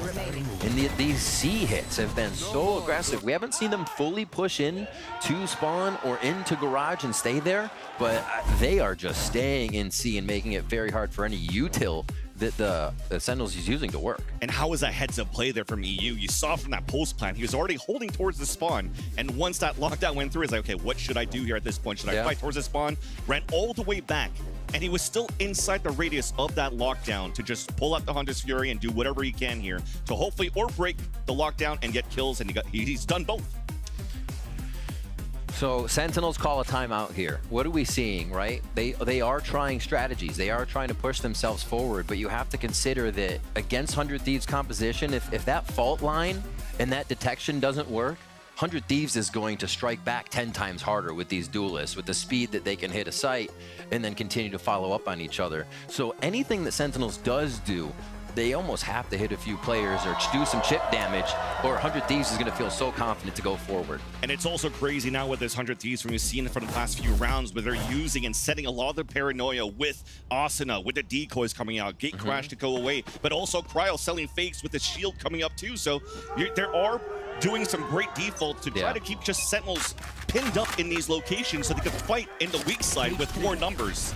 So Sentinels off this timeout. Maybe it's for them to try to find more aggression, more map control at the beginning of these rounds to not allow 100 Thieves to work that map so well and so easily. It did work. They get a little bit of this early control on A main, but it's still 100 Thieves are loving seeing Boostio. Just a quick swing on Saucy right there, who's been hot on the first shot. Saucy goes down, and C is already taken by 100 Thieves. Oh, they're trying to play it. Instead of waiting for the rotate across, but here comes the kill contract. It does grab one, and it's TenZ winning against Cryo. So given a chance here for Sentinels to fight inside the garage. John Cutie with the headshot onto Boostio. Revenge from the last time they faced off against each other a couple of rounds ago. And that actually gives a huge advantage for the Sentinels to have a 2-player up. Great, and Boostio was the first kill on this round to Saucy, right? And then just a turnaround. Sentinels on the other side of the map. And it looks like John Cutie and the team are reading this C over and over again. The 100 Thieves were playing into, so they set up well. Lose one on the extremity, but the way they recuperate there was so good. Now, I mean, the 4v2 is still a possibility here for 100 Thieves. The Sentinels are going to play this one close to the chest. We'll start off with a recon play. Since it don't have Saucy, it's a TP from Tens that's going to spawn Asuna, which will then engage the Paranoia and a Flood retake for the Sentinels. There it is on that default, both avoided by EU and Asuna. Another attempt to clutch, but to no avail. Sentinels with a clean retake towards the end, and they're going to keep this game close. Only 2 rounds 100 Thieves get as they try to stretch the lead, and Sentinels start to creep back into it. Make that one now. It's so crazy. I don't know if momentum was really going to count here. I think it's almost a trick in this series because it could look like a team has 5 rounds of momentum, but shots like this, Sentinels reading the play, and it starts to go back the other way, and that momentum is lost. We'll see if they can continue it. That's a post plant they get for themselves, and really where they're only finding the wins. If you look at the scoreboard, it's not coming from kills. It's coming from having to get into the site and completely push out the 100 Thieves members. Asuna's ultimate back up. Second one we're getting in this half. I don't think we have any much to rebuttal here on the side of Sentinels. In the first, slower round we're seeing here from 100 Thieves. I'm trying to use potentially a decoy or a shield, something to break util once again inside the garage. There's that decoy, spots a turret, wastes out the first nanoswarm, and it's been the story pretty much so far for 100 Thieves. Those nanoswarms that are popped very early from that util coming out from Asuna doesn't give them too much to hold towards the C side after. And normally loss of garage doesn't feel bad, but for some reason the way 100 Thieves is playing it kind of feels bad for Sentinels, right? Usually you either play site or just in back of garage, but the way that 100 Thieves is exploiting that, or they push somewhere else or use garage for fake info, has been really, really good. So a minute left in this round. They're going back to toying with this utility at the front side of B as they're still all the way across the map. And no gate crash to travel either. And right now, Sentinels were looking to find information at the mid-round, and Aldrone came out towards long, but it was blocked by smoke on the attack, so they have to play in the unknown. It gets checked in the corner here from the dimensional drift. Second forced to dash away, at least makes it out to safety, but there's a TP coming from the back, and he's now pinched and sandwiched from both angles, and EU gets the kill up to Saucedo towards the back of the side. Celsius with the support from Graffiti as they all fall down. And now trying to fight back, but that pesky shield up from Cryo gives a chance now for 100 Thieves to convert the round and continue the lead by 2. Okay, that was an incredibly sick play. Asuna goes through, hides in above sewers, activates, it comes back out, and then you see how pinched Zekin actually is. There was almost fear in his movement of where can he take the first fight to make it the correct play. And that smoke in front of Cryo in that situation. Sorry, Asuna was so smart. I believe that was a smoke from them. Yeah, so nice. It was actually a smoke that came from the side of Sentinel, so it was very helpful. They thought they were helping Zekin get out, but it helped the fight happen at sewers. So 100 Thieves playing off that one. Do not let Sentinels get too much more off of their last round win. But this push from Zekin, he is trying to change the flow of the game for Sentinels. Somebody has to at this point. It seems like 100 Thieves will just keep creeping away one round after the other. That's been the story here, always on pretty much a one and done here for Zekin. You've seen him push down towards sewers, long C this time, under the window. But that's gonna give good information here because there's no camera there. For them, Sentinels, they have potentially an inkling that this is just gonna be a fast hit, and it starts off indeed with a great hit, a great read, but Saucy's still a first to fall.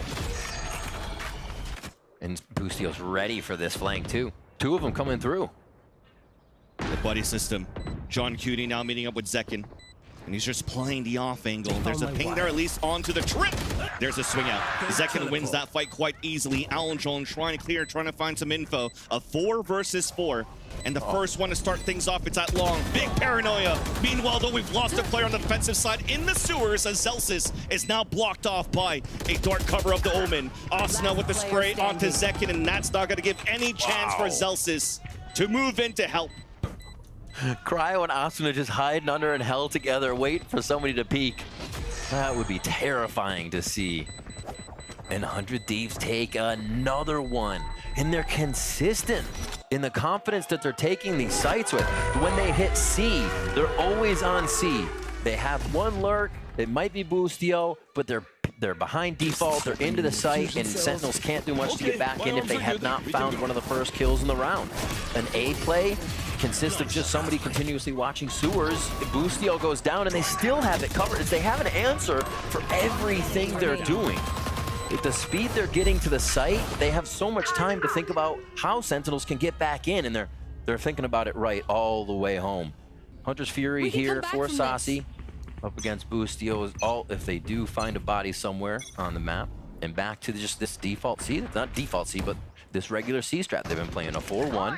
Boostio reads the map with info. Ooh, trying to go for a blind ult now towards the A site. Boostio is going to get the call for the rest of 100 Thieves to start tempoing up towards the C side. Through the smoke, Tens has fallen to Asuna. Site now open, up for grabs once again for the Thieves to move in for a plant. Asuna's just trying to delay here. Flash is being thrown towards the spawn. There's that late lurk, a free kill there for Boostio, and the Hat's gonna get a lot of information to get assistance onto the Hunter's Fury.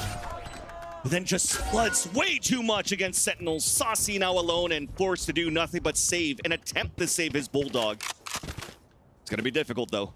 Asuna winning low HP, the ADS not even needed. 4 kills in the round for 100 Thieves, and they're starting to really run away here with this first half. Finding a groove with this composition, and so big on Boostio to find the Cypher ult early. It is so much better when you get it when half of the team is alive, right? And obviously that's an easy thing to say, but what does it take to get the ult that early, right? The push going through mid, Boostio having read this utility round after round from garage to B, garage to B, and when they go and play the C strat again, who's the one making trouble for the rotations? Boostio. And off the timeouts, you're expecting here that Sentinels wanted to push some players forward. You're seeing right now, again, an attempt here to put Zekin down towards the sewers and a lower buy that you currently have for the Sentinels, but for the Thieves, they don't mind. They're getting so many plants right now and even not afraid to fight towards the spawn and to continue to trap against 100 Thieves. And they're playing a continuous long attack side until finally Tens allows the first blood to score here for the Sentinels. Little revenge. Little revenge there. Answers back. It wasn't Asuna, but he'll take it. All right, and you see Sen not moving. Look at how much they expect it to still be anywhere on the map right now, because that's exactly what they've seen every round. They have to be so aware that the 100 Thieves is going to pop out of anywhere. It's going to be that mid B again. Just to toy with it and mess with this. Still 50 seconds left, and with Boostio hanging around the right side, they can still do something funky. It'll be the same thing again, just trying to move up and break the alarm, but this time around, a different look though after they've lost EU at the beginning. No recon dart, no Alan Drone to try to clear out towards the site, so a decoy. Zekin was trying to swing out to make a play, and Cryo was already waiting there to assist. The kill comes through, and he has a shield activated. Here we go, all the way around into the site on A. And they're going to get the plant down because Boostio's already taken the space. The way that they're reading the map right now is absolutely immaculate.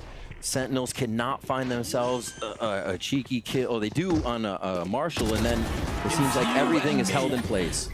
Given a kill contract, but it's going to be that 1v1. John Cutie losing that one to Cryo. Meanwhile, the plant has come down to push towards the spawn. The Paranoia Tens trying to win fights with the Marshall. There's a connection, but at least once again, for 100 Thieves, there's always a second player behind. Also, you see people getting trolled by Yoru Clone because it's been maybe a few weeks since you saw one in a game, maybe not in scrims as much, so you're definitely shooting that first person in these tense moments. The Yoru Clone goes off, mistake, boom, kills are coming. 100 Thieves is finding these little areas that they get the advantage in, and they are squeezing on each one. They come up with another round, 8-3 here as we come into the final round of the first half. Good ults for Sentinels on the retake. Again, that's all they've been able to get is 3 post-plant retakes when they've finally taken all the members of 100 Thieves out. Back towards mid. And yeah, it feels like 100 Thieves know that they are making Sentinels sweat with just getting this formation in mid and playing the sides of the map. Crazy. Asuna could really just try to ult. Yeah. Get information towards the C site, but instead he's going to go for a gate crash and keeping those players for Sentinels towards the C site. How is he doing this? How is he always doing this? He's in A now. Who's next? It looks like he's trying to defend the site.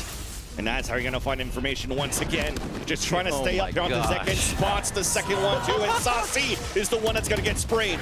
Coming outside now from the dimensional drift. The punch forward with the flash. Awesome getting that pick there onto second. But a little bit of an overheat though. Busio just got picked off, running through the smoke by Zelsis. As there's still a chance now for Sentinels to hold their ground. Lockdown still available, but all of them anchored inside this A side just to play at least a trade system for Sentinels. You already see here for the Thieves. They're looking to pull back because of this forward position from Cryo. Outside towards the A-lane to beat. And look at that. They can send the spike into sight and not even have to go. The choices 100 Thieves has to play with right now, and they're going to get that planet B, like you said. Lockdown will be used as it is a last round to at least get some more space back here. And it's going to be big from TenZ. Kingpin on this round if TenZ can find the back of a few members. He could. He TP'd so far away that it hasn't been heard. Trying to find the first players coming through. There's that fault line, but there should be a trade coming out. And there's a swing up, but it misses from the U. Finally connects onto that shot. One-way smokes being thrown. John Cutie and Zelsis alone against 3 players of the Thieves. There's a spray across the one-way.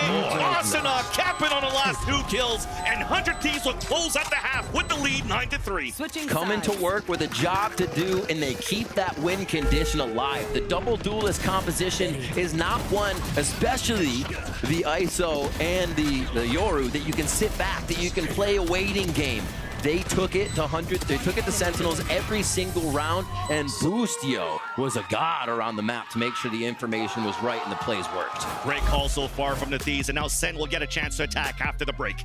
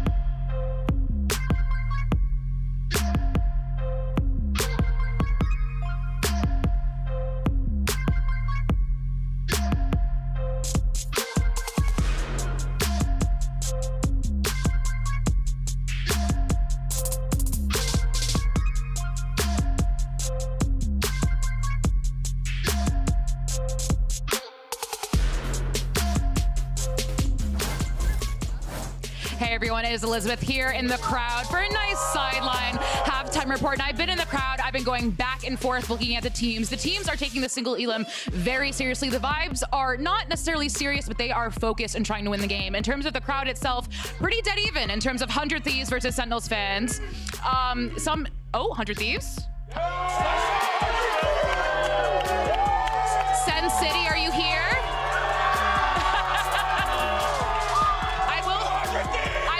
To add that Busio started the halftime standing up. So I think that it is 3 or 4 times Busio has stood up and stared across the way. But I would like to add that Zelsis and Busio did have like a shouting match where they couldn't hear each other because their headphones before the game started. And they're like, what? No, you! And that was interesting to watch. But so far, I don't think that has happened between them during the game itself. But it is, you have to be here to feel this energy. The energy is so intense. Everyone, they're talking to each other like, ha ha ha. There is nothing quite like a Sentinels 100 Thieves game at the Riot Arena. And we have some of our analyst friends down here, Uber and Sonic, ready to throw some things. So friends, take it away.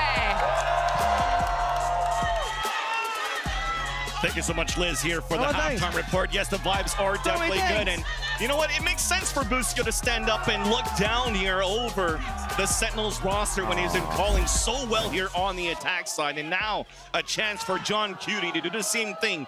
The Cutie stands for quality tactics, so they're hoping right now on the attack side to bring it back. Haven has always been looking at, recent and even past matches that it does favor a little bit of the attack side. So there's a chance right now still for the Sentinels team to come back here, but pissing around definitely important. Now you just got me imagining Boostio playing from a tower, looking down with his scope. just looking down on the peasants. All right, what do they have? Sentinels need to start off strong. We saw them calling the first time out last half. We're not liking the vibe that they were getting, and only 3 rounds on that defensive side. It is tougher to choose where the enemies are going to be and trying to figure it out. See if Zekin can make the plays here. Just trying to do a split. The fault line allows him to move forward, but look at the 100 Thieves players tucked in. So not able to capitalize on a kill. Now Zekin's stuck, and Cryo activates the shield, but at least that's no shield for the retake. For 100 Thieves on towards the ace side as EU jumps up, catches TenZ off guard. And that's the advantage now for 100 Thieves by 2. As they move in now slowly inside the ace site. Contact play. First ghost shot by John Cutie inside hell. There's that second one. The quality tactics continue with the third on Busio. Now a 2 versus 2. Saucy is there to help with John Cutie, who does not need his help, towards the hell. And pistol is for Sentinels. And the first kill coming out for Cryo onto Zekin too. Something we'll have to watch, as you know Zekin's going to be on the front line trying to make space here as the single duelist for Sentinels. But John Cutie coming up with 4 after that to absolutely sauce the round. And 100 Thieves have no idea what happened here. Just from the same spot too, and he kept playing on a little bit of the shoulder model. All right, back into it, and we said they needed some momentum to start. How about your IGL getting 4 on the Ghost? He's gonna stick with it too? Looks like they got a drop around, maybe giving Zekin that Vandal for this round. Pretty much a lead by example there for John Cutie in that pistol round, and you see the respect though given by Sentinels on the attack. Still trying to just work the map slowly, trying to sniff out where the stack could potentially be here for the Thieves, but they haven't seen anything so far. You know, they just let him hurry the Vandal, right? They're like, yeah, we do have this. But like, you don't want to play close. Little mind games. Zekin didn't have to do that. Could he easily just walked into sight and surprised with that heavy weapon. Good call on the cam, just gets it on the fade away, and they are going to hear a little bit of a retreat towards A. But now if they know Cypher's A, it's probably going to be a bit of a stack towards the middle of the map, ready to rotate back and forth. So they're hoping to choose the soft site, and they're going to walk right into the trap. Exactly. Breaking that camera towards long, you're expecting that it's potentially a stack towards the A side. So the read now for John Cutie is, oh, maybe it's weak side towards C. But there's 3 players there. Execution comes through for the Sentinels, and there's that first blood. Shorty close range. Paranoia hitting so many players, but 100 Thieves are still holding the ground towards the seaside. A double flood, another double pump coming out from the Shorty of Asuna. But in the end, it's Busio on a 1 versus 2, only with a classic. Walking through. Oh, there's that dink on the first one of TenZ. And Zels is just trying to find that timing. But oh my God. You almost wish there for the Thieves that he had something else than a classic, and that could have been doable there for Busio. Oh my word. That was supposed to be one of the easy rounds, right? that was close with those headshots there from Busio, but Sen do get it. Pretty fine in any situation here is the way they were spending. They can still get weapons onto each other. Obviously, John Cutie's gonna have to wait a bit to do that as they drop another gun from the IGL. And Zelsis does still grab that Vandal. So we're gonna look at this bonus round pretty strong here, not to worry for the Sen fans. Vulnerable to start, thrown right away by Cryos to go for the spray through the attack. Just smoke. Spamming. Nobody's gonna get heavily damaged out of that though for Sentinels. But they've given that up and trying to regroup now towards this B site. And they've moved over where Busio's playing, so B is gonna be open just in the back of the site. Bang is hiding. A little bit of a body bump there, not giving a chance for Sentinels to set up towards this B site already. Zelsis is alone and already picked off by Asuna. Nice conversion and an answer back for the Thieves, who take the lead by 5. What an interesting call. Bang just plays behind Gong to start the round. That is 100 Thieves being in the head. Look at that Sentinels. Right there. There was a cloud burst and it was an attempt for an updraft on the top with the TP, and it bumped into each other, and that kind of left second out in the open and not given a chance here for Sentinels to set up. They expected to have more elevation on that fight to help each other, you're right. 100 Thieves able to just clamp down. Not even worried about how to approach it, just hitting the shots. Rolling Thunder's here, but that would, I feel like a 9-1-1 play if they're just trying to save themselves. It is a low buy for Sentinels, so I don't think they're going to be able to do much with that. Cryo could pull a fight out if it gets scary, and notices Zekin has this Vandal. But yeah, they're comfortable having this kind of squad of ISO and Sova move around. Cryo, EU, back and forth, trying to facilitate space to get one of these duelists going. And they just use Austin on the other side of the map because he can travel faster than anybody else with Gate Crash. So let's see how Sentinels approaches this. With the hero rifle in the hands of Zekin, and the first Paranoia pushing through towards the garage. They're just trying to find information and hopefully break some utility, but there's nothing there. Converting a couple of kills though for Sentinels would start things off quite well because they also have exactly with that. The Hunter's Fury to pick up Boostio. That's no trip left towards the C site, and they also have a Rolling Thunder to be able to use towards the end of the post plan. Here's a 1v1 fight. Shield broken, and Barrett wins against Cryocells, but there's EU from the back. Fault line now pushing EU away. Spike now Planet. Remember, this Rolling Thunder is still available for Sentinels as Bang is trying to go for the hero play. Alarm bot sounded. Asuna left alone. Rolling Thunder might not even be needed at this point. As Zelsis is holding towards the Cubby or Asuna pretty much at this point. They have no choice but to potentially save.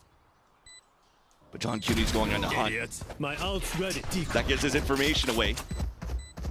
He's just trying to make it expensive now against Sentinels, not give a chance here for the attack side on a post plan to upgrade weapons on their lower buy. And you finally see him giving us up. Jeez. Sentinels able to score here on the lower buy to convert their 6th round. The hero rifle they've been trying to put on Zekin, Zeking, finally pays off. That was huge. If you think back to last week, last time we interviewed Kaplan between maps, they're kind of saying, you know, what is it you try to provide for Zekin? You know, is it something John Cuty actually focuses on? Kaplan mentioned that being such a good fragger, a duelist, and an aggressive player, and having such steady emotions as a player, Zekin doesn't have to start hot. He can go do his own thing. He can get it going in the middle of the game, get it going towards the end of the game. And he's the guy you give the hero rifle to get rounds like that out, too. Huge stuff from the duelist. Having to step up for Sentinels. All right, lockdown, Rolling Thunder still there. And they're gonna try to play into this A main area. 4 members of 100 Thieves. A little bit more classic though. Tens goes for the TP across and he gets caught off guard because the vulnerable push the players away from Sentinels, isolating Tens in that corner. Look at Zelsis' HP, down to 3. Up to, once again, Zekin to try to open up the round. 4 Sentinels inside the C site. Asuna looking pinched, but he could still make a play. That's a 1-for-1. That's Zelsis, the one with low HP. Zekin then gets the shot onto Bang. A 3 versus 3. Cryo has nothing but a classic, and we're playing it safe. Lockdown now initiated for Sentinels to secure the plant. And putting Saucy closer to 100's Fury after this plant. 1 away. Zekin Okro continues to save the round for the Sentinels with another pick there onto EU. It's time to reckon with Zekin. He is not happy on this attack side. And again, he is the only duelist. He has to go forward here. He has to be the one to make the plays. He knows the team is behind him. They go ahead for this post plant. Should be pretty easy to cover with no smokes being used. The gate goes up, but it only gives so much to Boostio. Not planted for them really, so they have to try to push up. It's not really tucked inside that box, so Boostio is able to isolate the first hit, and there is that second cage to come up, sticking on to the plant down. It's at halfway. Saucy has to push forward. Boostio sticking it! Oh, just got picked! Sentinels will still be able to convert that round! He was closing the pliers on the wire! Oh my gosh, what a round for Sentinels to be able to grab. Saucy gets extra dessert at dinner tonight. That was put 100 Thieves on 11. The money would be absolutely crap for Sentinels. Yeah, that's a round that they absolutely need. I mean, there may be a low buy for them, but this secures a lot more. And Boostio. Holy. 0.04. He was at 0.04. And you see that trouble.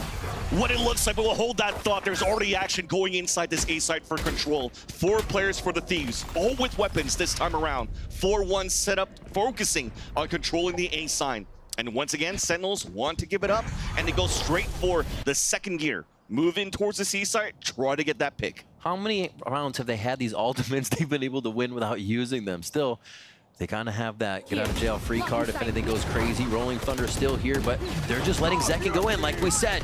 Rolling Thunder comes up. Let's see who they can get in the bounce house. There's a Hunter's Fury too being answered back by EU, and there's that connection onto Zelsis. Bang also moves in, and a swarm comes across for the Thieves. Only one left alive instantly as all of the Sentinels fall inside the seaside. Saucy cannot hold his ground inside the smoke, and once again, 100 Thieves have an instant answer back to Sentinels rounds. A clean round of preparation for 100 Thieves there, knowing that the ultimate would be coming in the site. Majority of players off site. They know Zekken dashed in left side. EU starts off the chaos and all up the gut with Hunter's Fury. And yeah, Boostio just able to work on the platform here around the smoke, around the rest of the members of Sentinels. A lot of C control here is coming in from both teams this map, and it looks like 100 Thieves are ready to play a C after C game as we go back to A. It's always been a brawl here for the Sentinels. Somehow, with 7 rounds that they scored so far, only one of them was a gun round won by the Sentinels overall in this first map. And it continues to be that story. Another gun round coming through, first blood for 100 Thieves, and potentially to convert a 5 versus 4. No ults to be used now for Sentinels for a hit towards the site. Zekken is looking for the contact play. Cryo with the off angle. Easy kill on the first one. And then Zelsis cannot trade it out. Jeez. Still trying to get a bit of that contact play is punishing them just before their flashes. But if those kills come in, Zekken runs free. Turret down. They're just trying to weigh the options in the situation, and 100 Thieves keeps coming out on the better. 3 towards A, still got roamers around the map at Garage and backside C. This is going to be tough for Sentinels to get in here with Tens and John Cutie. And they want to go for it. They have some sort of economy to buy some scrap in the last round. Yeah. If it's going to be the last round, because this would put 100 Thieves at map point. At least a spike has been picked up.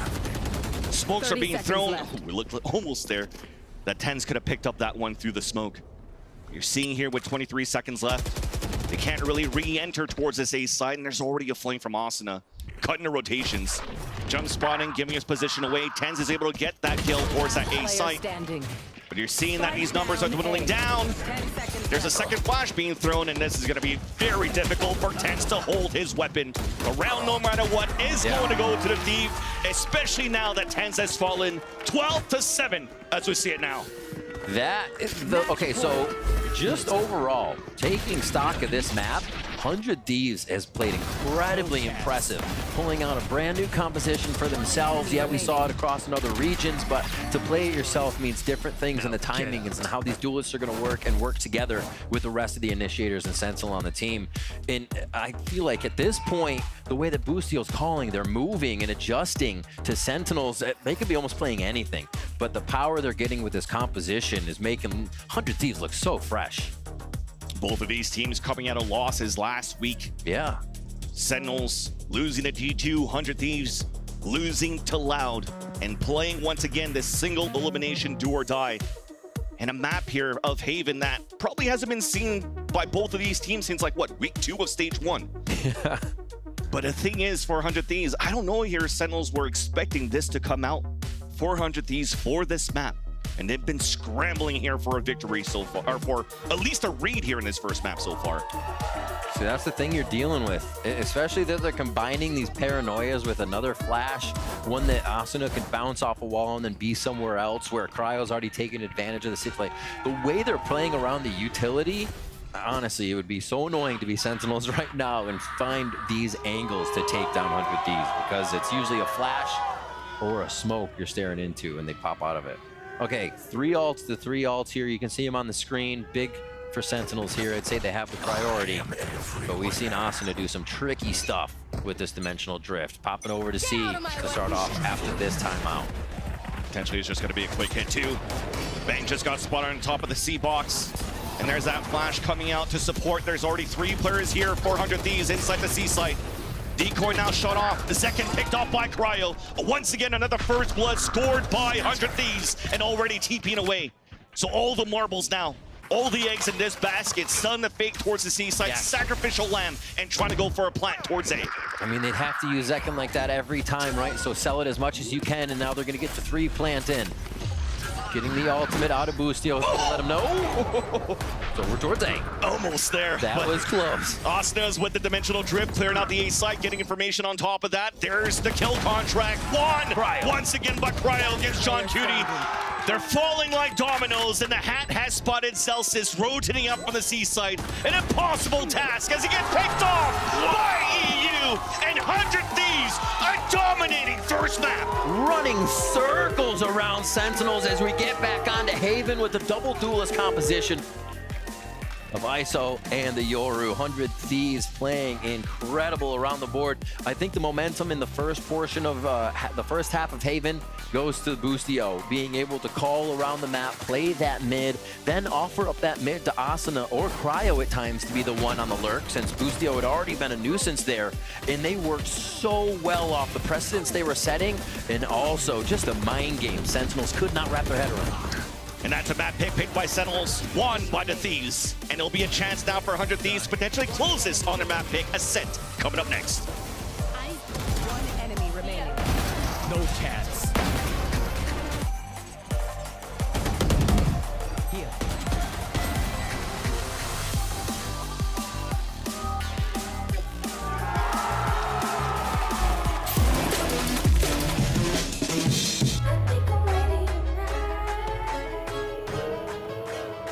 Hey guys, it's Jimmy Lin. In this series, I'm going to walk you through attack on Pearl. Watch out for the stairs, clear this angle. You're going to be able to fight this.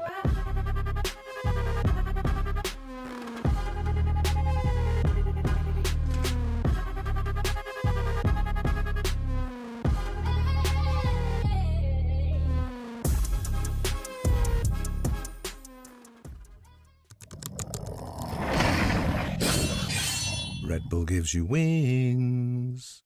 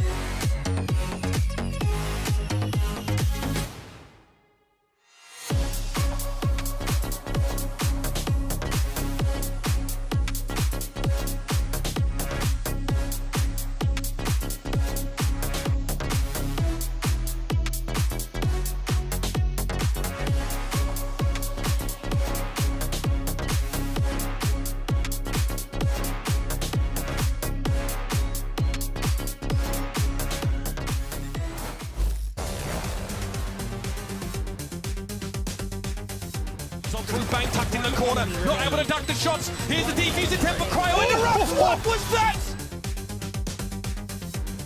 You refight this, but the spike is hard committed. Kesnet is way ahead of the curve. The rest of his team cannot stand to it.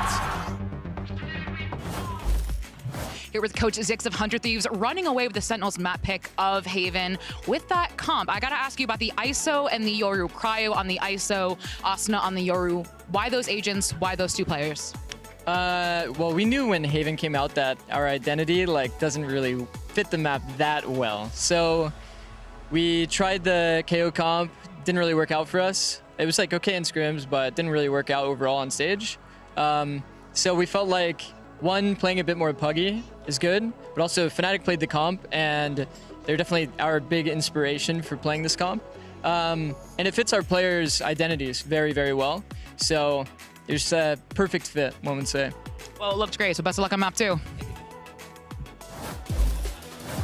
Yeah, well, the new comp looked very good for 100 Thieves, and the main reason why is because it solved so many of the problems they were having with their defaults around A lobby. With the new comp, 100 Thieves were playing so much more into mid at the start of rounds, really working on dealing with Killjoy utility, whether that was the alarm bot in front B or the turret inside garage, and would then move back into A later into the round. We're already down to 50 seconds in round 8 up against Sentinels, and they've actually crept into long. The first thing you're going to see is there's actually a Sova drone right now that clears out long, and that's going to be the cue for 100 Thieves to come back over here and clear into A short. They've had the 2 players up into long, but now with the Yoru ult, Sentinels that like to play on these forward lines down in short are completely spotted out. Zekin misses that first shot, and now he's completely pinched. There's a Yoru right behind him. There's an ISO running up with a shield. There is nothing Zekin can possibly do. I mean, he's even darted. How is he going to win this fight? Spoiler, he absolutely isn't, and after that, it doesn't slow down. 100 Thieves mow down this site. Very consistent, being able to scale up and dominate there. But it wasn't just those fast plays or those delayed plays into A that were working so well. Their defaulting into A looked pretty strong as well. Every round, you're seeing this double cage thrown from Busio. The first cage always popped immediately. The second one saved for a lurk later into the round. Here, though, 100 Thieves are moving over into short, so the Cypher camera goes down, they scale up. Honestly, 100 Thieves preferred to go for these very heavy execs through A short, just leaving Boostio over to scout out long. And when they realize no one's actually there, they can accelerate in and just contact into the site. They've got the ISO there to double swing on through, so a clone comes out, gets broken, and they quickly get a kill. It was very, very nice from them on those rounds, but the real masterclass was these fakes, right, with the Yoru. Here, again, Asuna has access to the ultimate, and this time, he's setting up for a monster fake going up into garage. Now, your eyes are going to be on that fake into garage, but look at this, another drone coming down long, and Boostio has slipped the net over into the A site, so Asuna makes that fight over into Link, TP's back, picks up the spike, and now he's going to use that same ultimate down A short, except this time, he's not TPing behind the Jet and the Sova, it's actually Boostio on that massive lurk all the way through, able to come in, get those kills. It was a beautiful attack half from 100 Thieves. We're going to hear what the Sentinels coach has to respond with after that map 1. Here with Kaplan from Sentinels, and 100 Thieves ran away with your pick of Haven with a pretty, not unconventional comp, but maybe something you didn't expect. We were talking, or not me, the Dust was talking earlier about how is Sentinels' success hinged on Zekin activating? And I'd like to hear your thoughts about that. I think our success is hinged on us having a lot of energy, having a lot of life out there, talking a lot and trusting each other, being confident. A lot of stuff could have gone better there, but we were lifeless. I can hear better than anyone, right? Sitting there listening to the guys, so we just got to wake up for the next map, and that's the bottom line. All right, bottom line, best luck on map 2. Thank you. It's funny how often I hear this from Kaplan, actually, about Sentinels. When they're having these slow starts to games, he always says, feels like the boys didn't want it, they don't want to be there, they're not very lively, very quiet, and they have quote-unquote vibes merchants on their team, right? That's what they say, the people are telling me. That's where the term originated from. Like, actually, though, that you could trace the origin back to Zelsis. And yet here we are, they choose that map, they come into it, they go up against like that, you know, the Yoru, base composition with the ISO, which is obviously a bit weird to deal with, and they look very flat on their map pick, guys. I mean, I think they're really struggling to actually enable Zekin to find fights where he's winning out. Like, all those plays just shut him down completely. Yeah, they were given so much space in every single situation. Like, they didn't fight 8, one round even. So, like, 100 Thieves was free to do whatever they want. So they started faking, playing contact, so it was basically them. Yeah, I mean, the only times they were ever really pressing up towards A, it was like the Zekin alone. Yeah, he was just trying to make something happen down short, and that's when, like, the plays that you were just showing, what 100 Thieves were doing with their comp, flanking with the Yoru, the round where Boostio got behind. Zekin was just caught, and there was nothing he could do. So both these teams have floated Abyss. That will be our decider map. But next up is Ascent. 100 Thieves chose this map, and it'll be Sentinels opting to defend first. Probably for, look, Sentinels, pleased to be going to familiar territory after a map that they felt like they should have taken here? What's our initial expectation coming in? I mean, my focus is still very much on Zekken coming after off of a tough series and also a tough map one, going on to Ascent. Like, this is the map where you need your Duelist player, your Jet player, to actually be dominated. It's another Cryo Duelist map as well, right? This is the Cryo Duelist map. I know. No, This is the Cryo. But I think, like, right now, John is going to be the difference because he plays with Deadlock, right? Yeah. So it's super different. The walls has to be amazing, good timings. I think it's going to go Sen's way for sure. Yeah, definitely going to be looking out for that Deadlock-based composition. Will we get a map 3? That's the question. Only one way to find out. Let's send it back to your casters. It's Van Silly and Riff. Thank you so much, gentlemen. I'm pretty sure here the fans in the Riot Games Arena definitely want to see this third map. I want a map 3. There's a lot of Sea of Red going here in the crowd. A lot of Sentinels jerseys, and they're hoping here that, you know, just as Kaplan said, the team will wake up here for the second map and have a chance here to defeat 100 Thieves on their map pick of Ascent. I mean, of all the things you have to work on from map to map, I feel like that's one of the easiest ones to pick up, right? If you're just like, hey, have the banana. The mid-map banana is the win, man. A lot of people win with the banana. Just have a banana, whatever.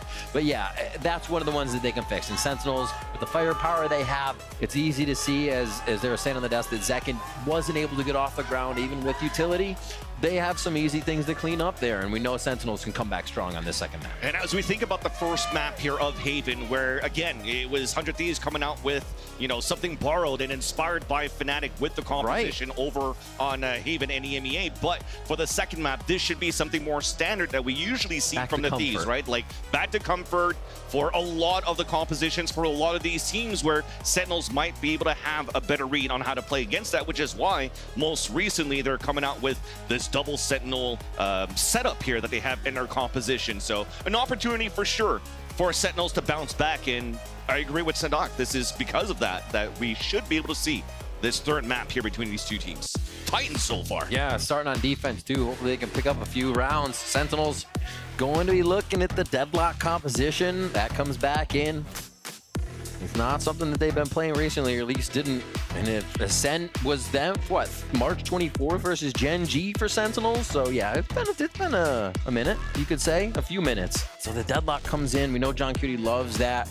And it actually plays really well on Ascent too to shut down these tiny choke points. So that would be great for them, especially if they need to wake up, they can slow down a bit of the game here. So pretty even comp as well for 100 Thieves on the other side. Not too much different than we would expect.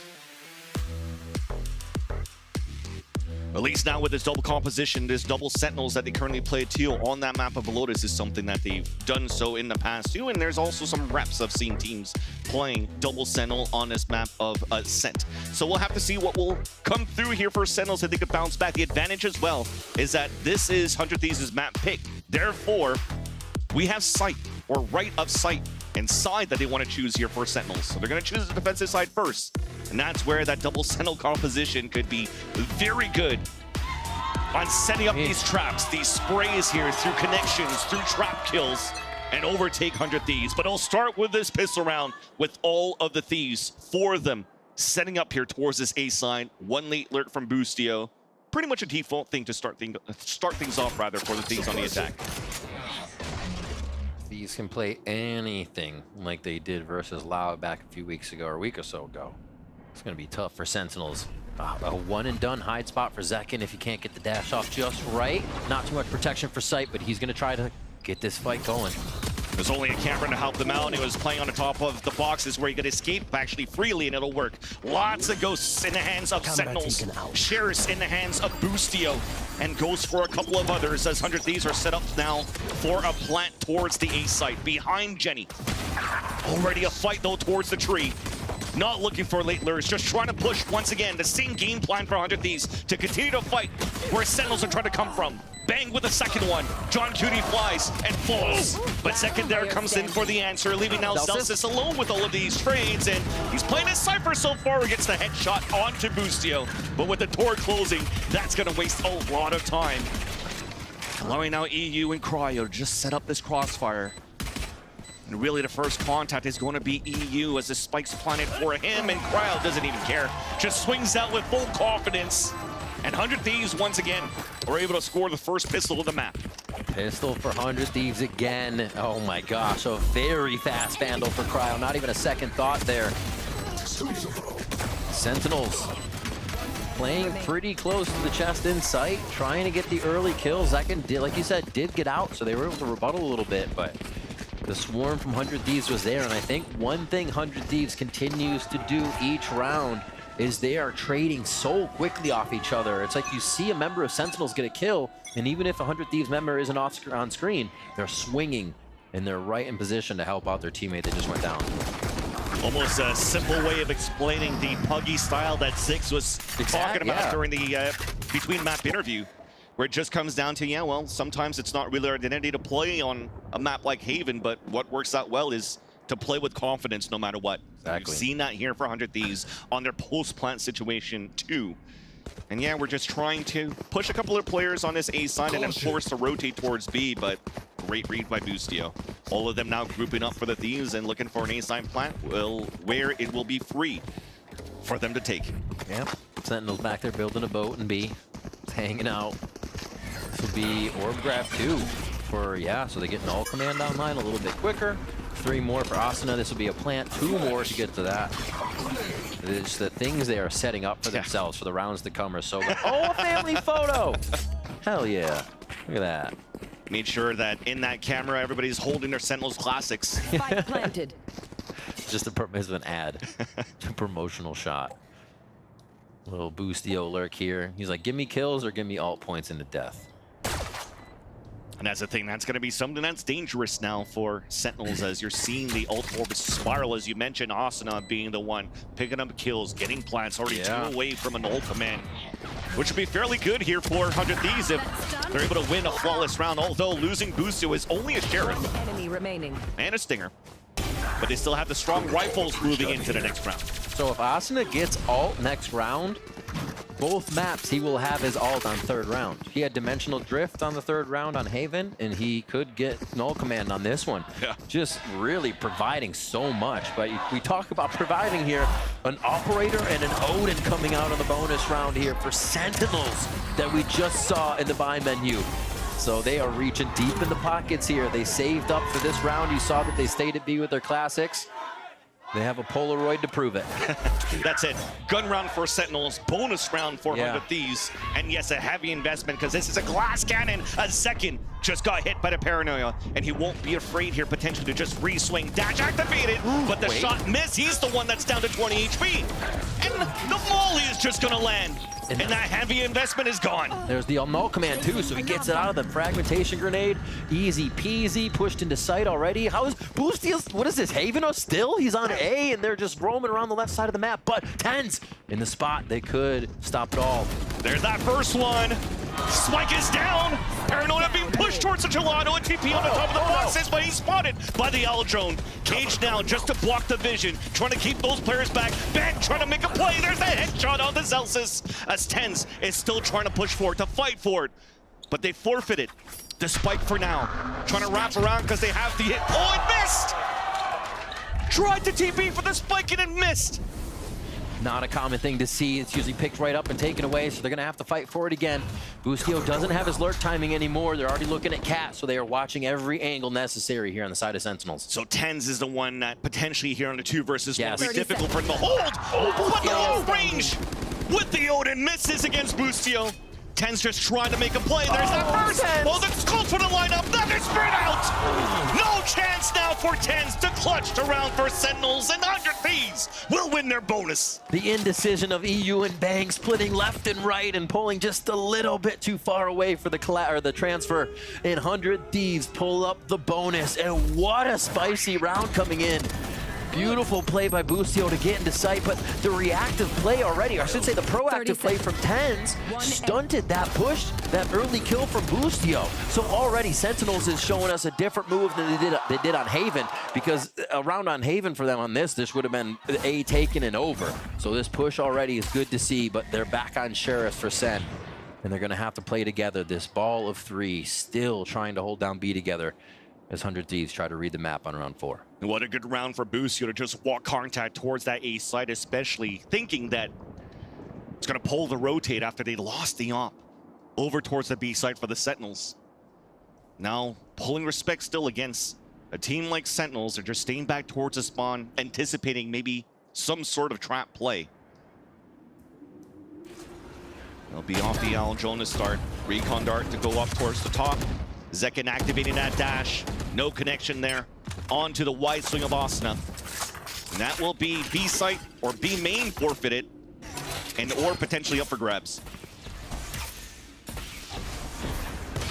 Ooh. Not gonna miss that one. I love both teams tried to play the same peek on a start drone, and it comes up in favor of Sentinels. How cheeky, especially with the Sheriff. And what rounds were they winning on the last map, Van Silly? Their lower buy rounds. Yeah. The lower buy rounds is where they made their moments happen. So scrappy has it been for Sentinels from the first map, and it continues to do so here on this second map. The wall, it's going to be annoying to deal with, but the main brunt of 100 Thieves are pushing towards this. Oh my God! As it continues with the shots! The 145 onto EU, and the only thing you can do right now is drop the orb, save your weapons, and it's second! Scanning ahead. Yeah. That's right. Zach King all the way home. A shot here. And there it is. Tens is going to clean up EU finally. Zekin was looking for that last one, of course. And what a round. We said it just last map. Zekin doesn't need anyone on the team to make those rounds happen at times. And it's exactly what you can expect from him. Now turning on to get this Thrifty back in their favor. Yeah, what a cheeky peek there to go out. And the dig there on the 145. Just mad he couldn't get it. It's like just shooting ducks at a carnival. Left and right as they cross. 3-1 now.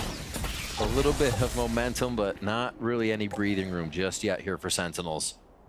Still down quite a few rounds, and 100 Thieves, they were able to just absorb these same kind of rounds last map and take the momentum right back. First mid play coming in from Thieves here. Spike still on Cat, though. You could get a Cat or mid play. But that hero play coming out from Zekin forces now 100 Thieves to buy all the way down to 0. An opportunity to reset the econ and tie up the game. So they're playing it safe once again. 2-1-2 set up on the defensive side. Trying to anticipate where 100 Thieves would be attacking. KO also looks like it will. I mean, you see these Sentinels playing opposite positions, though. Yep. So the traps will still be up and allowing for them to spray towards the back of the garage. And there is that push forward to start things off. Tens initiating the first kill from the back of the site. That's Busio to fall. Has support still from John Cutie. There's a double drop inside the site, but it's a 2-for-1. And Zekin still answers back from the spawn. So no lurks for the mid side. Advantage for the Sentinels, and it's Cryo trying to make a play. 4-bullet push? What? ADSing now, there's that dash across. They didn't see him. There's that first connect. The one tap picks up the rifle, and it's a full clip. A 2 versus 2, an opportunity for Bang to push forward, and for Cryo to also win that fight. Not afraid once again to fight against the odds. Vans, you called it. I thought Sentinels had the answer. Play the Sentinels at different site. You're not going to have a problem with the null command coming out. All of your alerts work on the right side. All of your trips work on the left, but it didn't matter. Even with Sentinels getting the first few kills on that round, the speed, that waterfall, the drop in was still there from Thieves, and they overwhelmed the site again. Huge play by Cryo, too. The confidence he has been showing is so good, and I think it's what people have been wanting. And look at that patience throughout the execution. I mean, he used all his utility. Zelsis pulled up his cages towards the back of the B site, yet 100 Thieves just waited for all that util to deplete from the Cypher, and then went for the fight here against Sentinels to overtake this B site. And now they're trying something different, too. Sonic trips on both sides of the map. They have Cypher's trips over towards the left side here, and they're having now Zekin watch mid with the operator, trying to keep that quiet until only necessary. This will be good, though. What? Somehow doesn't hit it. I think he moved just a tad. Yeah, just up over the left shoulder as he walked off that shot. Looks like they're trying to hit. The sensor should be able to hit him for a moment. They clear it. It's going to get messy, though. Solo plays potentially. There's that TV back from 10, so they can play 2 players in the back of the site, but no opportunity to set up the crossfire. Cryo moves in, gets that pick onto John Cutie. A site has now been lost. Maybe not. Tens is holding his ground from hell. You're seeing so many heroic plays coming out from Sentinels to keep now the round alive. These rounds alive for Sentinels to be able to fight back. Just 2 shock darts, don't know when that sonar bolt is up. A little bit of util for Zekin, but still it's an op retake. It makes it tough. 1 enemy remaining. The op retake's already down. And Asuna continues his reign for the first map as well. 3 in the round. No chance for Sentinels to fight back once again. My word. Bang, 10 and 3 right now, quietly on top as you're seeing Cryo hit these shots. Asuna clutch rounds, but a lot of these mid kills coming in from Bang as he just secures a few that make it count on the round. And there's 2 from Asuna to make it happen, as it's always getting Boostio out of his seat. 5-1 Van Silly. The attack side here for 100 Thieves has been brutal, and like we said, it was going to be tough for Sentinels to keep that momentum, and it was. Straight up Cat, that push from Tens is going to get 1. Seeing them being a little bit more proactive, and the wall was thrown instantly so that Tens could potentially go for the TP back, but it gets picked off, and also no capitalization of the Blade Storm. A late lurk coming out from Cryo. Smoke will allow for him to move through, and he'll get that shot there onto Zekin to reset the Blade Storm. Huge disadvantage now for the Sentinels.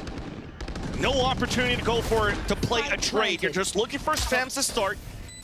With Saucy with the Odin first, shock darts, no kill. I mean, Cryo's at 1 HP. And that shock dart run right next to him, you already see it now. Last 2 players of Sentinels, back to save. And just kind of replay the chaos we saw in your head. The site take, seeing John Cutie's background generator, then the kill at window. If you're Sentinels, just think of the comms, right? Try to make those calls, and then try to be making the right one as you're hearing it. They must be, and not even that they're making bad calls, but 100 Thieves must be throwing them into so much chaos in these moments. It doesn't even look like they know how to react there.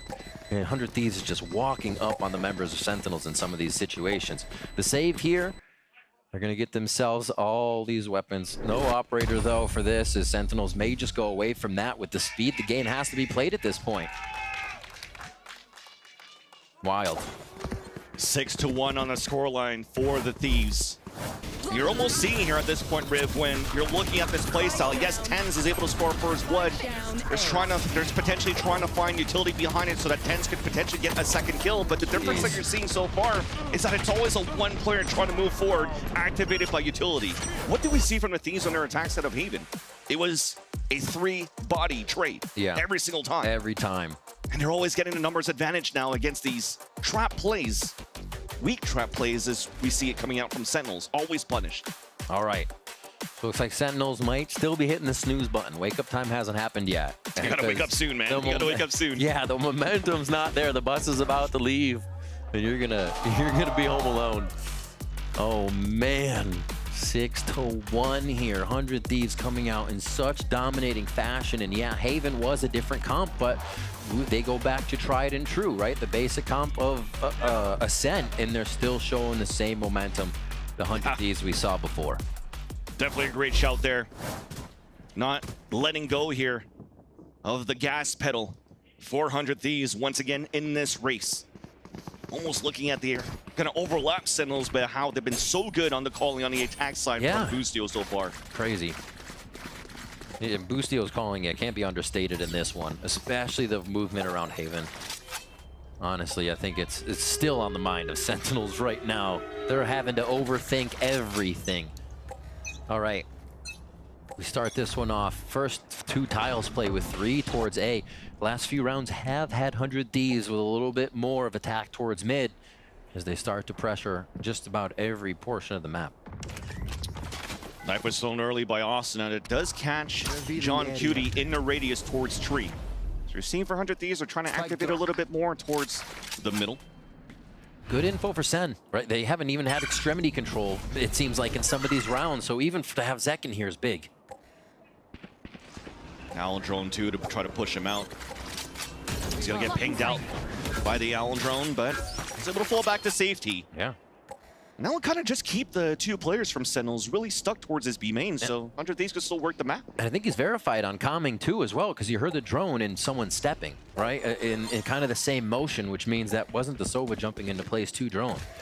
So yeah, you can call that and then let Lucio know what needs to be moved. And now look at this knife. It's going to spot two and into the deadlocks towards the A side. That's crazy. We're pushed forward here into the B main, so it's weak side towards A. The call now for 100 Thieves to push towards this A site. It's a 1-for-1. Guardian was not good enough here for John Cutie. But now it's Cryo pushing forward, but Ten's alone inside the site, trying to TP to safety. Look how fast they act. There's like one movement that you saw John Cutie go down, and then A main was getting hit. Tens couldn't actually coordinate what was going on right now. Not afraid at all. This is Bang once again, just on fire, on ascent.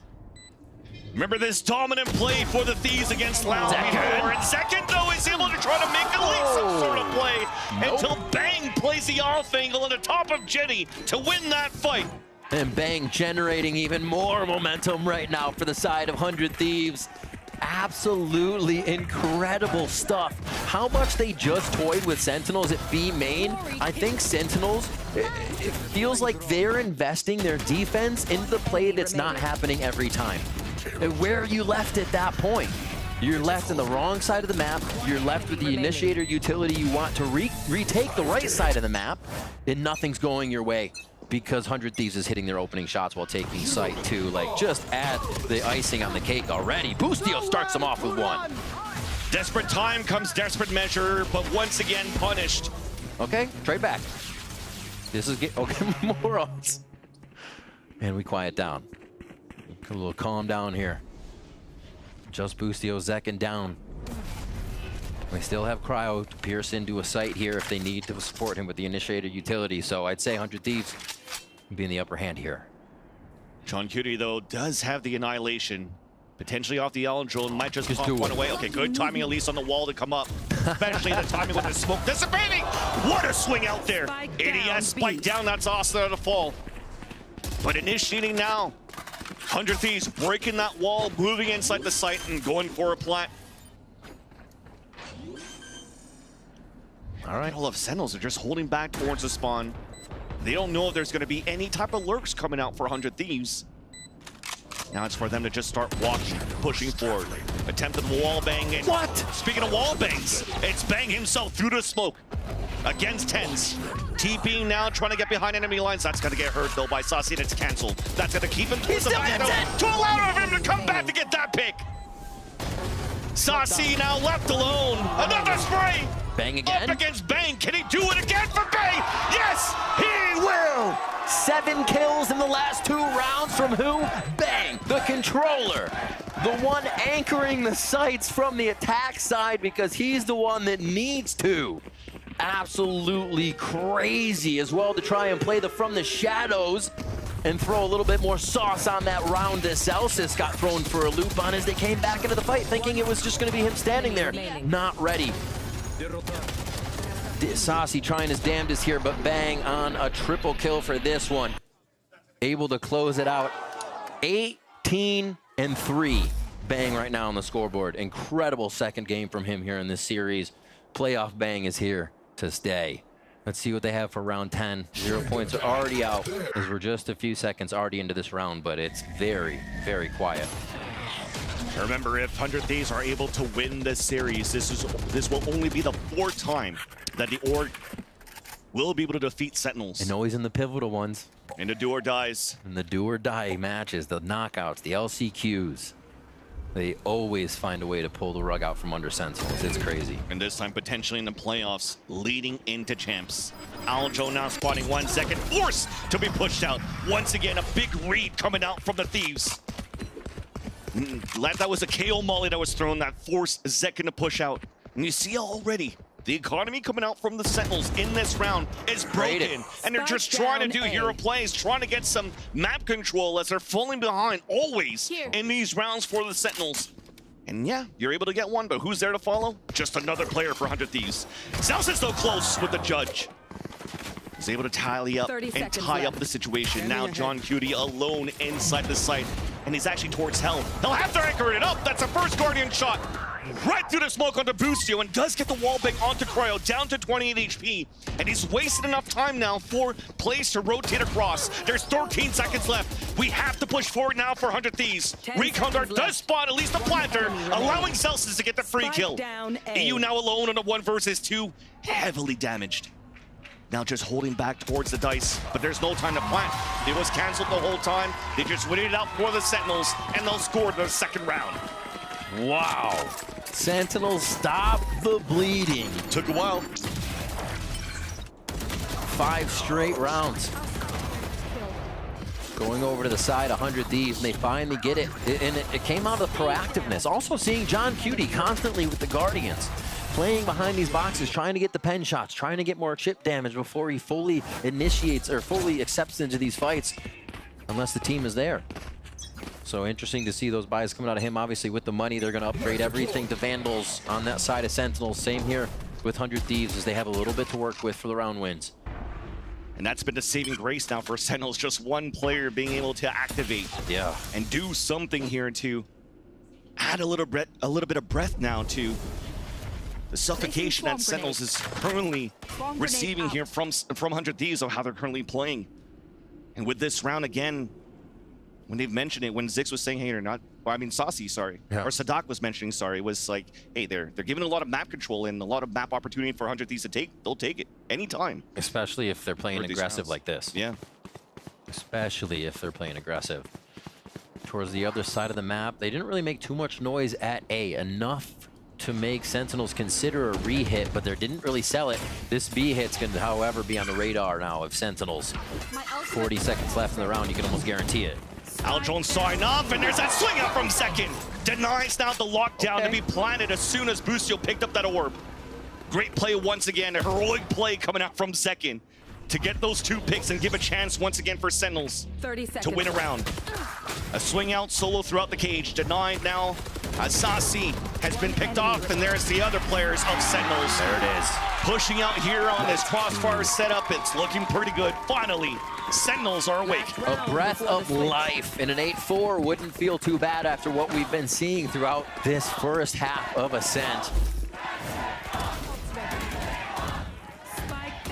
And it does have to be Zekin starting off these rounds, it seems. Getting that first kill, the team is staying behind Zekin and making sure that those kills can come through from the defensive side. So it's requiring Zekin to be at least in somewhat of a forward position and assisted in that position.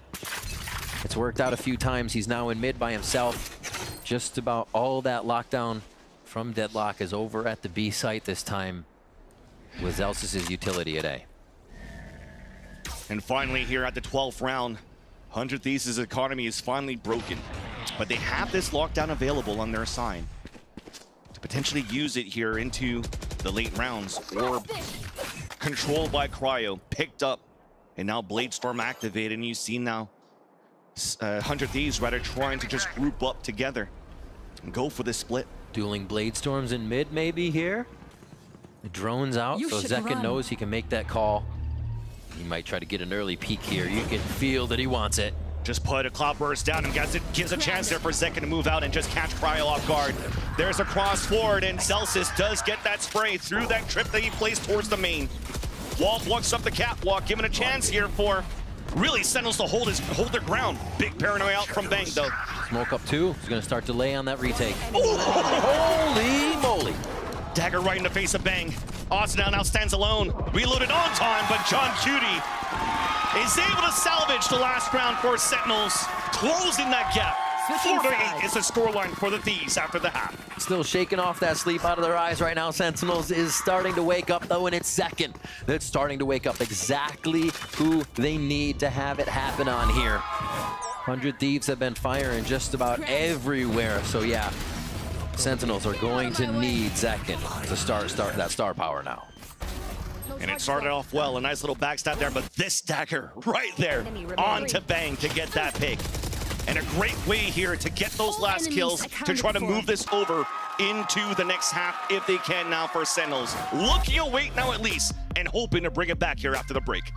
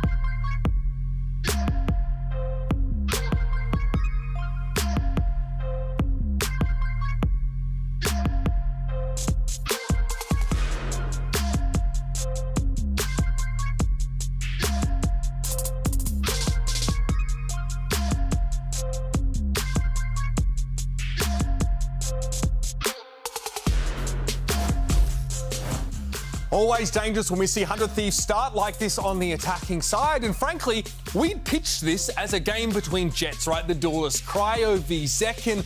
But actually the standouts really after the first half has been the controllers. We've been comparing Bang versus Tens. The former has had a disgusting start to this game. Yeah, crazy. I mean, I'm looking at 100 Thieves on a set, and I'm just thinking about them on defense. We don't actually, or haven't actually gotten to see them on attack all that much this year. Typically, they've started on defense and have won games through cryo-opping. But yeah, this is just wild from Bang right now. Yeah, man. But everything is going good for him. Like, he's smoking, he's flashing, he's killing, he's doing everything. He's a perfect player, man. I mean, I don't know what else I can say about Bang.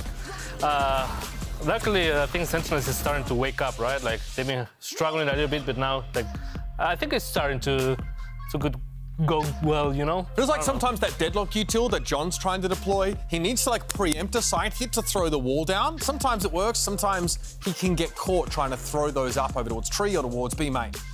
Yeah. Yeah, do you, I don't know, what's your feeling with this deadlock Cypher comp on this side swap? It's good for defense, but now, like, I don't know what they're gonna do because their good side is just gone right now. All right, well, there it is. Let's get the second half underway. Back to our casters to see if Sentinels can make something happen to this attacking side. Thank you so much, Uber. Indeed. I mean, what has Sanag mentioned is at least Zekin looks like he was waking up here towards the end. The story of the first half with how good 100 Thieves have been looking on the attack, converting 7 out of 7 of the pulse plants on their side. I agree with Sadak. It's going to be tough. Having the deadlock, having the Cypher, trying to get aggression out of this comp is going to be like squeezing water out of a stone. You have Zekin just to do that by himself. How much can they facilitate him?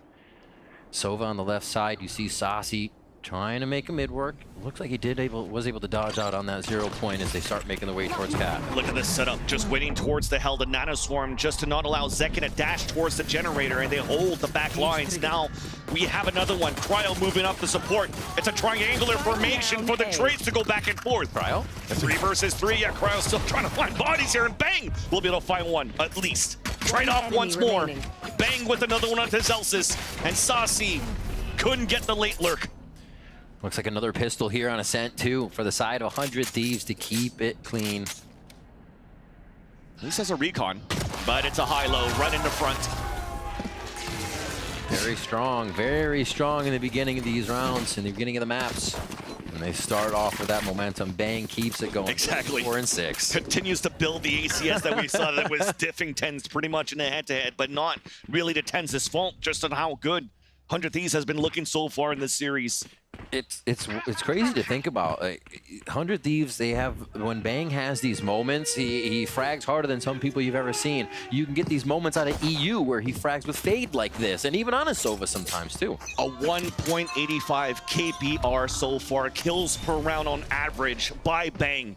Multi-frags after multi-frags, and looking potentially to add more because he's towards this A site against the eco of Sentinels. Asuna is going to be the one that's going to bait it out first, especially after that knife getting information. And Bang's just waiting on the top of heaven with his Bulldog. Let's see if they can anchor it. Good watch already on towards Cat. It's just going to be power and numbers. Full classics around for Sentinels here as they're thinking of the future rounds. A spike down here and getting 300 on everybody would be amazing for their economy. And that's pretty much the goal. Can they get enough bodies past the first few members just to plant the spike?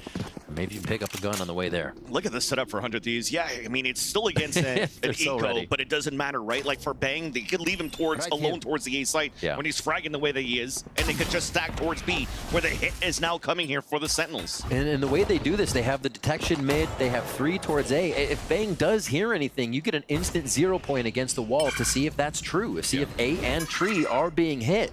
So they have all the coverage they need on the side of 100 Thieves. Yeah. Not really moving. And Asuna's 0 point is that knife is up if they need to use it, which is going to happen probably in a few seconds since you got 20 left. Despite feeling the pressure, continuing to control orbs, trying to get the annihilation up. AACP for John Cutie. More delays coming through from the utility being thrown by 100 Thieves. And there's Bang. Yep, protection once again. Already there. Stinger close range. Classic denied. But Bang is now in the back of the side alone. But it's going to be easy kills. 4 seconds left. There's that push from Cryo for the support. You don't really even need Cryo right now to activate for this roster for 100 Thieves. As now it's 10-4 on the defensive side of 100 Thieves.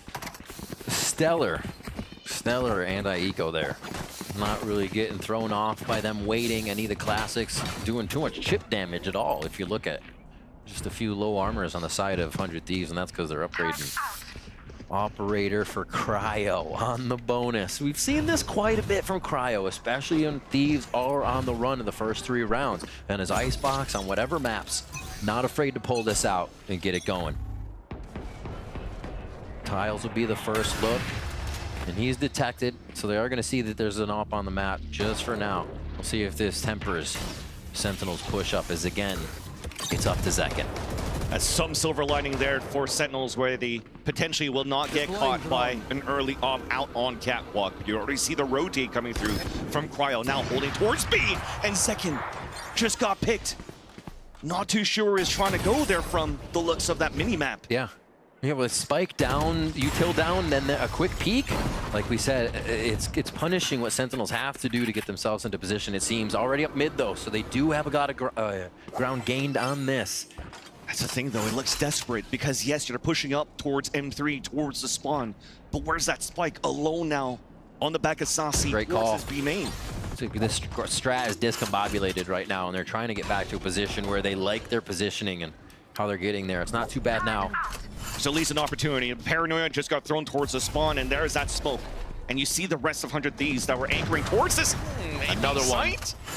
Have anchored all the way towards the back of the garage, and Tenz is trying to make some sort of secret play, trying to catch players off guard. Zels at least is able to get the lure kill. But there's 20 seconds left. For Sentinels, it's almost, they have to commit now towards the B site, make plays, or save their weapons somehow. Pinned out towards this B site. This is so awkward, and it feels like the kind of story of what's happening.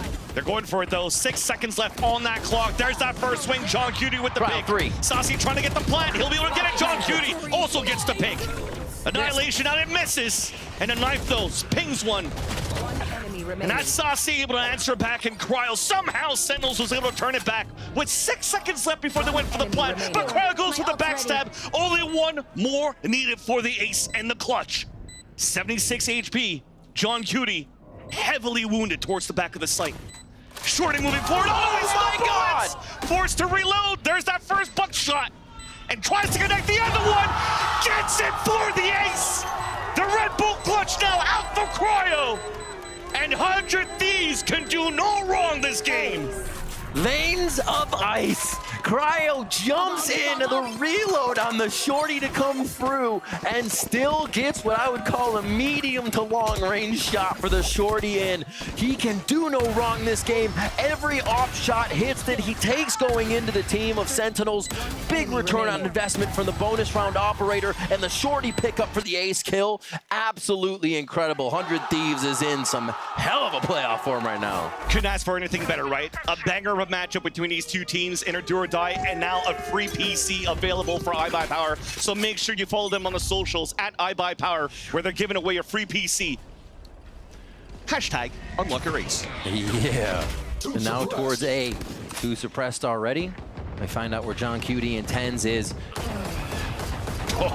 That is incredible. They are just everything they want in these rounds. Kills through smokes. The sprays with the Odin. 100 Thieves. So many advantages that they play with, and they're using them so well here. At least Zekken has snuck through. An opportunity now to potentially walk towards the pizza, where he would potentially get a 1v1 at that point. But losing Zelsis is kind of keeping Sentinels thinned out. Yeah. And allows here is Cryo to just be out in the open, where really there's not an owl drone that's going to spot him anymore towards the cat. Man. No camera either. So they have full map control once again for the 100 Thieves. It comes down to these 1v1s. And there's one from Zekken. You can't expect 100 Thieves to rotate for anything right now. Yeah. They're winning their fights, they're winning their sites, so even losing one person isn't going to get them out of their original starting positions. Sentinels has to do so much more work than usual to make 100 Thieves care about what they're doing due to the state of the game.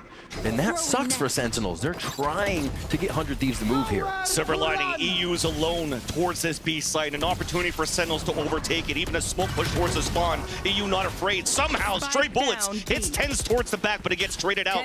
10 seconds left. Once again, low on time, trying to convert around. The plant now initiated, but it's going to be a safe plant. Plant has gone down. Asuna pushing forward with the Odin. What? And him with Bang gets the pick there onto Saucy. 2v1. IGL alone. Sonic sensors, no chance, no time to set it up. And he plays, jumps on the lane, caught with his pants down by Asuna. The defuse comes across, and 100 Thieves are about to cross the finish line against Sentinels. And look at that. Everybody's got their hand on chin, thinking, wondering, ready to talk what's going on, but it only seems like a few words are coming across those microphones right now as Sentinels have been stunned. Every round, the post plants, the start of the round, in the first bloods, the middle of the round, and the multi-kills from Bang. The whole package here from 100 Thieves right now. They are picking the pockets of Sentinels, and it might be a 2-0 on the day. That's one of the first rare moments that I've just seen the IGL John Q to just put his hands up. You never see emotion from Johnny. Yep. It's been a long time indeed since these two teams face against each other. That's quite a bit. That's quite a bit right there. An elimination game towards lower round 2 of the LCQ. And history potentially looks to be repeated now by the Thieves. Continuously eliminating Sentinels in these high-stake moments. And EU sprays the bullets with the Odin. Cryo with the op. Second down. Another first blood for the 100 Thieves. Nano Swarms keeping them away. Paranoia giving a chance now for Sentinels to move up. And there's the hat to ping more. They can flood within the site now, but they have to go against the op. But then it gets a spam from the Odin onto Celsius.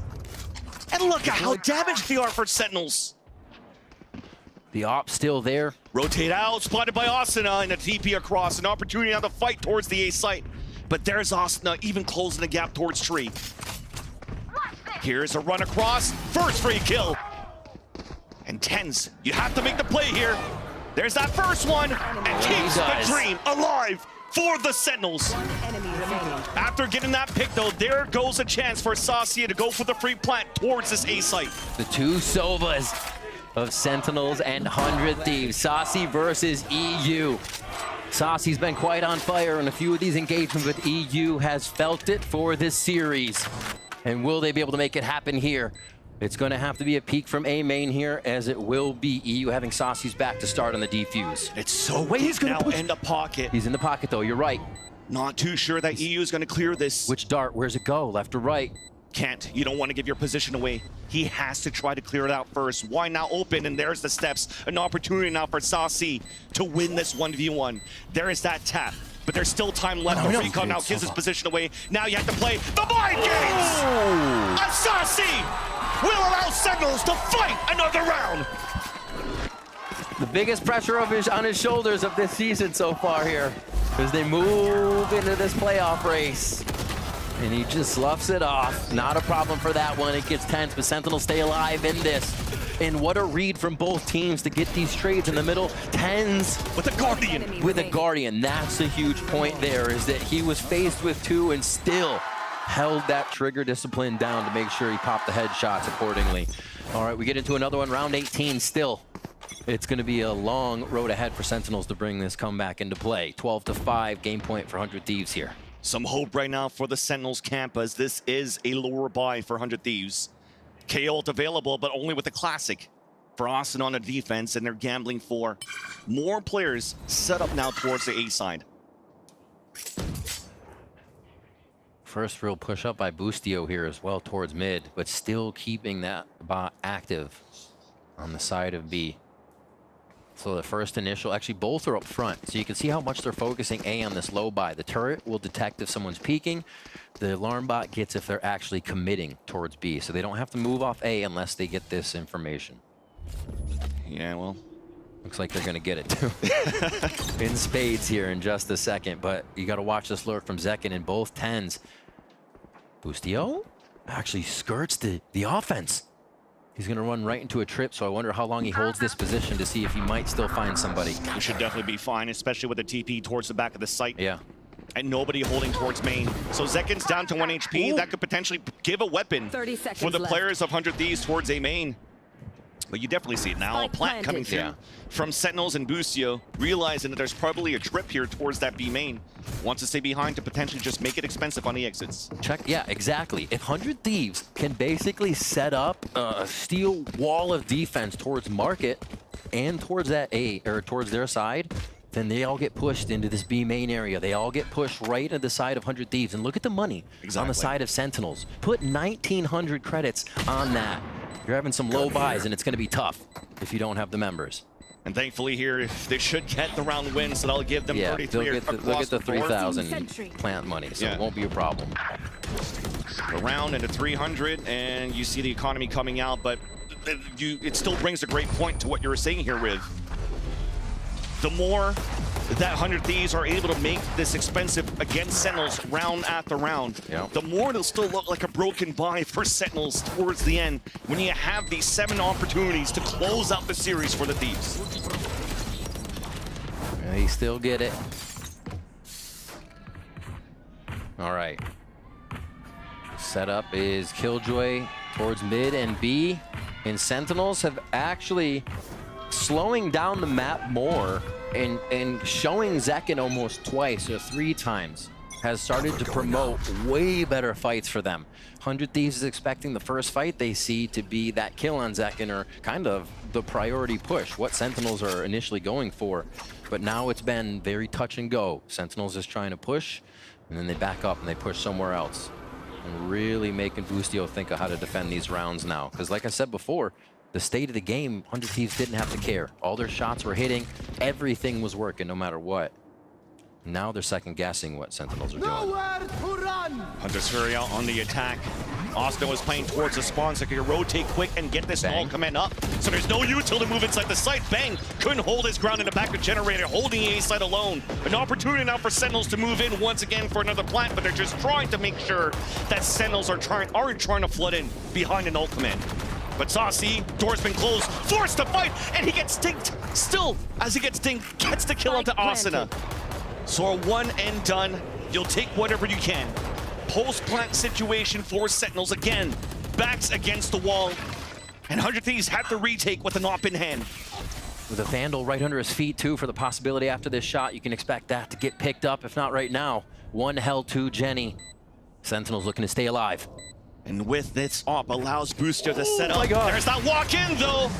You never expected that! And Sentinels 3 instant kills for another round to keep them alive. Oh, Van Silly. They're creeping up. I know the Sentinels fans believe. I'm not there just yet here.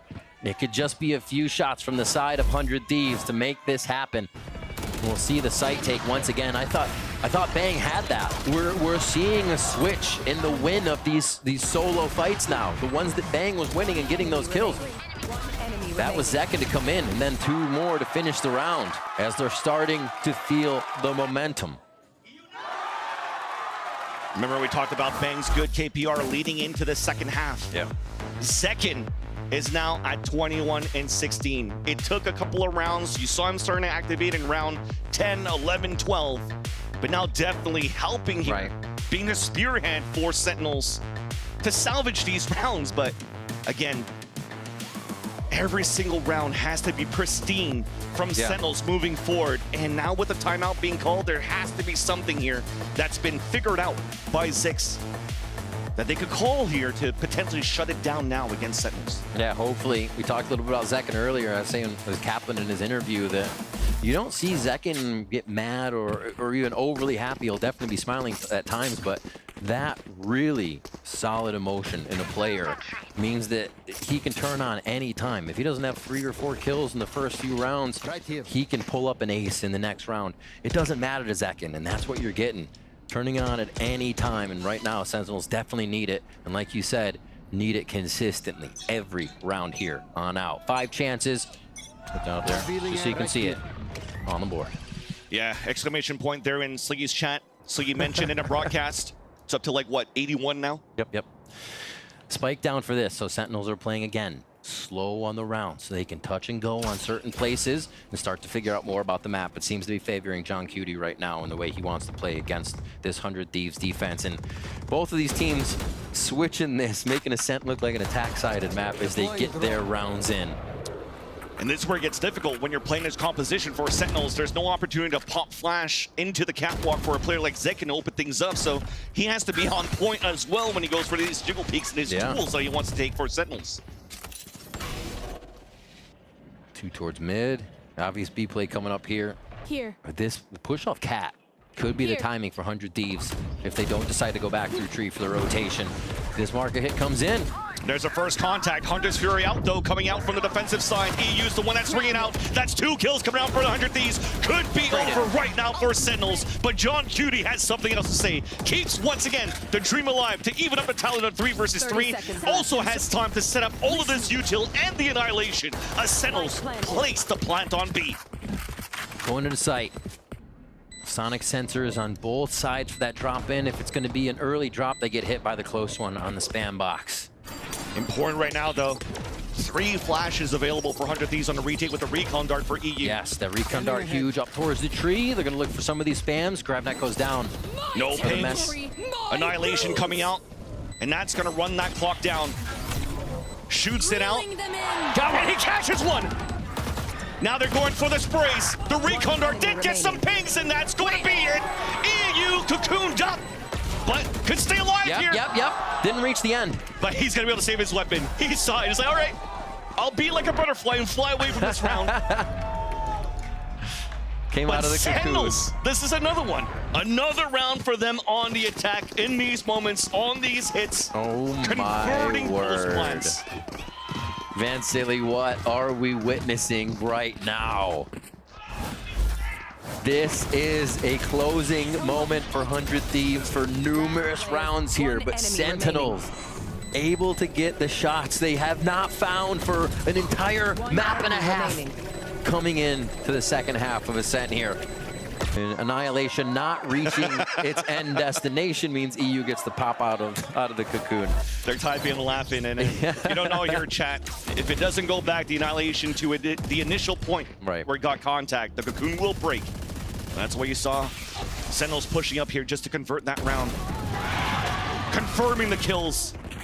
And second confirms this one in round number 21. Another broken economy, 400 Thieves. Cryo with a hero rifle in this round and in a right spot to at least fight against seconds.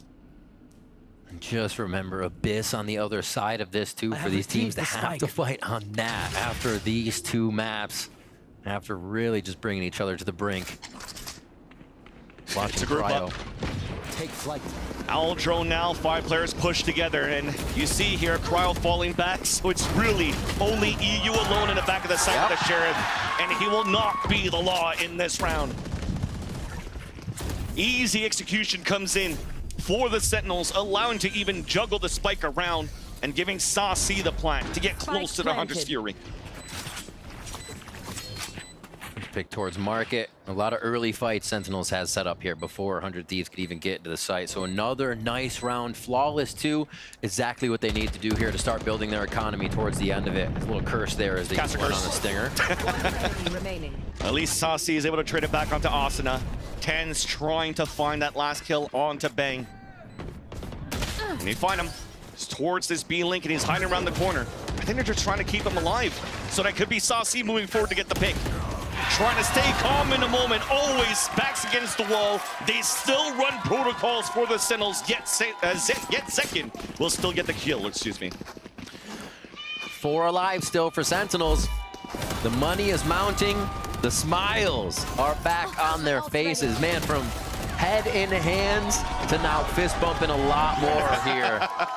It was not a vibe for Sentinels here. 1 round at a time.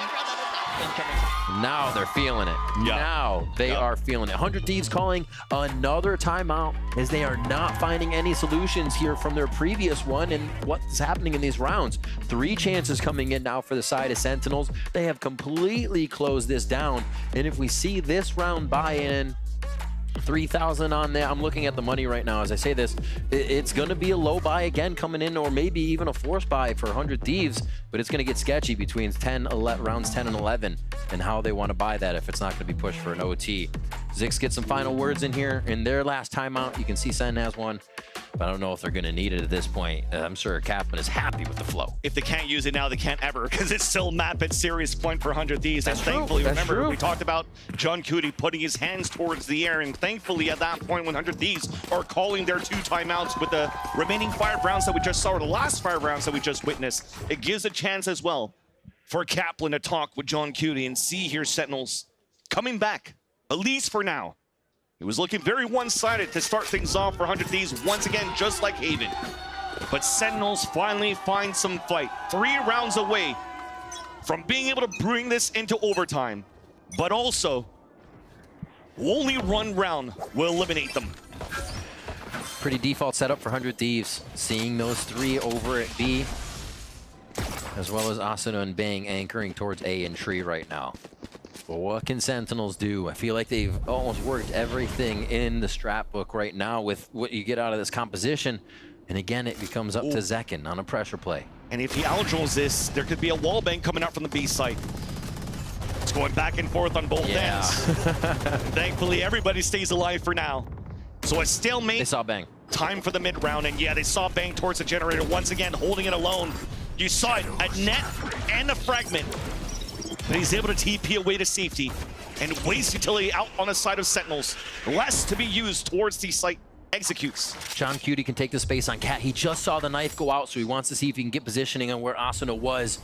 It looks like the timing is there, but it could be just off if one of these guys swings a different way. Exactly, with no flashes to take over towards Catwalk, it has to come down here for the hit towards the A site first. You see already 10 setting up for a smoke. Bladestorm now activated onto the attack. Zekin once again potentially the spearhead. There's the updraft. Avoids the paranoia, but couldn't get the kill. But it will come on the side of 100 Thieves. Bang 2, that's 3%. And there's the rest of Sentinels moving in. Another opportunity here as the upshot missed. 14 seconds left. They have to come down for a plant. It's a safe one 10 done. seconds left. Out towards A main. Spike planted. Now wall's gonna make it difficult for them to retake here towards this A side. The op in the hands of Cryo. EU with an Odin. They might give this up. I feel like this operator is kind of like a one and done. If you're not seeing it get the first kills in the round, it's not what's gonna retake the site as Second takes off Cryo's head. I feel he just found the timing off the reload of EU's Odin and just swings out to surprise Cryo. And that's the op down. Now picked up by EU, but they lose the Odin. And look at the economy. And look at the economy on the side of Sentinels. They want to hunt down EU. Jeez. All right, I didn't know he had that in him to be able to op here. Just give it to him. Yeah, saving the op here, I feel Sentinels is almost okay with this. The way that they're able to force against the op and push Cryo off one situation is something that is actually favoring them. That doesn't mean Cryo isn't going to have a go-off round and collapse somebody and then take another one out with a pistol, but I feel like right now with the way Sen wants to play, just being able to avoid that, the operator, and know Cryo's not there is a boon for them. Great spams to start off the site, but we're seeing what we didn't before from Sentinels is the follow-up in. Death ball. That death ball of collective teamwork right when the site hit starts. Oh, that's nasty. At least the op has been saved in another round, and Cryo's looking for a pick towards middle. All the Sentinels grouped up, thinking that there's no weak spot. Or thinking, rather, that there's a weak spot towards the B side because the op wasn't here. Nanoswarm to delay for a bit, allowing Cryocells to rotate towards the garage door. Recon getting some info. That second with the wall bang, but Cryo's able to answer it back himself. TP towards the back at the entrance of B main. There's the annihilation out of Cocoons once again, EU. But advantage still comes out for 100 Thieves, and now with 3 versus 3. Off still in the hands of Cryo. Bladestorm also ready, but Bladestorm gets denied. Not able to get activated there as Tens gets that pick. Asuna trying to go for the hero play. There's that first pick of 2 versus 2. Null command available as well. And Bang picks up the op. One suppressed. They see here from the Sentinels though. They don't want to peek. They don't want to give their lives away. And they just want to let here 100 Thieves walk into a trap. A crossfire set up inside B. Walk down for contact. It's a 1-for-1. Saucy picks it out. Oh my God! Bang! Bang! Comes out here for the fuse. And in this race towards champs, the 100 Thieves overtake the Sentinels. An incredible series from Bang, from the squad, the calling of Boostio, the timeouts of Zix at the final moments to stave off the comeback, and the 2-0 for 100 Thieves to take down Sentinels. incredible play. Vance, it seems like there's something in the water when it comes playoff time, and 100 Thieves just find this extra level that they can step up and start to show you something different. And the Haven composition, I think, started that spark, and then they took off after that. It doesn't matter if these two teams faced off 14 times. It doesn't matter that Sentinels got 90% of those victories. Just as you said, Riv, when it comes down to these do or dies, 100 Thieves come out, and not only that, in a beautiful fashion, winning this in a 2-0 series. Players popping off on all angles. Good reads by Busio, great lurks. Controllers like Bang, stepping up to their plate on that second map. And the double duelist play, not being utilized by 100 Thieves in a very long time on Haven, gets so much value on this Yoru and ISO. So good, and while reflecting on the standings, how this means of everything, 100 Thieves has a bit more of a handle on how their championship points would go and even winning playoffs. Sentinels out of playoffs, but still, it's just their championship points aren't in their hands now. That's right. It's been a race the whole time between probably the top four they're currently seeing right now in terms of championship points, right? Leviathan, G2, 100 Thieves, and Sentinels. Yes, Sentinels lost, but they're still looking pretty good right now to potentially make it into champs. It comes down to Leviathan. If Leviathan loses both of their games, there's somehow still, once again, a chance. A lot of emotion in this one, Vansili. You can see it there from the squad, how much this meant to Sen and how much it meant to 100 Thieves, being able to bring this back in their favor and just really feel like a game they came and prepped for was the one they should take home, and they did today. Yeah, well, at least for now, we have to say goodbye to the Sentinels. They can still qualify for champs, though, as we mentioned before, right, Riv? So it comes down, again, to Leviathan's losses, but also what could happen for 100 Thieves, because if 100 Thieves are going through, Leviathan is going through, then there's a chance now for Sentinels. They're just going to have to wait in the sidelines, in the crowd with everybody else to try to see what will be the outcomes here of this race. It's a top 3 podium that secures right now a chance to go to champs at this point. It's a good game so far, but it's going to be 100 Thieves taking it over and moving forward in the playoffs. And now let's send it down to Elizabeth for the Verizon post-match interview. Thank you very much, gentlemen. I'm here with the man of the hour. It is Cryo from 100 Thieves.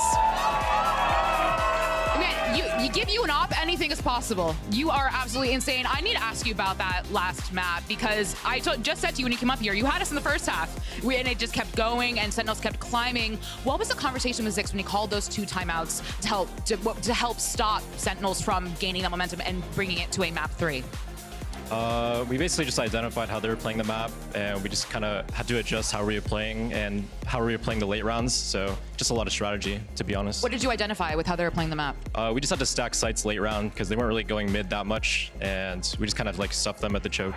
Well, it's been over 700 days since 100 Thieves as an organization has beat Sentinels, and now we're at day 0 because you have beaten them today. I'm gonna go back to the first map, ISO on Haven. Your ISO on Haven. I don't know if you heard the crowd, but there was a gasp in the crowd when they saw the comp. You on ISO, Asuna on Euro. I talked to Zix after the first map, and he just said that fits you as players, that fits your personalities, that fits your identity. Why do you think ISO fits you? I guess because ISO isn't as like a hard entry, but to be honest, Haven was just kind of like a gimmick map for us. But we're still feeling pretty good. Gimmick map? I mean, it's a very unusual comp that not a lot of teams scrim against, especially in this region. So it'll catch your opponent off guard a lot. He told me that you guys are very inspired by Fnatic as a team, and that comp coming from Fnatic. Is that true? Basically, yeah. We just copy paste the comp, yeah. All right, shout out Boaster. Thank you. Something I want to ask you again is the kind of the slump talk that's been happening, talking about regarding 100 Thieves in your forum. That looked like a reinvigorated 100 Thieves. You had an answer for literally everything. Even if the round did not go your way, you had a response. How do you feel as a team your form is right now? I don't think we're still peak form, but we're definitely showing up when it matters. It was a big match, elimination match, but now I think we can't rely on champions points to qualify at this point, so it's kind of in our hands at this point to qualify. Does that make you nervous or stress you out? No, it's better this way, I think. Why is it better this way? It's better to just play the matches and like be eliminated and hope that Sen makes top 3 and we'll qualify through points. Well, you'll be facing G2 next, moving forward. They are looking incredible form as well. It seems like everyone in America is just getting better and better and better, moving to champs. What is your read on G2 and anything you would like to say to your future opponents? I mean, our whole team is just super confident against G2, but they've been really good form recently. They're super consistent, but we're just really confident against all of those players.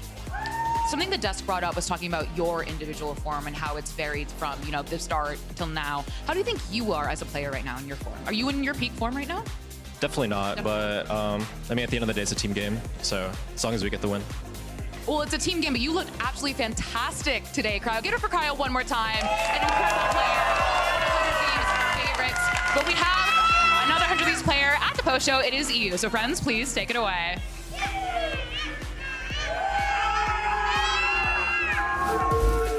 Thank you very much, Lizzie. Great to hear from Cryo. We are here at our post game, of course. We are joined by EU. EU, it's got to feel good. I mean, how are you feeling right now? Obviously, incredible results over both those maps. And, you know, at the end, like, after that Haven showing, we thought, hang on, this might be a Thieves wash.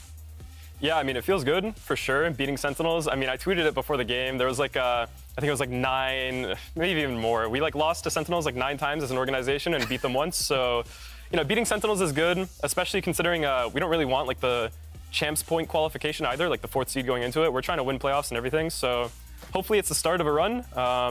You know, Bang going 30-10 on the last map definitely helps close it out for us. Yeah, I think the last time you'd beaten Sentinels was in LCQ 2022 when they had Shroud. And the last time before that was First Strike when y'all had Hiko on the team. We don't really beat Sentinels here at 100 Thieves, but I mean, we're changing it now. Not anymore. Get a little win. Again, you guys are really invested in winning the playoffs. Obviously, your championship points are looking pretty good after your stage 1 showing. Why is it that much more important to you to win playoffs here? I mean, I don't really know how it works too much, so I'm basically just trusting what Kel is saying, Boosty. But basically, like going into champs with 1st seed, which they had after because they got 2nd in Tokyo, is like really big. You know, playing the 1st seeds from other regions, you're gonna play some like really tough opponents versus playing like the 4th people who would just qualify in through champs points. So, I mean, I think NA has a lot of good talent, and NA has like 4 good teams that are gonna end up going to champs this year anyway. But I do think that getting the 1st seed really sets you up for winning champs, and going in with the 4th seed is just like, you have to win a really hard game versus a team like, I don't know, like Gen.G or Paper X or something like that, versus being able to like kind of like breeze through the group stage. So, So, tell me about the ice on Haven. I'm super, like, that was for me what was the, oh my God, they're cooking. Yes, I like it. But Cryo didn't win, like, I think he only won 1 duel. That's it. What's happening, guys? Come on. But I really like what you guys did. How did you come up with it? Like, did you see it on, I think your coach said, Fnatic. You got it, so how was it? Yeah, I mean, you know, we're going through Haven. We're going through like a few reps and stuff like that, running the other comp. We found it was, it's pretty hard for us to like close out these games. It's just, you know, we have the utility, but sometimes like when we would play Haven, there's just too much utility, it feels like, and we just need to be gun out more often.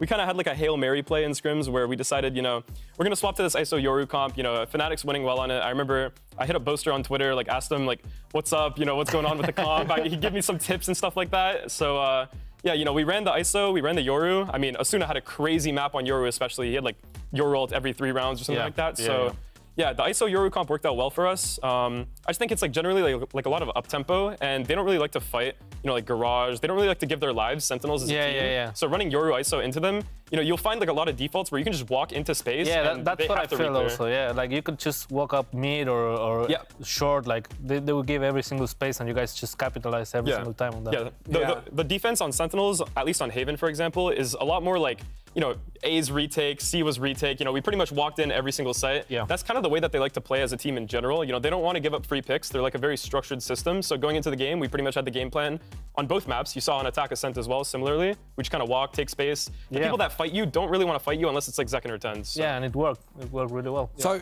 when you guys had to play the double Sentinel comp on Ascent, right, you know, you're dealing with like the Cypher deadlock. How does that change the way you play? Because obviously, you know, those post plants are just really hard to retake against that setup, right? Yeah, so, I mean, attack was pretty simple. You know, just going into attack, you just pretty much walk everywhere. You don't have to speed up into any round, regardless of the info you have. You know, 3B, speeding up into A, if they have Cypher chips and deadlock sensors, you're just going to get cleaned. So defense was definitely a little harder, considering that we had to play in on sites. You know, if you give the site and they set up a retake, or they set up a post plant, they have the sensors, they have everything that they could possibly have. So yeah, our game plan on defense was mainly just to play in both sites. You could see they didn't really use mid that much. They don't really want to default mid with their comp. You know, they have double senties, so they kind of fake mid and use it more as like a lurk tool, and then they hit heavy mains. So every round was ending at like 40 seconds. We made sure that we tried to turtle at the end of every round. I mean, they had some like close rounds. They had some really good post points as well, but we ended up close. So you're happy to give up the map against them when they're playing that comp a little bit and just anchoring on sites? Yeah, exactly. I mean, if they really do want to walk mid, you know, we have a really good opper, and he's not really showing himself. So if they do want to take the risk and walk mid with like a Cypher or a Deadlock, you're running the risk of just getting opped, untraded, and then... If they walk mid, we get the cryo from the game against Loud. Yeah, exactly. Yeah, a little plus 30. Sorry, right. All right, let's... Yo, watch yourself over there. We got Let's start a fight. I'm already dead here, and you just beating me, you know? Like, I'm out. It's I'm relevant. Out. It's relevant. It's relevant. Edboy_97 in Twitch chat wants to know, EU, do you guys feel confident of the odds of going back-to-back as America's champions here?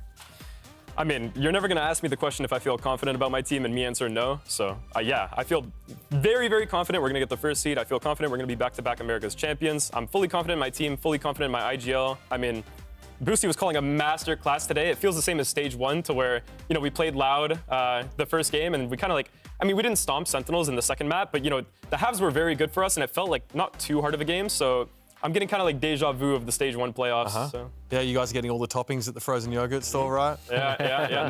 Nate Shot's got us. He got you on that reimbursement? Yeah. Well, there it is. Sentinels might have been eliminated, but champs can still happen for them. They can qualify based on championship points. If Leviathan makes top 3, feels doable? Doable. Realistic? Yes. God, these guys are hard. These guys are hard to kill. Very likely. Yeah, because they play Crew tomorrow, who everyone you have to favor Lev going into that matchup. And Lev beat Crew, they make top 3, no? Yeah. Yeah, Lev has crazy form, and like the way that Crew plays as well, and like their attacks and their defense, they like to contact a lot. I do think Aspas, like, it's gonna have a fiesta. Yeah, Aspas likes to op against teams like that as well, I think. So I mean, I think it'll be really hard for Crew. I do think they can win, but the form that Lev is in right now is definitely pretty crazy. But as we talked about it, you guys winning playoffs is important, having that good seeding going into champs and, you know, maybe getting to ease into the tournament a little bit more as opposed to going up against the Goliath straight away. So with 2 teams eliminated, let's have a look at our playoff bracket now, folks, and get up to speed with how the rest of the week is going to look. So advancing, we just talked about it. Leviathan take on Crew, and now 100 Thieves have advanced to take on G2 now in the double elimination portion of this bracket. So again, that's the number 1 seed Leviathan taking on Crew. 100 Thieves versus G2. Now, Cryo says he's feeling supremely confident. Are you in the same boat? Yeah, I mean, okay, at this point, I'm tired of playing G2. I mean, we played them so much on 100 Thieves. I played them all year last year on M80. Yeah, and here it is again, the game 4 champions. I have to play them again. I mean, this might as well count as like a grand final, considering, you know, not a grand final for the playoff bracket, but a grand final considering you have to qualify to champs. It's like a very important game, so... I mean, man, I'm so tired of playing them, but I'm ready. I'm confident again. I mean, I like playing them, I guess. It's always a good match. Yeah, it is. We saw a lot of bind, though, between G2 and 100 Thieves now. I wonder if that's going to be the case. Don't you have to give anything away. That's fine. Just wondering. There you have it, folks. That is our setup for tomorrow. Our double elimination section begins. Leviathan takes on Crew. That's your number 1 seed, Lev. Now, going against Crew, remember, if Leviathan win that game, Sentinels will somehow sneak into champions. And then after that, G2 takes on 100 Thieves. 2 teams that, as we now know each other extremely well. It's been a pleasure. Thank you for joining us here. Thank you. Super insightful, yeah. Sardak, it's been great to have you here as well. Thank you guys for having me on your desk. Thanks for letting me on your desk. Yes. I think you're in charge now. Thank you for beating me. Otherwise, we'd be in champs right now. It's all part of the plan. Yeah. Then you recruit me next year, kick Boostio. It's all part of the plan. Oh, watch out, Boostio. You got a target on your back, going mate. for your work, Boostio. I'm coming for you. Well, there you have it. Them's fighting words, folks, and we'll have all those engagements sorted out over the next few days. Thanks for watching, and we'll see you tomorrow for our double elimination section of our playoffs here in Stage 2. Both of these squads came out of the gates with a hot start in Stage 1 and then fell apart just when that qualification to international events was on the line in our Stage 1 playoffs. They both now have one more chance to fight for the international spotlight. MTA has to hold the line. He's able to get one. Vanity left on his own. MTA 20 HP. It's Cloud9 pushing forward. Vanity now left in a 1v1. Has the high ground, but does not have the time. Lands a shot. Heat will fall. He stuck it. He's behind them, and I don't think they know where they are. It might not matter, though, as Moose tries to hold the line as best as he can. Zeppa left on his own. Ooh, crumbles. As silence creeps across the site, Moose looks to go. Oh, no. We missed it, but Moose delivers. They're so weak. Oh, they're getting eat those. They're just so difficult for Cloud9 to get through there. They fully commit to this mid-hit. This Heat gets 4 on the round. Crew make their debut on Abyss. Cloud9's pick and walk away with the 1-0 series lead. the re-smoke there in front B, and aggression from Moose. He's gonna spot them both, isn't he? Yeah. Can they try to hold things down as much as they can? What a swing from Moose! He's gotten it to half. The smoke goes down, the bullets come through. Pushing Vanity back, 18 HP. It's all onto him now. Kesnet with 4, Crew with 9. Oh, what a shot from Oxy. But again, it's always in kind. Where's the trade? Can Kesnet do it? Dancing around the door. No, Oxy with 3. Cloud9 avoid disaster of the most ridiculous kind and take us to Haven. They've got to know they're there. They're gonna walk into the disaster that is Crew holding the line. Oh my goodness. Melsa's from backside, Shy's on the swing. He gets 3 on the round. And it might just work out. A 2v4 quickly gets cut down into a 2v3, but now it's all onto Moose and it cannot convert. If Crew want to keep their champ streak alive, they need to go on a run. And they've just taken a massive first step. They take down Cloud9. This isn't a rivalry, but by God, it could be. Both of these teams are still on the docket, potentially for champions, but a lot rides on today's match. There's that late lurk, a free kill there for Busio, and the Hat's gonna get a lot of information to get assistance onto the Hunter's Fury. Osno winning low HP, the ADS not even needed. 4 kills in the round for 100 Thieves, but 100 Thieves are still holding the ground towards the seaside. A double flood, another double pump coming out from the shorty of Asuna, and Zels is just trying to find that timing, but oh my God. Bang Another also one. moves in, and a swarm comes across for the Thieves. Only one left alive instantly as all of the Sentinels fall inside the seaside. Saucy cannot hold his ground. 100 Thieves, a dominating first map.